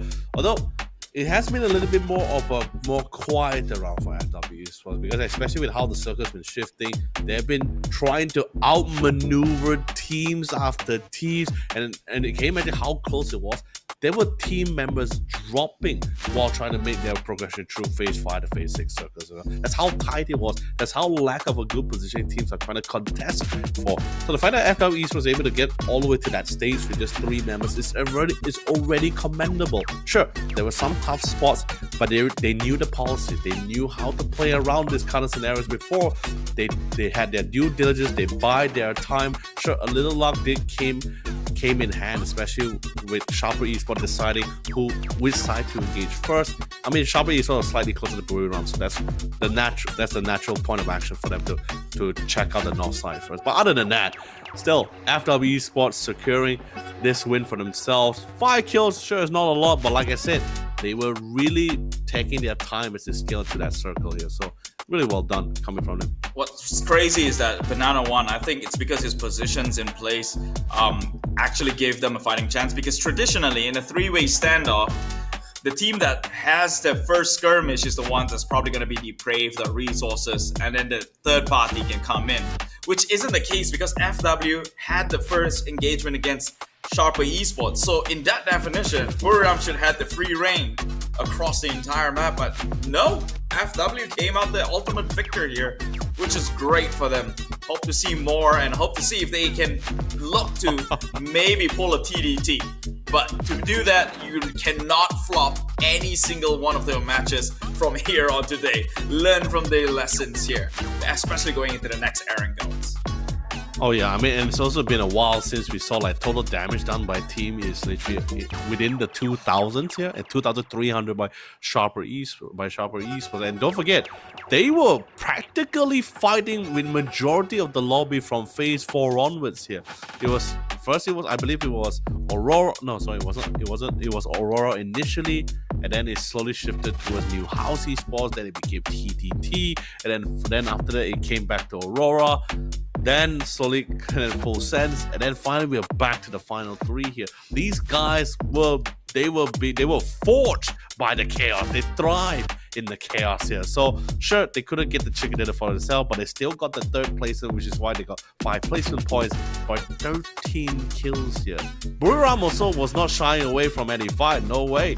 They were also making use of the chaos of the position that they had as they scaled themselves towards the final circle. And of course, naturally, with the total leaderboard keep, the other side Buriram will be hitting that triple-digit score line first. Oh, based on trends, I'm quite worried at how this entire plane is going to turn out, right? Top 4 already occupied by teams from the Thailand region. Will the bottom 4 be occupied by teams all hailing from the Vietnam region, and they'll be pushing some of the representative from the rest of APAC out in place? I guess you could say I don't want to be that guy, but thankfully FFL is down significantly lower, but there's still Team Flash who could just rob that final spot or final representation for the rest of APAC. We'll see how it goes. 2 more matches to play here today, and they're both taking place in what we call the comfort zone. It's 𝘏𝑒𝑟𝑎𝑛. Oh man, this is gonna be really crazy. This is gonna be a really last 2 matchups on the map of Erangel. The comfort for all these guys, probably the OG as well. Everyone knows this map at the back of their hands here. But look at, by the way, I couldn't stress this enough, but look, when we're looking at the leaderboard just now, do you saw how close it is? Especially for FW Esports. That one round really just slingshot them until a point where into the, I'm going to quote your favorite quote, by the way, in the realm of possibilities right now. The point differential right now, I believe Windy Esports still, of course, naturally still holding 8th place. JFT is also not too far behind. They're 7th place, but the points is 54 points. 54 points, 52 points. Team Flash, Aurora, and FW Esports 44 to 43 points respectively here. They were putting in quite the numbers, especially that bridge fight. That bridge fight was such a beneficial moment for Team Flash, although pretty chaotic because there's like 5-6 different teams duking out that bridge, right? Could have been anyone's round, but Team Flash really made full use of the scenario to farm out the necessary amount of points here. Same goes for Aurora, although they did limp their way towards the final phase, but they managed to earn enough points to keep themselves in this 4-man horse race here. And now suddenly out of the blue, Win Esports, we're going to the map of Erangel here. If they don't find their bearing, and I guess also same goes for JFT, Team Flash, Aurora, and FW Esports, depending on how good is their performance in the last 2 matches, we might see a little bit of a different shift in a 7 and 8 placing. Oh, it's going to go down to the wire here. Thankfully, for all these teams, it's only day number 2. So, a saving only grace. Day number 2? Dude, we are like we're literally 1 day away from 2 matches away from Championship Sunday, man. Yeah. Be worried. Be worried. So now you're worried, huh? Now you're worried. I was worried from the get-go, man. But now that certain things are set in stones, such as the top 4 position, that one's not shifting. And no way, just no way any of the bottom 9 teams or the bottom 8 teams right now is going to take place on the top 4 position, I think. Unless you do ridiculous run if you're TDT, it's a possibility. Yeah, not plausible, but very possible. I guess there's a 1% chance you don't drop a single game and then you still occupying it. But anyways, you don't want to be in number 1 spot. You just want to be in the top 8. And right now it's going down to the wire here. And I do not want to see a representation that does not include the rest of APAC here. At least send 1 team forward. Come on. JFT, Aurora. Okay, maybe not Aurora, but JFT. They got to maintain their position here. I mean, Aurora is making their way there. They're slowly making their way. Slowly but surely making their way there. JFT, yeah, it's been pretty slow. But it's like what I was saying before, right? When you play it really well on day number 1, you're allowed some room of error here. But JFT, my friends, you gotta put it. I don't know. It's not to say they weren't farming points. They were farming points. They were getting points in, but they weren't getting the same output compared to yesterday's game, right? Like 2 chicken dinners, 7 to 8 kills per matches here. Okay, not per matches, but some of the matches here. So if we can get at least probably 1 or 2 good games out of them from today, I think that should at least solidify themselves in that 6 or 7 place, or at least probably even top 6 here. That'll be a really nice start for sure. If we're just talking about, if we're being biased for rest of APAC here across key.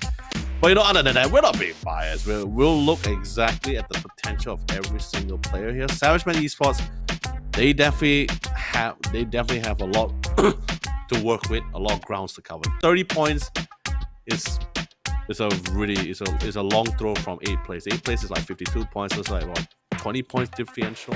But we have seen teams like TDT really slingshot their way all the way to that top 5. So I'm gonna give and still putting the hope out there that these guys, especially on the map of Erangel where everyone's very comfortable with 𝐾𝐿, I'm going to put it in the realm of possibility that one of these guys is going to absolutely pop off here.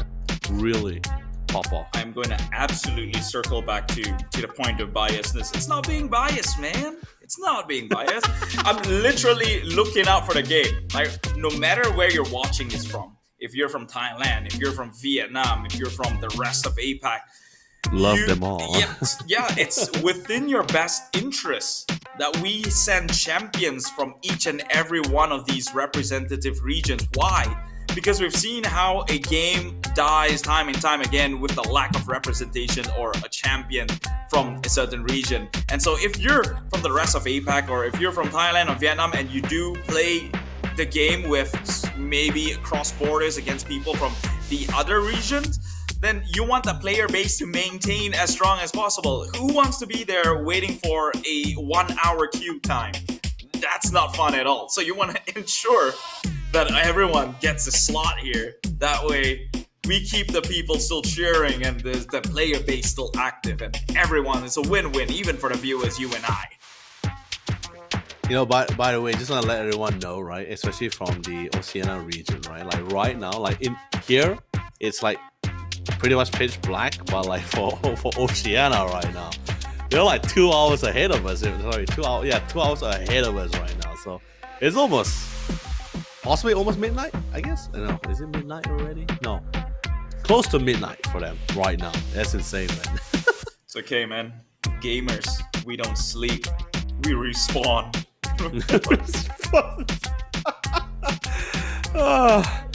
Well, so far I've been having an absolute thrill so far today. We have been getting really unique circles, really unique maps. I think we're really getting the full PUBG experience, right? We're getting compound matches, we're getting really unique areas.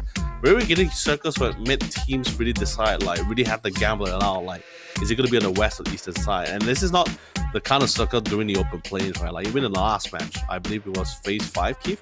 It was literally the left island, the right island, or the south island, and then there's this massive bridge and this and this massive river in between the 3, right? So that one really threw a wrench for a lot of these guys. It was really interesting how the teams really interacted. Chaos, of course, naturally. It's like expected chaos, but still very cool to see how the teams really came out of that. I mean, that's the best way to watch a battle royale, to be honest. Especially a game so unpredictable like PUBG. The chaos is what drives you there. You're not here to watch them prone and snake their way into circles. You're here for the absolute chaos, for the plays that are unconventional, that one-point moment, defining moments that seals a single team's emblem into your minds forever, right? The immortalized moments. And some of these teams, they're fighting for that spot. Maybe those history are not created here, definitely not here in the play-ins, but that could be etched during the global championships itself. And that's why it's so important for all these teams right now to try and put it out there with their best foot forward to make it into top 8, to be able to then play in the final stage, to be able to then make it onto the PGS Series 9 and 10.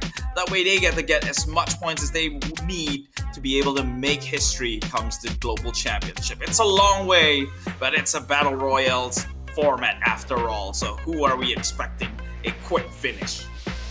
Oh yeah, I mean, it's also we had a very fantastic prize too as well, 80,000 USD for this PGS APAC qualifier phase 2 2025. That's pretty cool. Actually, it's actually rather amazing as well. But of course, naturally, I believe let's do a little bit of a recap, right? Especially for anyone who just joined the stream relatively late as well. A lot of these guys currently are duking it out for at least to be the top 8 to move forward to the finals in the Apex qualifier, where we are only looking for the top 3 team. The top 3 teams to be representing APAC in PGS 9 and 10. Now, why is this relatively important for a lot of these guys? Actually, it's super important for all of our players' PUBG careers, because we're currently in the second half of the year and everyone is trying to work their way towards that biggest event of the year, which is going to be the PGC, the PUBG Global Championship. And to qualify for that global championship, there is no qualifiers to go to that championship. Nope, no step-by-step, no nothing. So to get the requirements to enter PGC, the team needs to accumulate a really significant amount of PGS points or PGC points to qualify for it. And to acquire PGC points or PGS points is by participating in major events like the PGS, where is it 7 in our first half of the year, which was 7 and 8, and EWC. And that's pretty much the first half. The second half will be the PGS 9 and 10. This is currently what our teams currently in the 16 duke it out for that top 8 spot to be moving forward to go against the other top 8 teams, which they, by the way, secured the final spots via their respective regional series here. For the Master Series, it was the first 2 spots. For the Thailand and the Vietnam Series Phase 2, it was the first 3 spots to go straight to finals here. So step by step, yes, it's a PUBG classic that we have, Keith. We've been going through this a few times as Apex is relatively massive here. But yes, everyone is duking it out to go to international PGS 9 and 10, because that's the only 2 major tournaments right now of the year you can to earn a significant amount of PGS points. But at the same time, that's considered international, right, Keith, with other regions as well. Yeah, you gotta have to duke out and survive the onslaught almost. EMEA, right? And America. This is just going to be somewhat of a trial run on what's to expect. You have EMEA, you have Americas, you have, guess what? China coming in. 4 a.m. They're absolute destruction when it comes to the sport itself. I've seen them personally in person as well. I've been to one of the tournaments that's held over in China back then, and I've seen how they play it right there. They are, if you think like the Thai, okay, well, I would say Thailand does match up on the aggression. Yeah, but if you think like JFT and Aurora was aggressive during the Master Series, you ain't seeing nothing yet. These teams don't even think twice. They just run at you, and I guess we get to see if that does take place right over here in the first Erangel match for day number 2 in the play-ins. All right, finally jumping in second last match of day number 2 of the PGS APAC qualifier play-ins here. This is where it all comes down here. Our first Erangel map as well for day number 2. really nice, a very simple fly map as well, although it's slowly shifting towards the southern side of Sanoka military base. Now this is going to be a really interesting one because we haven't really gotten a military base island map yet. I know Master Series we did get a couple of few, but so far here in the play-ins we haven't really gotten that military base island circle so far. And by the way, guys, I just want to give you a teaser on Teams 2 that all of these guys are going to be potentially facing in PGS 9 and 10. Teams like Twisted Mind, Freak, Alpha, 4 Angry Men. Oh yeah.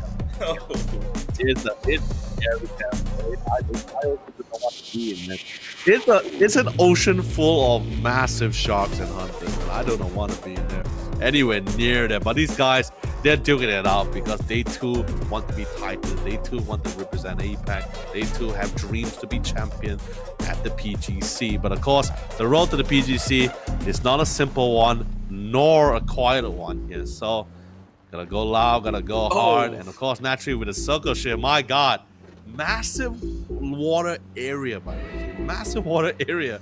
So we're practically, and there's also a little bit of water area within the circle itself as well. So we're looking at like 2 or 3, maybe even 4 phases earlier than usual here, since that's a lot of mountain and hills and forestry, but not a lot of compounds to work with, depending on how the circle shift as well.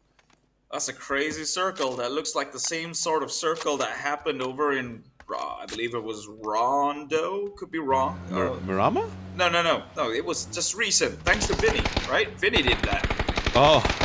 Vinny in the chat, if she's still there. Meanwhile, TDT now getting the same treatment as some of the other teams previously. Rolled over at minute 1 here. So that would be quite of a sad entry for them, especially when they've had such a great run. Start off 1 member down. Not the worst, but 2? I guess it's revenge time. They're taking it revenge. Personally. TDT on FFL and FFL on TDT. No, you know, it's a kind of scenario, right, Keith? Everyone's battling out for vehicles. It's not a hot drop I was looking for, where teams constantly will usually, you know, hot drops. Usually it comes down to which player gets a weapon first, right? But I guess it is kind of more smaller version of a hot drop will be just a battle of vehicles here. I guess they were wrong after all.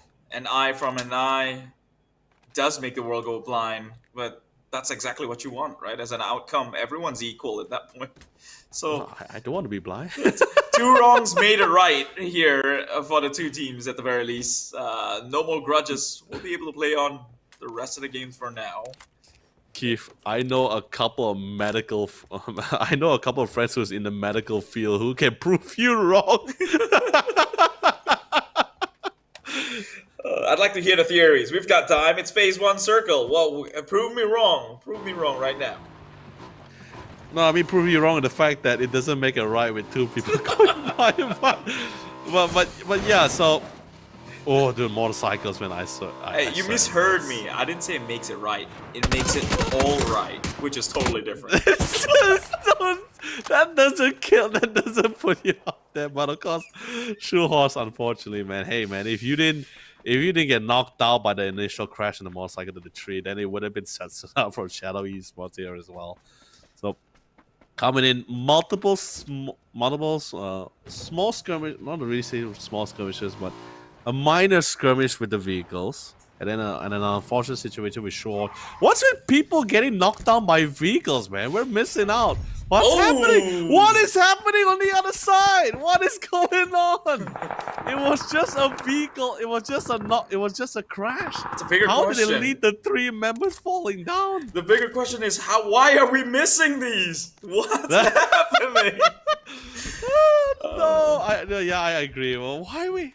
No, this is, dude, I'm feeling deja vu. We had the same reaction on the map of Erangel as well. Yeah. With, I believe it was Full Sense and Savage Man Esports, remember? Yeah. We didn't know how, suddenly the kill feed, all 4 members of Savage Man just went down. And it wasn't in sequence. It was just instantly pop up there, 4 gone. And I'm just like, what happened? Surely something bad, but that's all we could. Oh yeah, of course, something bad had happened. Or something it's good. Great for the winner. Yeah. It's great for the killer. Yeah. It's all about perspective. Maybe here. Maybe this one too. At least we're not missing this. FW gets shut down. Banana One though. After the chicken dinner, Buriram, they're taking this one way too personally. That's Banana One down for the count. Not recoverable. And they're looking to get even more here. But thankfully though, nothing else connects. Riz not letting it go though. In a buggy already, chasing them down. Oh, he is out for blood. And he, after a couple of tags, he knows they're leaving trails, and he's closing the gap real soon. Immediately!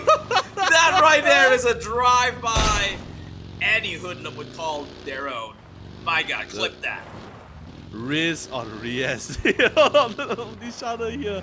But I love it, especially coming from Riaz, right? He already knew that he was already closing in. He might as well just take the challenge head out. Both players, both Riaz, by the way, came out gunpoint, sprayed out the best they could. Because naturally, unfortunately, Buriram was going to be the one that comes out with the victor in that fight here. But wow, what a round. FW Esports, from mid-rotation alone, already losing 2 members in the process. Not exactly the spot they want to be in, especially this early of the phase of the circuit as well. But you know, these guys, they've been in this kind of scenarios before. They have the policy set in place. They have the plans rolling in motion. They just have to work with what they got. And that's the scary part, right? Like, that's the sort of aggression you'd expect coming out from 4 a.m. They're known to do this. And their nades, they barely miss. Hardly miss. They're trained assassins at this game. And right now, if any one of these teams who's coming in from these play-ins, moving on to the final stage, moving on forward, they have to be ready to be able to dish out that sort of maneuvers. Now, I saw someone locking the entire door front using a bicycle, so I guess there's more to it than meets the eye.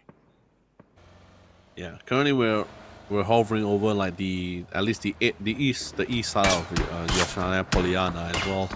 Very one of the few largest cities that we have in Erangel as well. Well able to accommodate at least 3 to 4 teams here. So far, I believe it was Shadow Esports and Sharper Esports that's currently taking refuge at their current spot for now. Whereas for TDT, they managed to get a nice kill, and thankfully with the blue beacon towers. So since this is phase 1, and the map is still relatively large, the phase is just the blue zone is currently making its way in halfway, more than enough time for their newly revived members to go for the reset for supplies. Looks like Metal is going to be able to find one of TDT's members, making it a mid-rotation as well. The M24. These 2 teams have got history. They've always come on contact between each other several times now, but it's always favored the side of TDT. Similar train of thoughts. Yeah.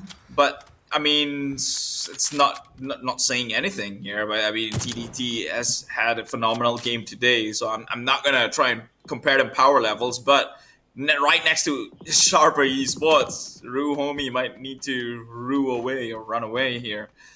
So. How am I friends with you? Nah, I'm kidding, man. I love you, buddy. Real recognize real, you know? Hey, you don't like what you see, that's what you give off. I'm just giving it back, man.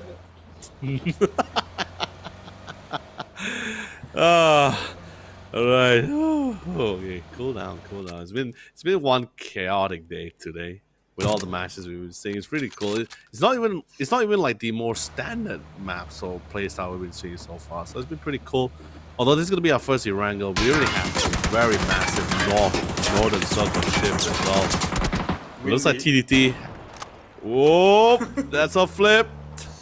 That was Windy, though. Windy, they were like chasing him down here throughout all that, and they still make it out alive. No, Keep, that's such a steep hill, man. It's insane. I mean, especially since this is going to be one of the tallest mountains of Erangel as well here too.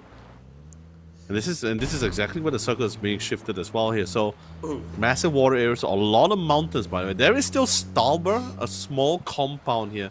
Decent amount of colors. Yes, that's one of the few places to be. But yeah, there he goes. A hard shift to the south. Well, I can tell you this right now, Keith. I can tell you right this. I know you're laughing about it. I'm laughing too. But from Windy and TDT's point of view, it's just pretty much like a face palming situation because they're like, we just got out of there. Why did it go down south? I like these games. I love these games. Happy for today, man. Happy for today. Windy. Oh, yeah, just as when you thought they couldn't get their games any harder today. Why is that in the center of the room? That is terrifying, by the way. I'm sorry to cut you off, man. That's terrifying. Yeah, it's just stationary in the room with the sunlight, man. It's. I have a theory, but you probably don't want to hear it. Oh yeah, please don't give me nightmares, please. I want to go to bed comfortably. It was not that. I'm just saying, you're in the battlefield. It gets lonely. No. No. Back to the game. Back to the game. Thank you. Well, have at it. I gave you your out. I gave you an out. You didn't want to take it. Okay, I'll continue the story. I said thank you. That's all you're gonna get from me. But of course, now again, Windy. They have to make another master rotation. I think the same goes for TDT. But they also understand the fact that, right, like with that kind of circle, with how teams are already pretty much occupying majority of that southern side of Mansion. I believe at least because since the circle did shift towards like at least the eastern side of Yasnaya Poliana, it did. I believe if I'm not mistaken, it did cut off an edge of that city, right? Or is it completely outside of that city, that circle? Yasnaya. I think it's still relatively on the inside. No, I believe it's shrunk though. So maybe just by the edge on the eastern side of Yasnaya right? might still be in, but definitely Mansion and Lipovka is still in. There's Armory Gaming. I mean, it's still a relatively early phase as well, and Erangel is the kind of map where you can just play around the edges, especially if you're a team that's very confident with your gunplay. You can just really play around with this as well, and that's exactly what Sharper East intends to do. Although Oza Palui took a little bit too much damage, so instantly get knocked down by the blue zone here. But sadly enough, going to be spotted up by Kurt. He did get knocked down right out in the open as well, smacked down in the open. So that's going to be a knocked here. Both teams, both AG and Sharper Esports, sure, they can buy their time with this fight here, but they are playing on the timer here. They are receiving dot damage over time here, so don't think they really want to draw out this fight. It looks like Sharper Esports might plan to either reposition for a more flanking maneuver here, and I believe it's the same goes for AG. I believe one of the members will run into one of the members of Sharper Esports shortly as well. Jedi, on the other hand, I think he might just be satisfied with picking up the blue chip. I think he picked up the blue chip. It looks like Calcon will be the one to win out the fight from the edge, from the flanking positioning. Armory Gaming, they're really tanking these blues, spending all their time here. Sharper Esports, for them, it's not even worth it. They've lost Esculucia. They did pick up the blue chip, so maybe perhaps they can look to go in for the revive yet again later on, play with 3 men, which is relatively an okay trade-off.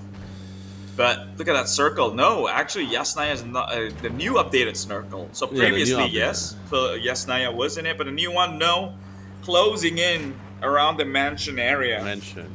Which is going to be quite an interesting battle over that spot. It's the battle between minds, battle between aristocrats, and I guess sometimes it takes a little bit of violence to solve an issue. Yeah, and I'm pretty excited for that. But before we see the conflict for the southern side of the circle near the Mansion, I think that northwestern side, it's going to be a point of contact here, because I believe a lot of teams did slowly make their way down, and they also came from that southwestern side too here. So we're going to be encountering a lot of teams. I wouldn't be surprised to see teams like Fight for Life. They will be taking a much more longer detour here, but it will at least ensure their survivability. Long Day, on the other hand, he's just here to be the scout. They came in from the south side here, the south side of prison here, just to try to scope things out of the situation. This spot us some of the members of Full Sense here, and it seems Team Flash has currently found residence in the prison itself here, so they got some decent vantage point here. Whereas for JFT, they're going to be besieged by some of the members of Real Homie as well here, so we need to try to bait their time here. It's the Mansion. Every team's going to be contesting for it. And not too far behind is actually Shadow Esports here. So trying to see what's going to be like in the situation of the kill feed. If they see more members than usual falling near Mansion, then they might try to go for the third party while both teams are being preoccupied with each other.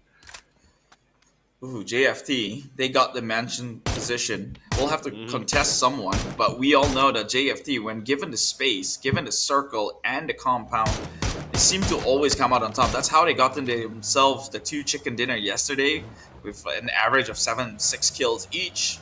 Maybe this could be the defining moment for them, just to keep themselves within competition. Again, they're the strongest representative to come up from the rest of APAC right now, but they've lost 2 wars already. What that nade catches. 𝐿𝑉𝑖 gets Metal D. An homage in the previous game where Metal D has bombarded his own allies. Right now, 𝐿𝑉𝑖 punished that process. Meanwhile, Windy 6789 gets onto the Savage Men itself. But suspect, I believe this is Shadow Esports now joining into the mansion area. Savage Men. Now 𝘁𝘁 down on his knees. 𝐿𝑉𝑖 will have to try and fend off the likes of Windy Esports here. A formidable marksman all coming out from their side. They hadn't had a good game today, and they are looking to make something turn towards their favor. Entry with the nades, but we'll take a look at this circle and their updates. Nice phase 5.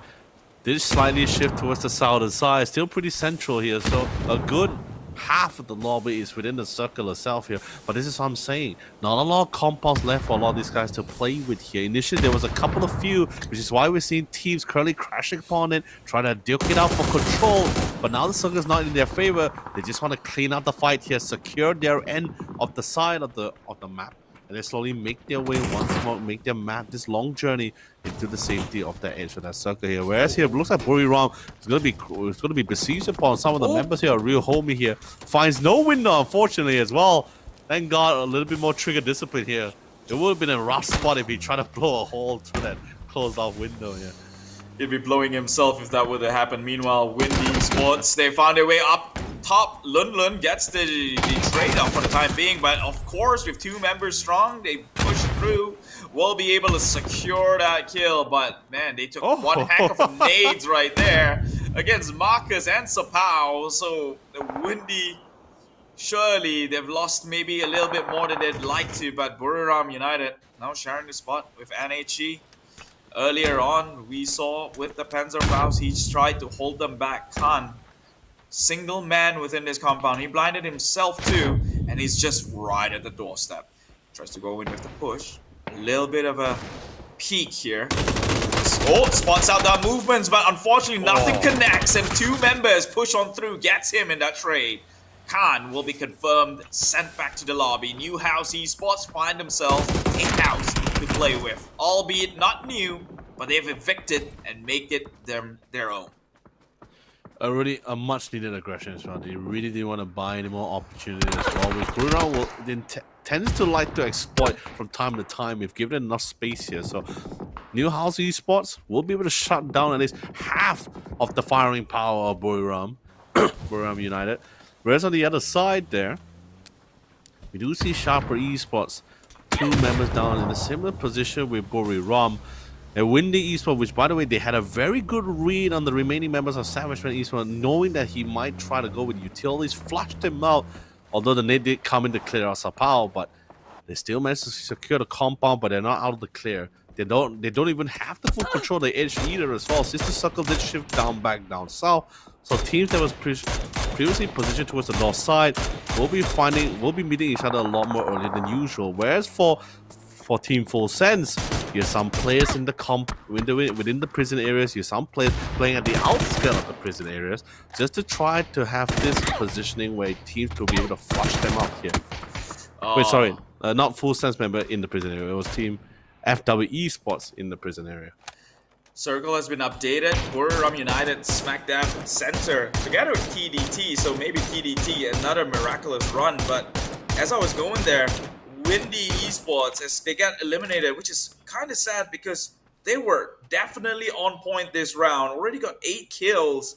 If it wasn't because their position outside in the zone and decided to take a northern end rotation, they probably would have stand a chance, but I don't know. It's all ifs, buts, and coconuts at this point. But Windy, a great start to maybe swing the breeze towards their direction. a new breeze of change for the better. But it's a Jedi. It's having an absolute field day. Definitely spotting people out in the open plays, trying to go for a couple of knocks, but instantly get retaliated back. But not from the team that they were initially peppering down upon. It will be another third party. This is how close, or even though it's phase 5, Keith, it's practically an open plane here with barely any cover and barely any forestry for all these guys to play off with here. So naturally, these guys are going to be able to spot each other relatively more easy than usual here. So now the team's taking their precautions here, especially coming in for 𝘉𝘁𝘁. If you notice it from the full sense PO or Tigger's POV just now, they decided to follow up with smoke, with defensive smoke surrounding themselves here. Sure, that buys them some time, allows them to prioritize on sharper esports here. But they did commit quite a few here. Whereas looks like 𝘉𝘁𝘁 will be able to find the remaining members of Shadow Esports here. So that's going to be their run on this first map of Erangel. This is what I fear the most. All the bottom teams who should be fighting for their spot in the top 8, they're the ones getting gunned down first. Esports, 𝘉𝘁𝘁 seems to be one of those teams itself, under the gunfire of Thanadol right now. FFL eliminated as well, already in 16th place. Cannot get any lower than that, and here they are just bowing out again, increasing that gap ever so greatly between the 8th place. Oh yeah, I mean, especially since not like what we were talking about before, right? We're getting into a Erangel where teams get comfortable.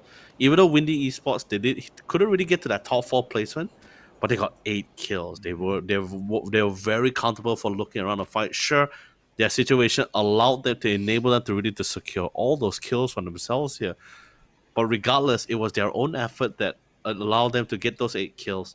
And now finally from 54 points, they managed to skyrocket to the 62 place here. Suddenly now out of the blue, Team Flash, although still alive by the way, still have the capabilities to close in the gaps here. Has more grounds, even more grounds to cover than expected here, to try to match up to that 8th placing. Once more, the circle has shifted.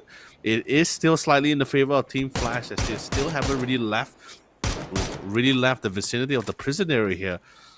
But the north side once more have to travel down south, further into the open areas here. Vehicles will play a crucial part in this strategy to keeping themselves alive and also giving them the necessary cover in this battle of the open fields here. Whereas Full Sense, they're not too far from the circle itself, and they still have their vehicles pretty well tight here. Whereas 𝘉𝘁𝘁 here, they expended a good amount of their smokes during phase 4 and phase 5. Now they're paying the brunt, they're paying the price of the brunt of the full force of the rest of the team, with no smoke to cover their escape or entry or even protect the remaining of their vehicles here. They just have to make do with the position they are in. And to make matters worse, TDT has positioned themselves to gatekeep them into the circle, or at least the direction they intend to come in. Hopefully Full Sense will be the one to keep TDT in check, to give a little bit of a breathing room for 𝘉𝘁𝘁𝘁 to come in. But Full Sense, they are well capable of juggling 2 teams at the same time at a very comfortable spot that they've managed to find themselves in here. So this is not going to be any challenge for Full Sense at all. Unless they get traded back and knocked down, there'll be a different story. Yeah, Buriram United still, also we forgot about them. They're in this circle and they've had a compound from the get-go, but TDT, they take up the highlight points, especially with that carpet bombing application of grenades that took down some of the members from Shadow Esports earlier on, or from 𝘉𝘁𝘁𝘁 actually earlier on. But right now they're under the gunfires of Full Sense, which is not easy task to try and alleviate that pressure right there, and eventually they will crack to the number of gunfires that's dished out from FS. So that would be more points going to the side of Full Sense. 7 already total kills, still 4 men at large. And they've got free entry into the circle. However, it's an open plains. How they look to play the rest of this game here is going to go down to a very crucial point of conditions. We've got 30 seconds, 35 seconds-ish left within the clock. Maybe we get an update on these next few circles before Full Sense fully commit into a decision here. they are also making a very sound call as well. There's no way they're going to be entering the circle through the direction towards Buriram's direction because it's two open plains here, and they also know for a fact that Team Flash is currently at the south side of the base here, so they decided to take the fight head on, even though it is going to be crushing. It's going to be crushing within their compound, or at least within their area here. And Team Flash, they already had a head start when it comes to positioning as well, so they do have the high ground.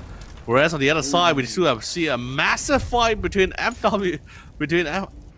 between New House Esports against Buriram, and it seems like 𝐻𝐻 will be able to come out as the main victor here, as Buriram will have to succumb to their fate from the nades in the trench lines. Really well done. Now we're down to our final 4, and of course, naturally, 𝐻𝐻, FW Esports, 𝐾𝐏𝐻, they're licking their wounds and they're limping their way into this final 4, and Flash, they're the one that will be able to still stick it out here, as they were able to win out the fight against Full Sense. And I believe it was a collaborative effort, right, between both Flash and FW Esports to withstand the onslaught of Full Sense as well. From the Make that the final 3 right now. 𝐻𝐻 just looking like a new team, not just a new house, but a brand new team here. Back-to-back good games. Could this be the comeback they've been looking for? We've seen 2 back-to-back good games in day number 1, and then they fell off hard, but now it seems like it's back there. Oh, FW getting shut down by Team Flash. Now Team Flash has still got a chance to try and make it into top 8, and they're doing in the work. 𝘁𝑪 gets one to the Konaxi. Now 𝐻𝐻 from the ditch, they will have to rise above and try and march up forward like exposed soldiers whose value in a battlefield is just for collateral damage itself. 𝘐𝑪 definitely still not letting that fact dissuade him march forward so ever so bravely for the likes of 𝐻𝐻. Does have the barricade, so at the very least he is secured in that aspect. Has got the scopes out, right general direction, but I don't think he's seen a little bit of a silhouette itself to try and pull heavy on the trigger. Meanwhile, up on these high hills, that's where Team Flash currently plays and reside. There's a snake in the grass actually, named FW, which we've seen time and time again.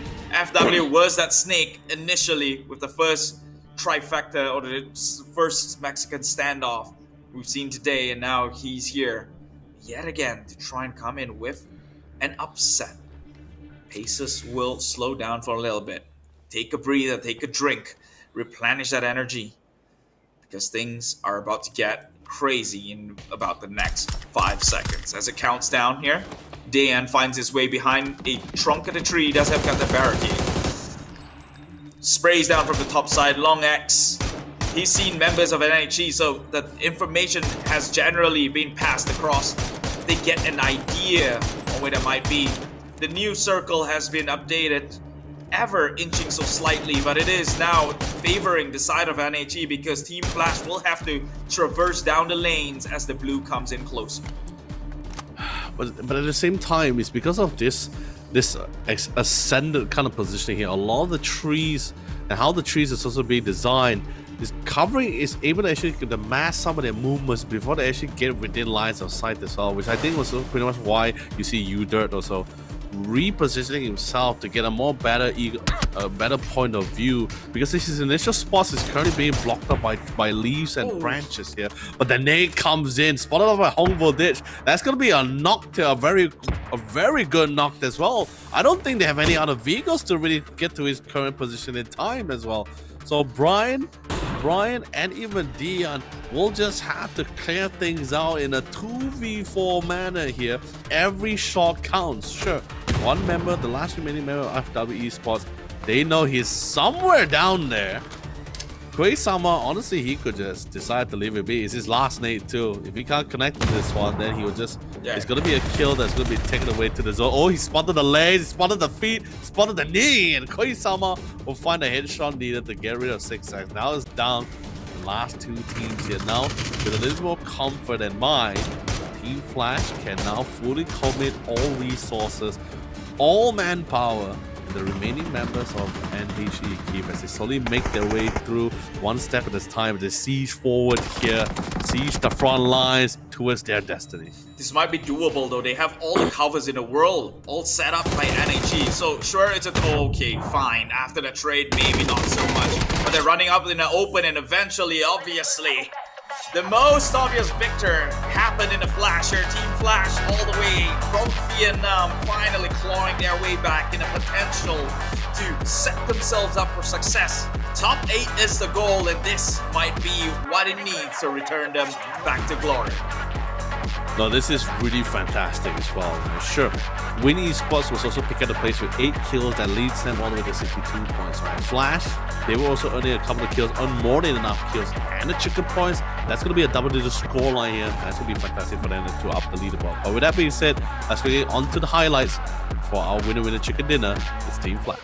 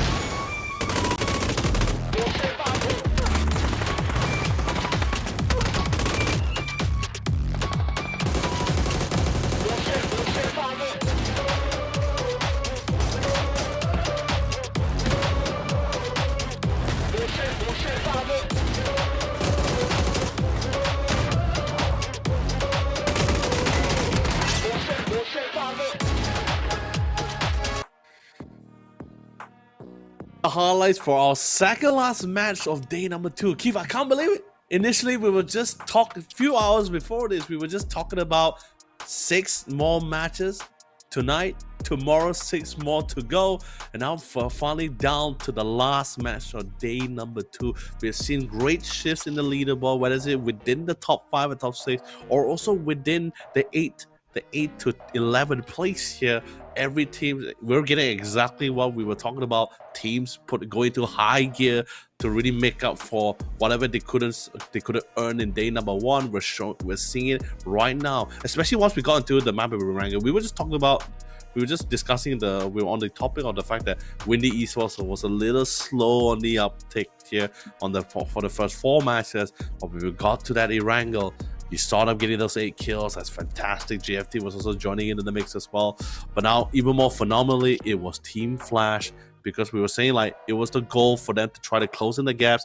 They were pretty much in the same position with Team TD and themselves, right? We were just discussing last night where Team TDD needs to work to really close in the gap with Team Flash. Now it's Team Flash closing in the gap towards 𝘏𝑈 here, and with that chicken dinner and the amount of kills, I think they're pretty satisfied with their performance here for their match 11.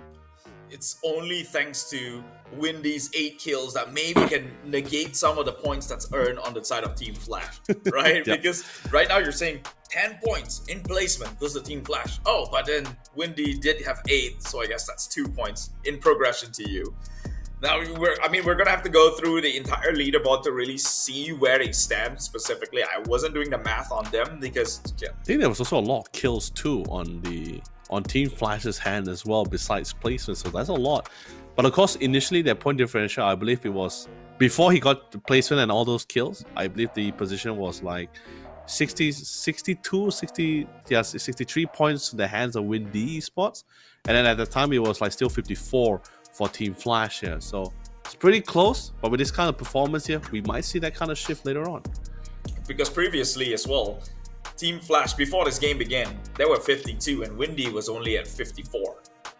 So they're just about 2 points apart. And honestly, if we negate some of the kill points, placement points alone, minus the points that was accumulated on 𝘏𝑈's side from kills, I think pretty much Team Flash has secured that 8th position.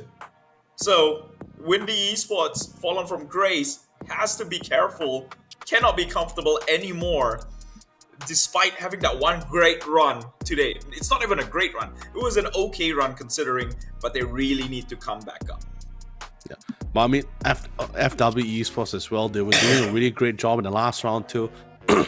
Sure, it did came down. Sure, they got the placement from getting top 4, but 6 sacks, he was literally stuck between a rock and a very massive cliff there as well for him to earn any more points instead. But they were also farming a decent amount of points, especially since they did have a collaborative effort with Team Flash to wipe out the invaders, the Team Full Sense here.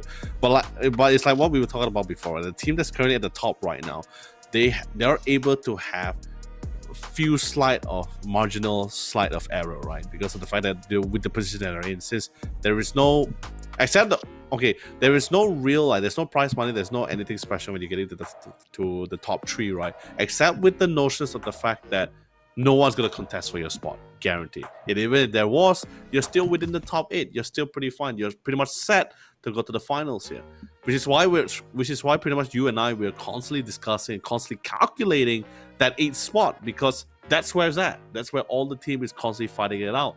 But interesting enough, it wasn't the kind of discussion where, well, okay, it's just the 9th and the 8th guy. It's not the 8th and the 9th place guy. Now we're slowly bringing in the 10th place team, the 11th place team here, because that's just how close the scoreline is. We're not looking at a significant gap of 30 points. It's constantly, sometimes it's been 15. I think 15 has been the most, or 19 has been the most. And suddenly it's been shifted to 3, 7, 8. It's been shifted quite heavily depending on how the team's been performing so far. But with that being said, I guess we'll get that final calculation down once we continue to look forward towards that stats. Yeah, but this right here doesn't seem so convincing. He's got 3 kills, but only 392 damage. So I wasn't counting how many kills Team Flash has had, but if this is the MVP out front, then maybe we overestimated the number of kills they brought in. But again, just by sheer placements alone, I think it would be enough to take over Windy itself. So let's wait for the overall leaderboard for that one. But this man right here, 𝘏𝑝, he's the guy who's survived it through it all, about 30 minutes. So that's full length time for them. Oh, 9 kills. So, okay, it's contributed evenly across the board. That's significant amount. 19 points right there. That's more than half of the points that Windy has been able to buffer themselves this time around. So Windy now risking elimination towards the last few matches here in day number 2 of the play-ins. Oh yeah, I mean, 𝐿𝑝 as well, sure, it's equivalent. Basically, everyone really contributed to get the total amount of kills, but at the same time, we saw how the positioning was like from Team Flash, right, in that final fight. 𝐿𝑝 always being the point, always being on point, being the entry fragger for a lot of this team here. I guess you could say he also plays a very similar role as being the anchor for the team here. Not too much on the spray, but more on the game sense. That is something you really need to give him really great credit for in the last round as well, or at least throughout this entire game so far. We were saying that Team Flash really need to step up since they're slowly losing their spot in this race. But with this match and the last match as well, they really clawed their way back in here. Now looking at our top 4, I believe we should be seeing our match 4 leaderboard shortly as well. But other than that, in terms of the amount of total damage, I believe there's more. I believe the respective team has even more total damage for now. But this is going to be the stats coming in, and this is what we got. This is scary.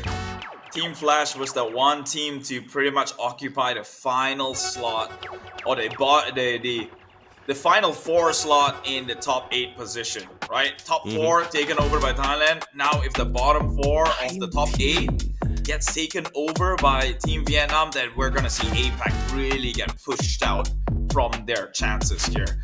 But I guess that's a worry for tomorrow or the next match itself. But 19 points for Team Flash itself. 𝑁𝐻𝐻 from 𝐻𝐿𝐻 Esports and 10 for Full Sense. Yeah, Newhouse Esports has been really a team that if they're given a really good spot to work with, they can actually really put in those kill counts in so far. The matches that we've seen coming from them, so whenever they, especially when they either got placed or not, has really came down to the position that they have been receiving. If they get a really nice vantage spot for themselves, they can really get the ball rolling for sure. But if it's an off position, that's when you start seeing some of their firepower slowly dwindle down. But of course, with that being said, now we're quickly checking out. It looks like Team Flash will fly up the board here, not even at 8th place, but go straight to the 7th place with the performance. They had 19 points. That's a lot. That's almost equivalent to 20 points here. Flash only the 7th place, whereas JFT, they'll be knocking themselves back down to 8th place. Ever since originally they were, I believe they were in the top 3. Now they're back down in 8th. But they're still also slowly earning some points for themselves here. But Windy and JFT, now they're having their back against the wall. FW Esports also slowly clawing back into this horse race for that 8th place here. Aurora still having 40 points in total. Still got a couple of grounds for them to cover, but that all depends on this final match of night 2 here. How well can they secure in this final round of night 2 before we go to Championship Sunday tomorrow? Now, let me paint out the scenario here. This is sad. This is quite sad for some of these teams right now fighting for the 8th place. Why do I say so? The only reason JFT is there is not because they've been earning points to maintain. They've had a pretty rough run, but so did Windy Esports today itself. Sure, they got that one good game with 8 kills, but they bowed out too soon, and that was the only game that they could take home about. And so, at the precipice of qualifications, we've got 2 teams who was really good in day 1, now looking to fade off. And if JFT does not pull in the points in this final Erangel match, we're going to see that representation from APAC slowly fade away. Oh yeah, I mean, it's like what we were discussing before, where sure, what has been the amount of points that each team has been earning on a round? Sure, no one is leaving the round with a donut, right? They're still earning some form of points. So the problem is, compared to the other team that has been literally skyrocketing, right? 19 to 18 points. So sure, I think the lowest, at least second highest before the 18 and 19 that we saw was 15 points here today. So compared to your 3 to 6 points, it's barely a comparison. Sure, you're still steadily earning points, but now you're in a spot where, okay, I need a really good round. I really need a good game here to really secure my spot at the top side, because now Team Flash is back in the top 8. Although there was a little bit cause of concern, I believe that was for them for the past 4 matches, but this match 5 really brought them back in here. JFT and also alongside with Windy, their point differential between each other is only 3 points here. So Aurora, I believe, is 40 points. FW Esports is 54 or 51. So basically, all of these 4 teams right now, currently from the 8 to 11 place right now, they're all just banking for a really good round. At least for this final match of the night here on our last Erangel here for match 12 before we go to Championship Sunday here to see what kind of a state or mental state they have to prepare for tomorrow night. But for now, let's quickly focus on this current state of things, Keith, with a very scary flight path. Oh, it's the Erangel that's going to set the tone for tomorrow. Surely, we do not want this to be a two-way battle. Not just Thailand versus Vietnam. We do want to see some APAC having that skin in the game, competing for that final stage. It's bad enough APAC only gets top 2 representative to be in the final stage itself. It's going to need a third, and it's going to have to come in through the play-ins itself. So JFT carrying the rest of APAC on their shoulder, and right now they take part on the side of Stolberg. It's looking pretty grim. It's a path that cuts down towards the eastern side of the map, which means some of the teams that are more comfortable towards the left-hand side, the western regions here, may not be occupied, or at least it's going to take a while to get there, and especially with a circle that close on to the east over in Milta Power and Milta, respectively. Teams may not get the luxury to pretty much stray out of the path and go all the way west just for a chance of getting loot and playing their own game. So it's the final game of Erangel, and so one that's high pressure at best.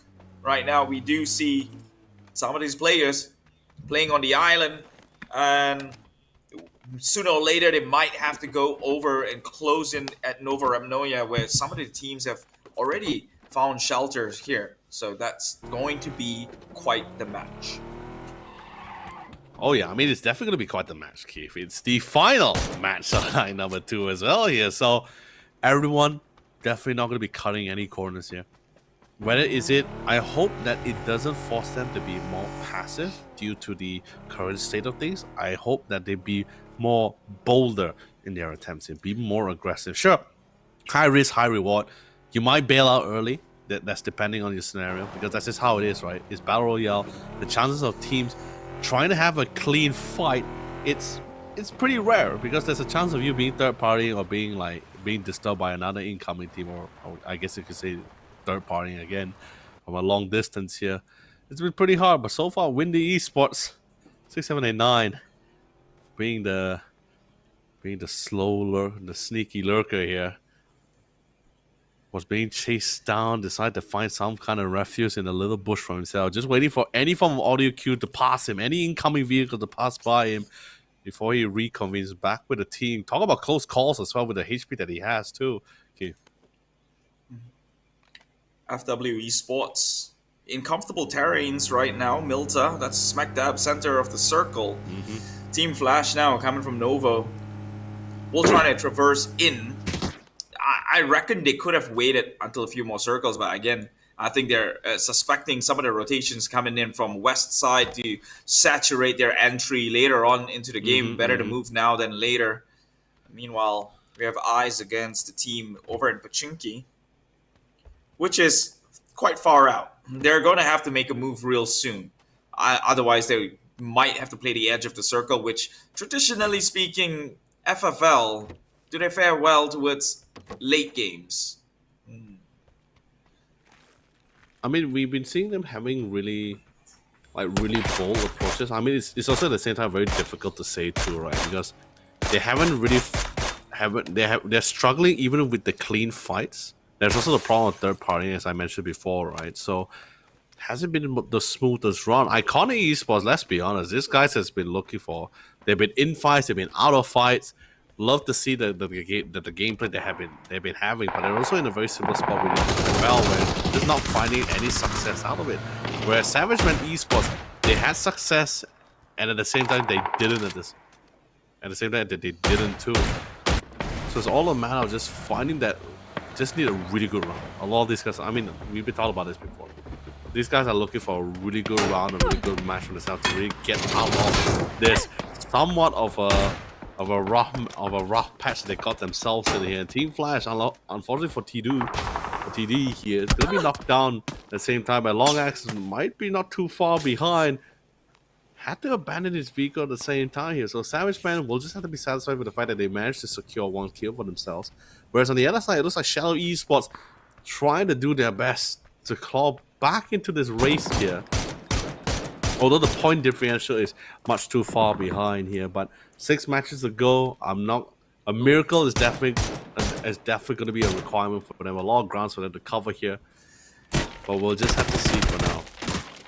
𝘍𝘁𝘓 gets some crucial pickup against Shadow Esports now. Number advantage. Does it go to the side of Shadow Esports still?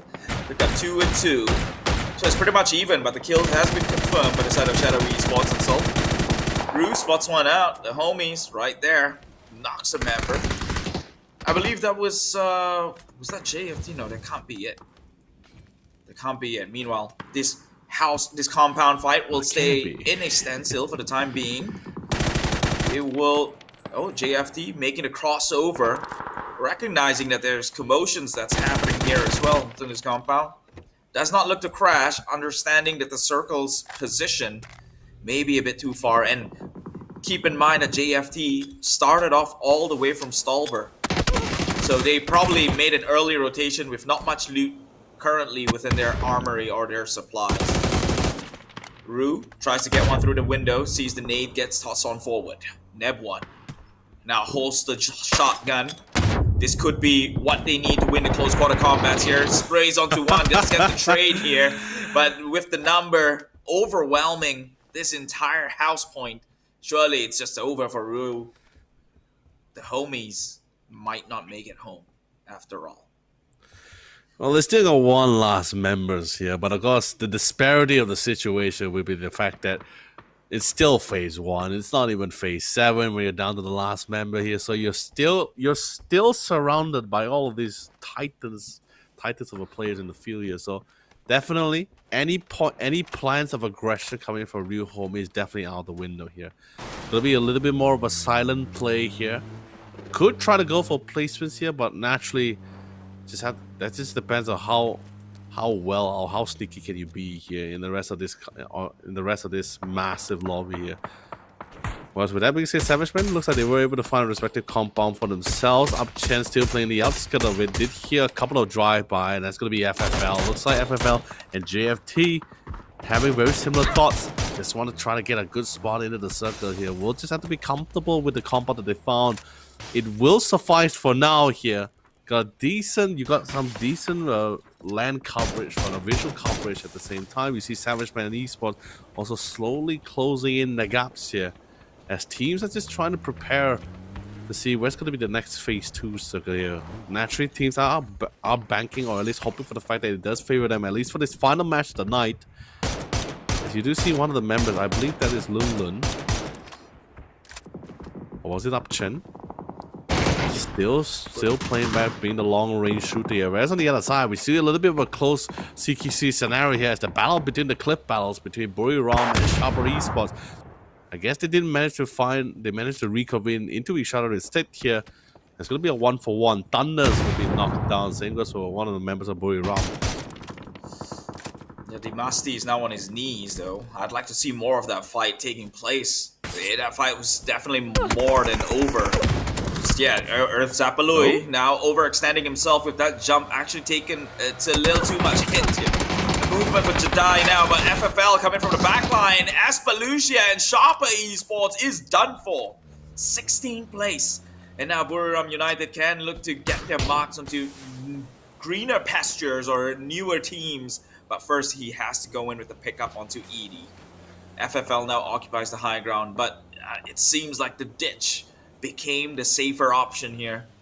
Yeah, we'll have an idea. I'm not sure if they were able to pick up those kills, or was that stolen the side of FFL.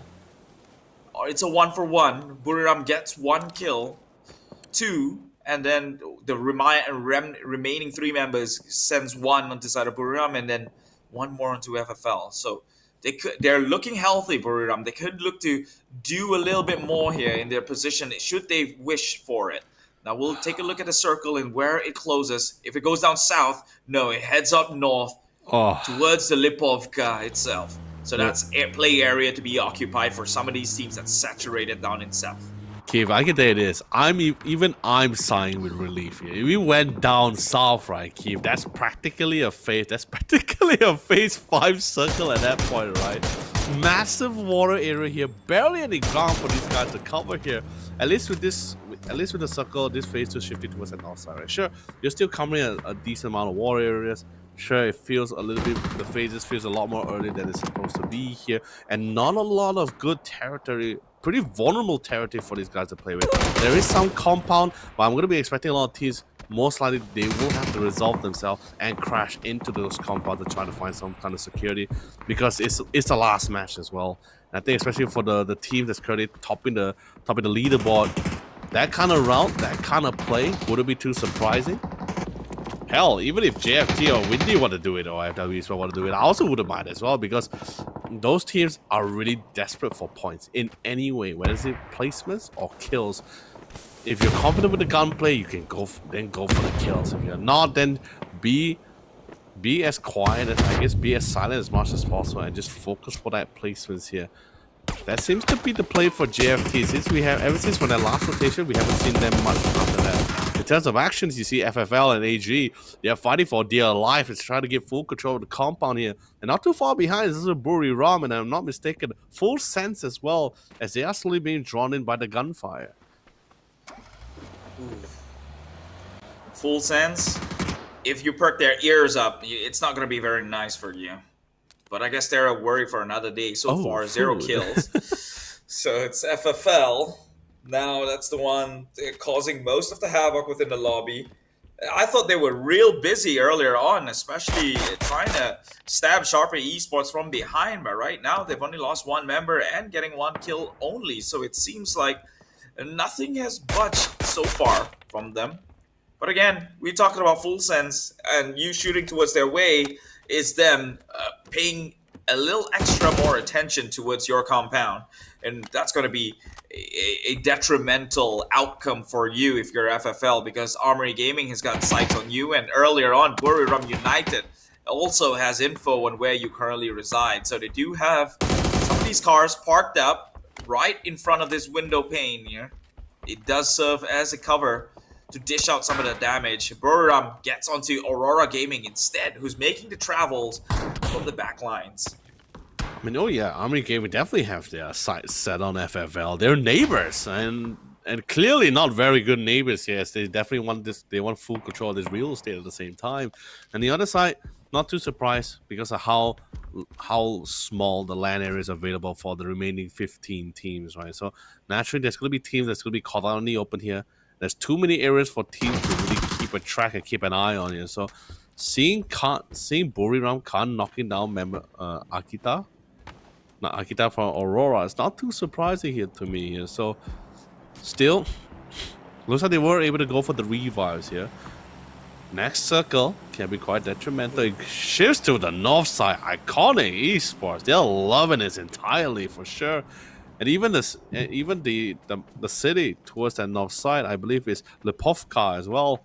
Free real estate too. I mean, it's still playing at the edge of the circle here, but at least it can be a spot if you're not too confident in taking refuge in the forestry area. Because right now in this hill area, there's just one too many teams, and additional a couple of more, then it's going to be too cluster of a situation for a lot of these guys here. So it looks like JFT might have been the call for them as they slowly make their way down north. But it looks like Mata was able to find a fantastic headshot with the Dragunov too, knocking out suspect and also securing the kill. JFT 1 member short, a couple of players as well. Looks like it hasn't really ended yet. It didn't end with suspect. Now it's even Dusky, although it'll be by the hands of Shadow Esports here. The Indonesian team not planning to end the night without anything here. And currently they have 4 kills on the belt here. Oh no, JFT, the one holding the torch for the rest of APAC. Slowly, that fire of hope is bleaking out. It's looking grim with only 2 members left alone. Thankfully though, maybe Aurora could say something about it now that they've closed in the gap just by a little bit.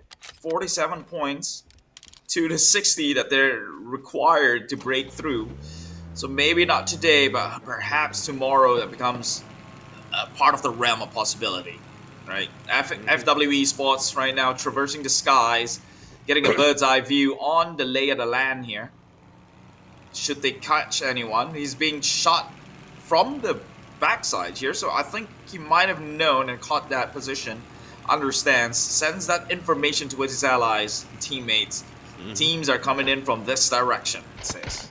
No, it's a much needed intel as well, because if you notice as well, they were currently based at the south edge of the circle, which is literally at Milta Power.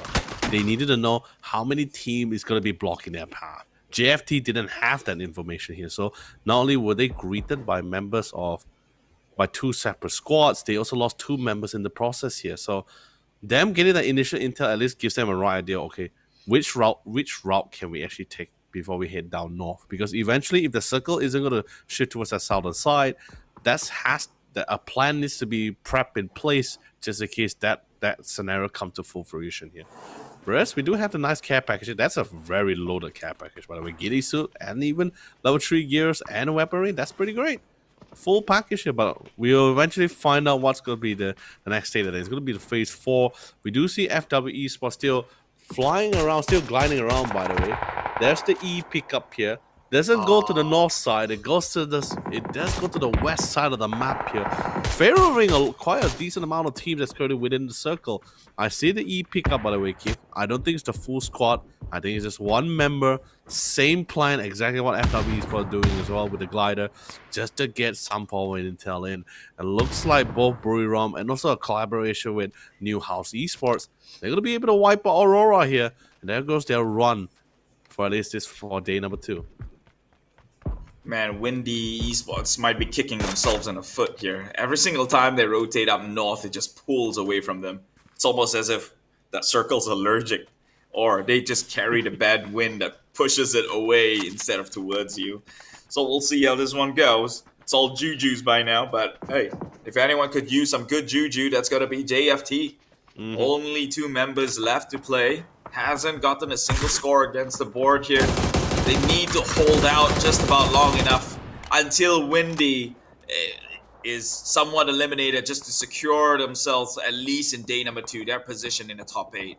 Otherwise, we're looking at it surpass soon enough. And as I say that, JFD is the one who takes down one member. That would be Marcus and 𝐴𝑝OD as well. So JFD slowly increasing that lead, is telling them, no way, Jose, you're taking over my 8th spot. I like this aggression. That's the way to go. You're 2 members short here, so any other plans for you to siege later on is going to be pretty hard. Might as well just go out with a bang. You know, teams that's already occupying a lot of these spots for yourself. Might as well, although things looks pretty dire, just go all in. Just farm those kills, get those points in. It helps, sure.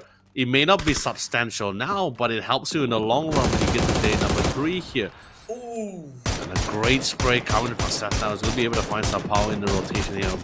A very great connection here, but not too common to be expected here, Keith, especially with the skill level that we're currently witnessing in this lobby for these past 2 nights.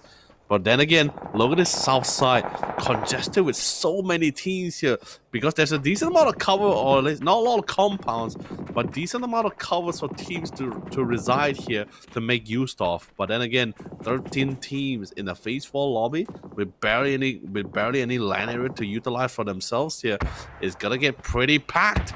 And I'm not sure whether teams are pretty comfortable with how close they are with another team. I think the biggest loss from that situation was the fact that it had to be Windy, who's now only 1 member. So for them to ever think of taking over might be a little bit harder now. They have to play replacements. But here they are, as it stands, 1 member short only, but Justin for tomorrow is the one that bows out first. So perhaps by sheer placement alone, they can make it work. Meanwhile, Circle closes towards prison side by the corners of it. It's open plains, it seems like, for the next few phases of this circle, and it's going to be a bloodbath with the number of teams still left remaining in place. FW Esports gets one onto NHG. That's 6 stacks from the top side. Maybe can even come in to save his teammates, but from the top side as well, above his own head, it's Armory Gaming. Cow Kong scoping down right now, potentially have an idea, but he is alone, and he spots on NHG first. Might have missed FW Esports by just about a bit. 𝑈𝑑irt goes in to kill off Banana 1. Cow Kong, Armory Gaming spots out some hits, tries to go in with the tap. Armory Gaming now, flank side, making his movements, decides to retract back, head back up to the top. Buriram United is going to greet Savage Man in such fashion here. An aggressive way. Dimasti tries for it and he gets it. Trades Upchen in that process. Khan as well to fall on whiff by Lun. And now Dimasti walking in blind with that flash right there. Perfectly timed, but it will take over the entirety of Savage Man. For the time being, with this 2 member down, they can look to transfer for more. Got a check on left though, behind the tree lines, but he swayed a little bit and he was punished in that process. Sicko to fall on whiff. Eddie now shooting and fighting for his teammate. He's got Riz still. So things are looking bright for Buriram, but can't they get it before his teammates bleed out to death? He will lose 1 indefinitely, and Savage Man is the loser in that combat itself. Dude, Dynasty first flick was insane. If he got the second one as well, that'd be fantastic. But of course, naturally, that's going to be one situation we can talk about later on. Armory Gaming, they will force their way, their path forward here, but unfortunately, we'll get gatekept and shut down entirely here. And now we're slowly looking into the final few teams as we slowly make our way in. Team Flash, of course, naturally, currently sitting towards the 7th place. We really want to extend the gaps between the 7th and 8th place, so at least that way his spot will not be contested too heavily when we get to that final day. Whereas Shadow Esports here, now this is also a chance alongside with FW Esports to at least to set the motion before they get to day number 3. Yes, there's still a lot of ground for them to cover, but this is a time for them to really just rack up as much points as possible, or even win out the whole thing. That'll be even better, naturally, of course. But of course, easier said than done. That path is a really hard path, a difficult path to achieve. The remaining monsters in the field. Naturally, you need to have the luck of the circle and the positioning to play in your favor. All the cards needs to be in your favor to pull on that kind of success. But once again, the circle shifts down south here. So those that's currently towards the prison area, but I believe there's no one pretty much there. They will have to scale up these hills. Now final circle, Keith, will be the battle within the mountains here. The true king of the mountains for the final match of the night will be decided soon among our top 8 teams here. Who better way to take this fight than Full Sense? Still full members up in arms here. Shadow Esports will have to address the likes of Iconic, which historically hasn't been able to win fights towards their favor, but this could be enough detriment towards some of the teams that are trying to pick up their strides. Shadow Esports done relatively well today, already 8 kills, and they were the team that were snoozed on in day number 1. Finds their way here, picking up, still healthy. 1 member in the blue zone at the very least, just tanking things through, maybe to come in with a rotation. FW Esports finally bows out. Shadow Esports now takes this part of the circle over in the eastern side. Up north has got Icon to worry about. Down in south, it's FFL. And how are they going to play this one out? That is the mystery for the next few minutes.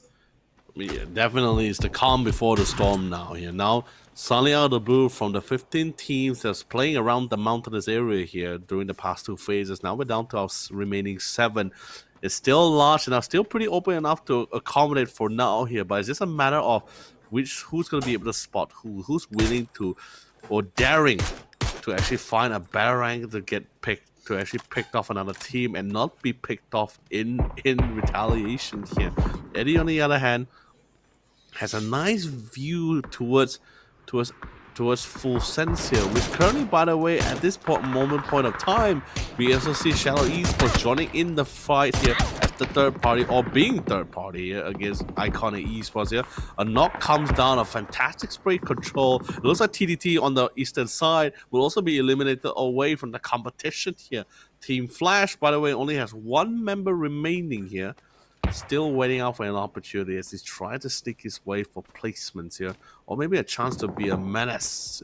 I guess the same scenario is also going to be set for Full Sense here, as they duke it out, or at least they were juggling between the multiple teams that's still remaining towards that north, or at least central side of that circle.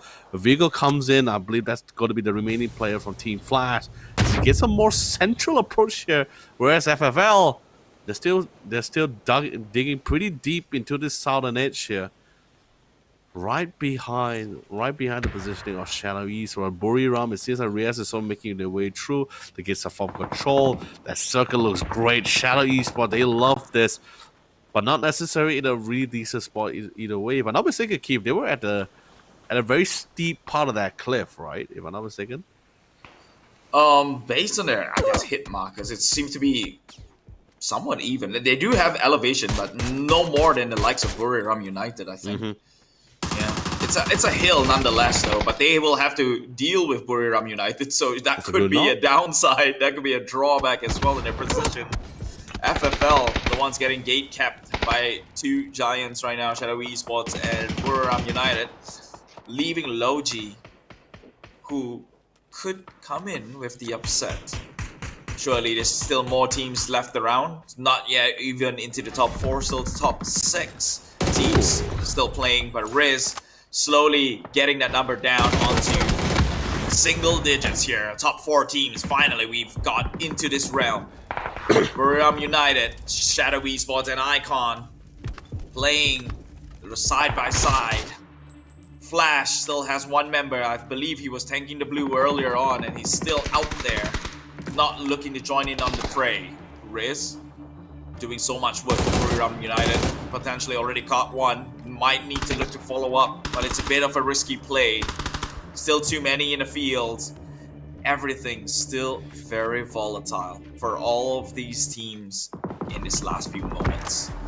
Buriram United, go on. No, I was saying it's also a very difficult situation as well, because Buriram has a really nice spot where their ground is a lot more elevated compared to Iconic Esports and even Shadow Esports as well here. So naturally, where Shadow Esports is currently hoping that both teams here, both teams of Iconic and Buriram go head to head with each other, it seems pretty slim compared to the chances of them running into Shadow Esports. At least they have a good head count about this. They have a rough idea. They actually engaged. They had a small skirmish earlier as well here, so they know for the fact that there are members of Shadow Esports relatively close by. It's only Iconic Esports that's currently at this lower part of this hill. If they scale up even higher, which is currently what we're witnessing from Porchess point of view, then that might force Buriram to be in a spot where they're going to be in a pinch between as they juggle between 2 teams.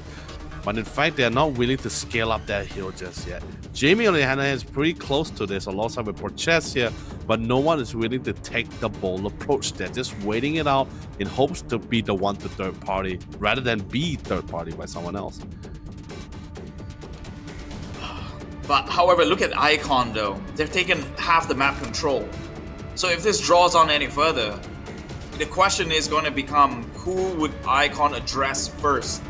Right now, it's looking like Buriram United would be the ones that they're more likely going to see and pretty much try and gun down as the most immediate threat. Right. Shadow Esports, they've got a sniper's nest. So a bit of a waste of effort or resources trying to flush them out, especially shooting from the low ground. Yeah.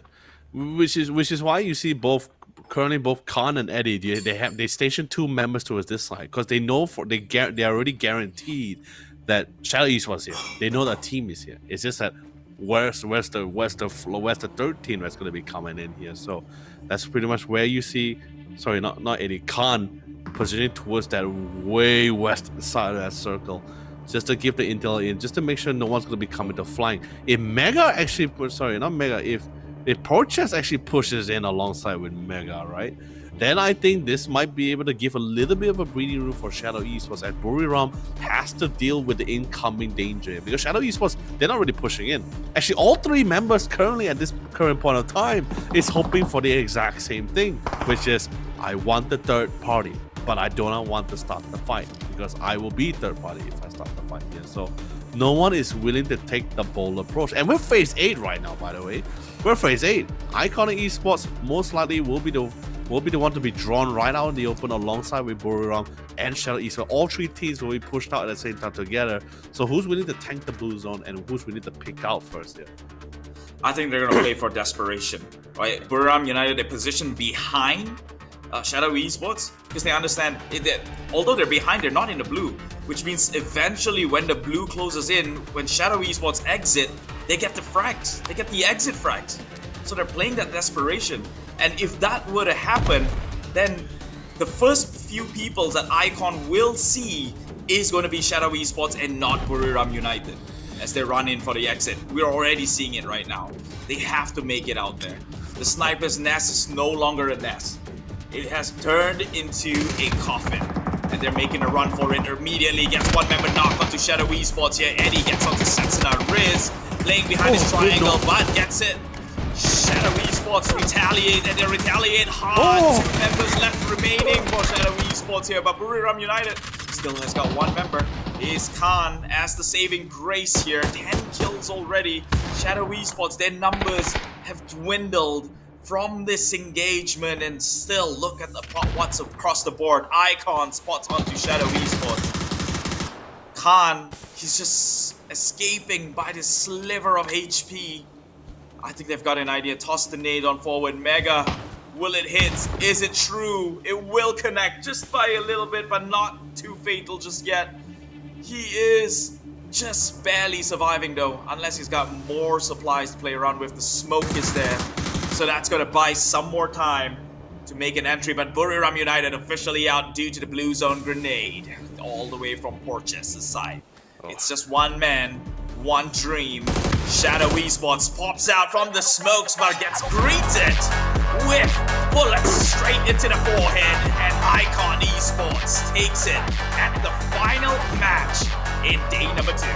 It's really well done. It really also came out of the wire as well. Who's gonna be able to catch who out first? In this case, Icon really just buying their time with this. Although it was still a really cool game. Both Shadow Esports and Buriram, both of these two teams, by the way, 10 kills respectively, or even more. I could be mistaken. A lot of things has been happening across that last few final rounds. But of course, naturally, Icon, they'll make full use of the situation and reap the full benefits for those two teams going head on with each other first as they come in with the third party. But with that being said, we have our chicken dinner for the last match of the night here. It's going to be Iconic Esports here. So let's quickly hop on to the highlights for our last match for day number 2.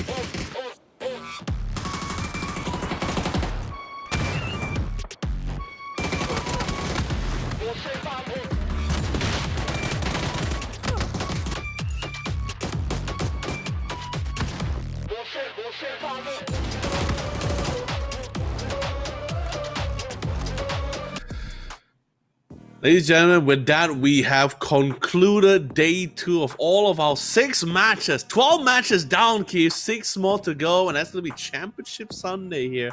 Teams, this is the part where we literally witness exactly what we were discussing before this, Keith.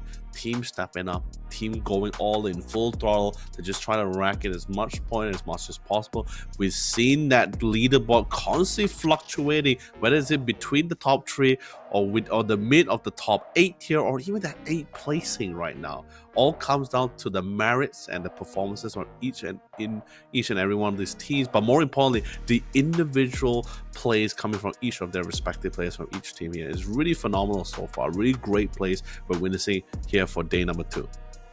Yeah, I mean, day number 2, if we were to have a conclusion on things, obviously, it boils down to the few teams, right? TDT as the most improved teams coming in from day number 1 itself comparatively, right? Buriram United, this has been a great day for them as well. I can't remember a map where they played that they don't get out with at least significant amount of kills, or even compare that with a great placement points itself. Armory Gaming, they stepped up. They've got, I guess, maybe 50% of the matches today going on their way. But some of these teams now finally showing its stride. I guess what they say is true. When one underdog goes down, it creates opportunities for more. TDT didn't have much of a good game this match alone, but that paved way for the likes of Iconic Esports, who will now, in theory, be propelled all the way up to, let's say, 11th, 12th place, and maybe comes tomorrow, if they continue to stride, if the banner has passed upon them to now take out a good run, they could potentially fight for the top 8 spot as well.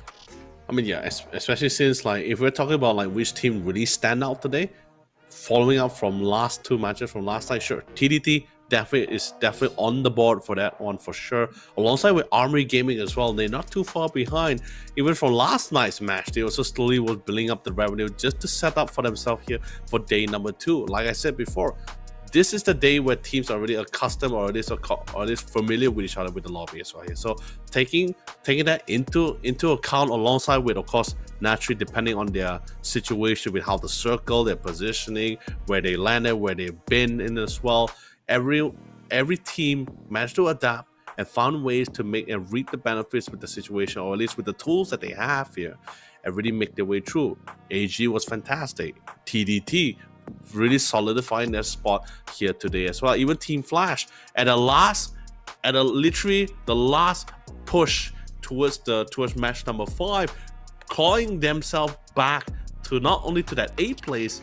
They even went even further from yesterday's leaderboard from their original 8th place. They went to 7th place.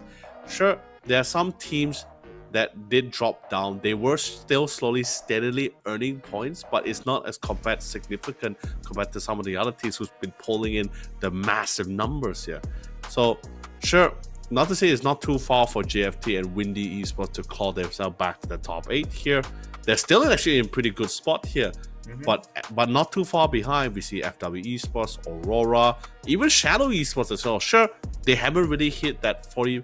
I believe they should be hitting their 40-point milestone now. I know before match 5 they had 38 points, but with the performance that they have and placement, I think that should elevate them all the way to that 40-point milestone here, at least that way. Sure, the point differential between them and JFT and Windy Esports, the point differential is about 17 points, 15 to 17 points. We can do the math later on when we get to that total leaderboard, Keith. But at least it sets them up. At least all these teams resolve themselves in this final match to at least set themselves up for greatness, or at least closer to greatness when we get to Championship Sunday tomorrow.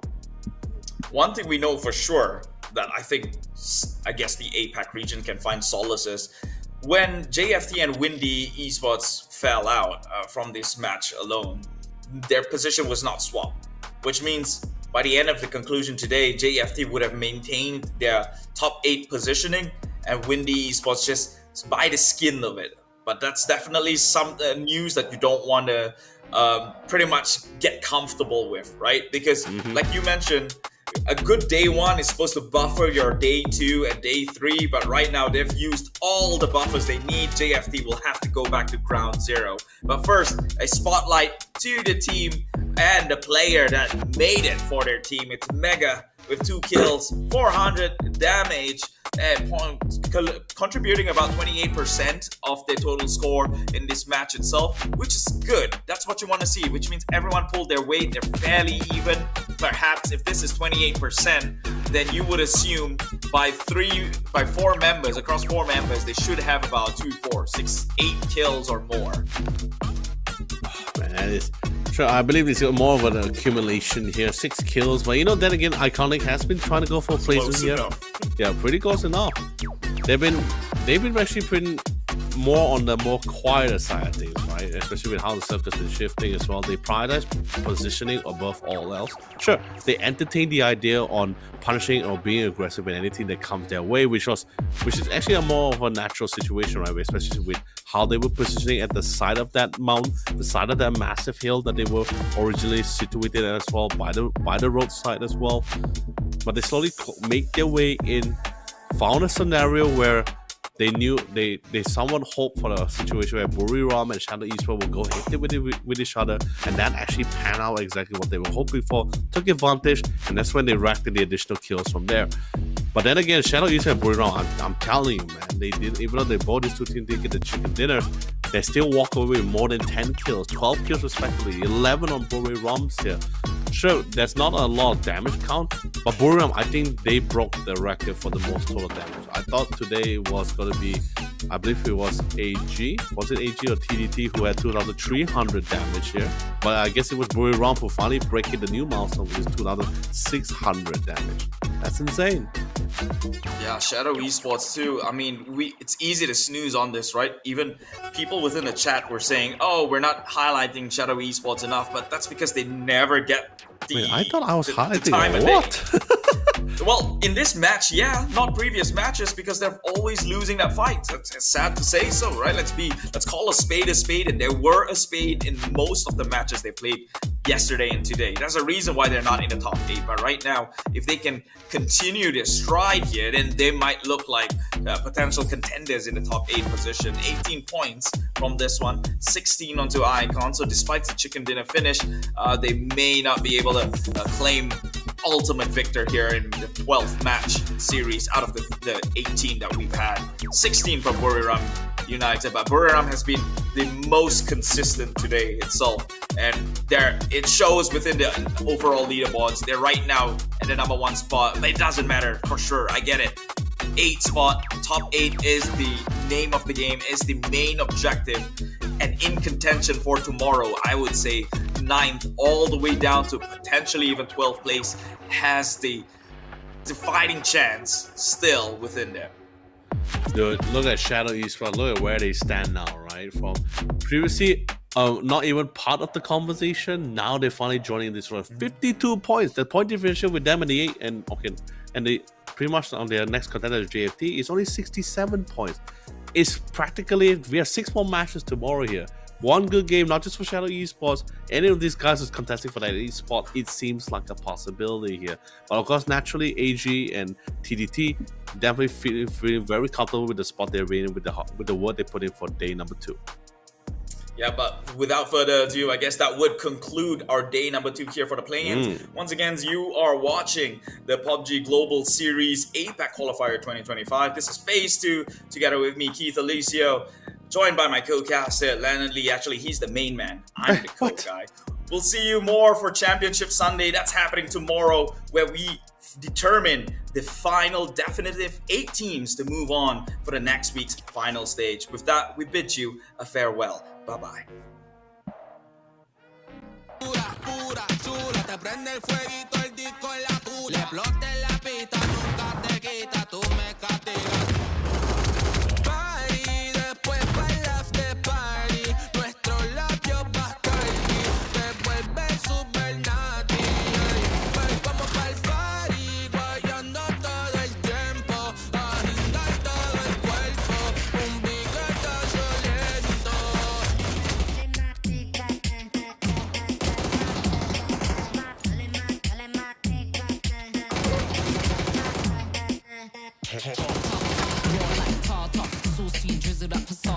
I can be a coach like Carter. If you got the fee, we can barter. I got the pack that you need for a starter. Rebel not a martyr.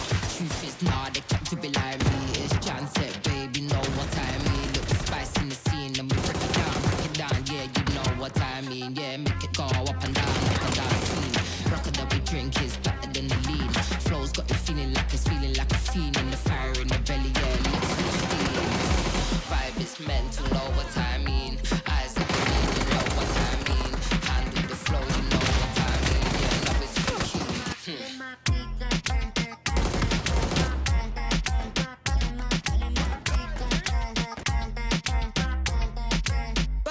Muévelo como tembleque, baila como triple, nalga piquete. Un 𝑘 baby, estamos al garete. Una muñequita, pero no es un juguete.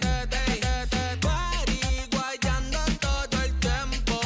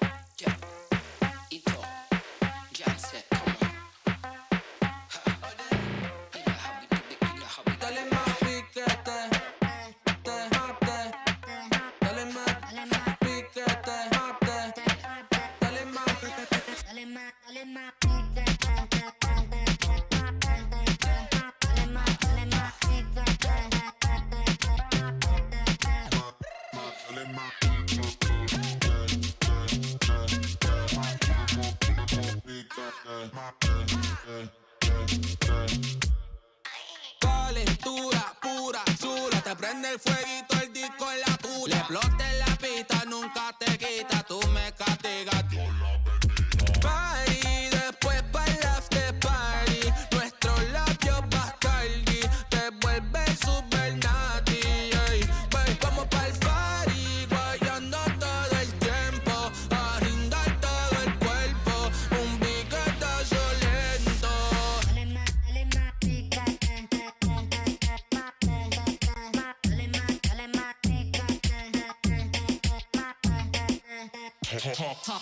Raw like tartar, saucy drizzled up passata. I can be a coach like Carter. If you got the fee, we can barter. I got the pack that you need for a starter. Rebel, not a martyr. Truth is, nah, they can't do it like me. It's Jan said, baby, know what I mean. Little spice in the scene, and we break it down, yeah, you know what I mean. Yeah, make it go up and down scene.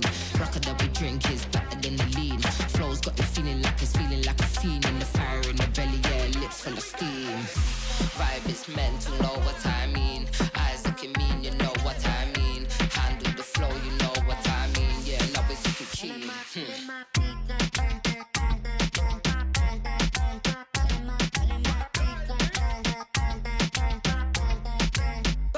Muévelo como temple,